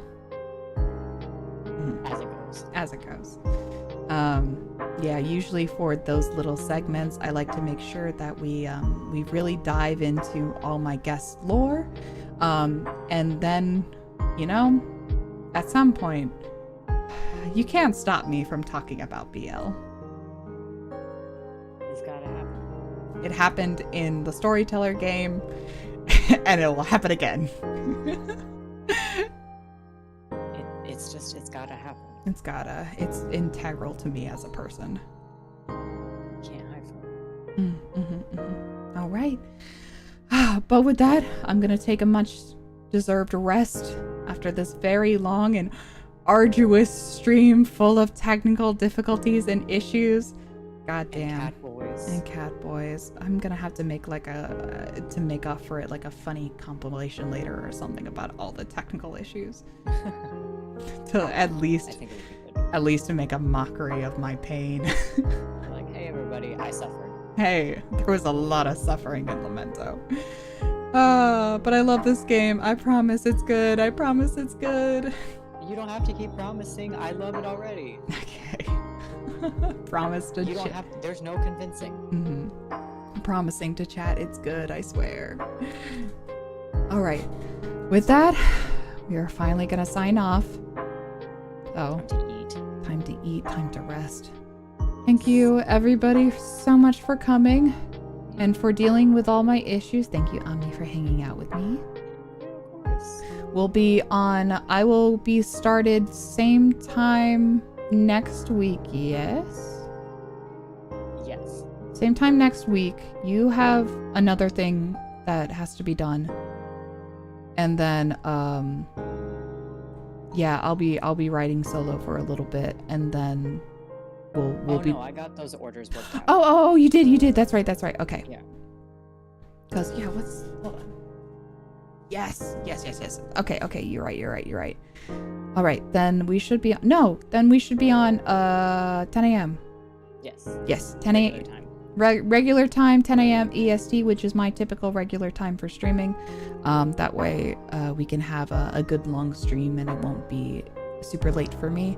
But yeah, exciting. Oh, good. I'm so glad you get to be on fully for that one, because that means we get to jump right into it and you get to see more boys. Yes, I like Yes. Okay. And with that, I'm going to go ahead and sign off. Thank you so much for joining me once again. Yeah, I'm so glad you're here, and thank you, chat. Thank you for being here. I'm going to take a long rest. I'm so sorry once again for the technical difficulties. We ballin'. We do what we do. We do be ballin'. All right. Everybody, have a good night, good evening, good day, and I will see you all next time. Bye, everyone. Bye-bye.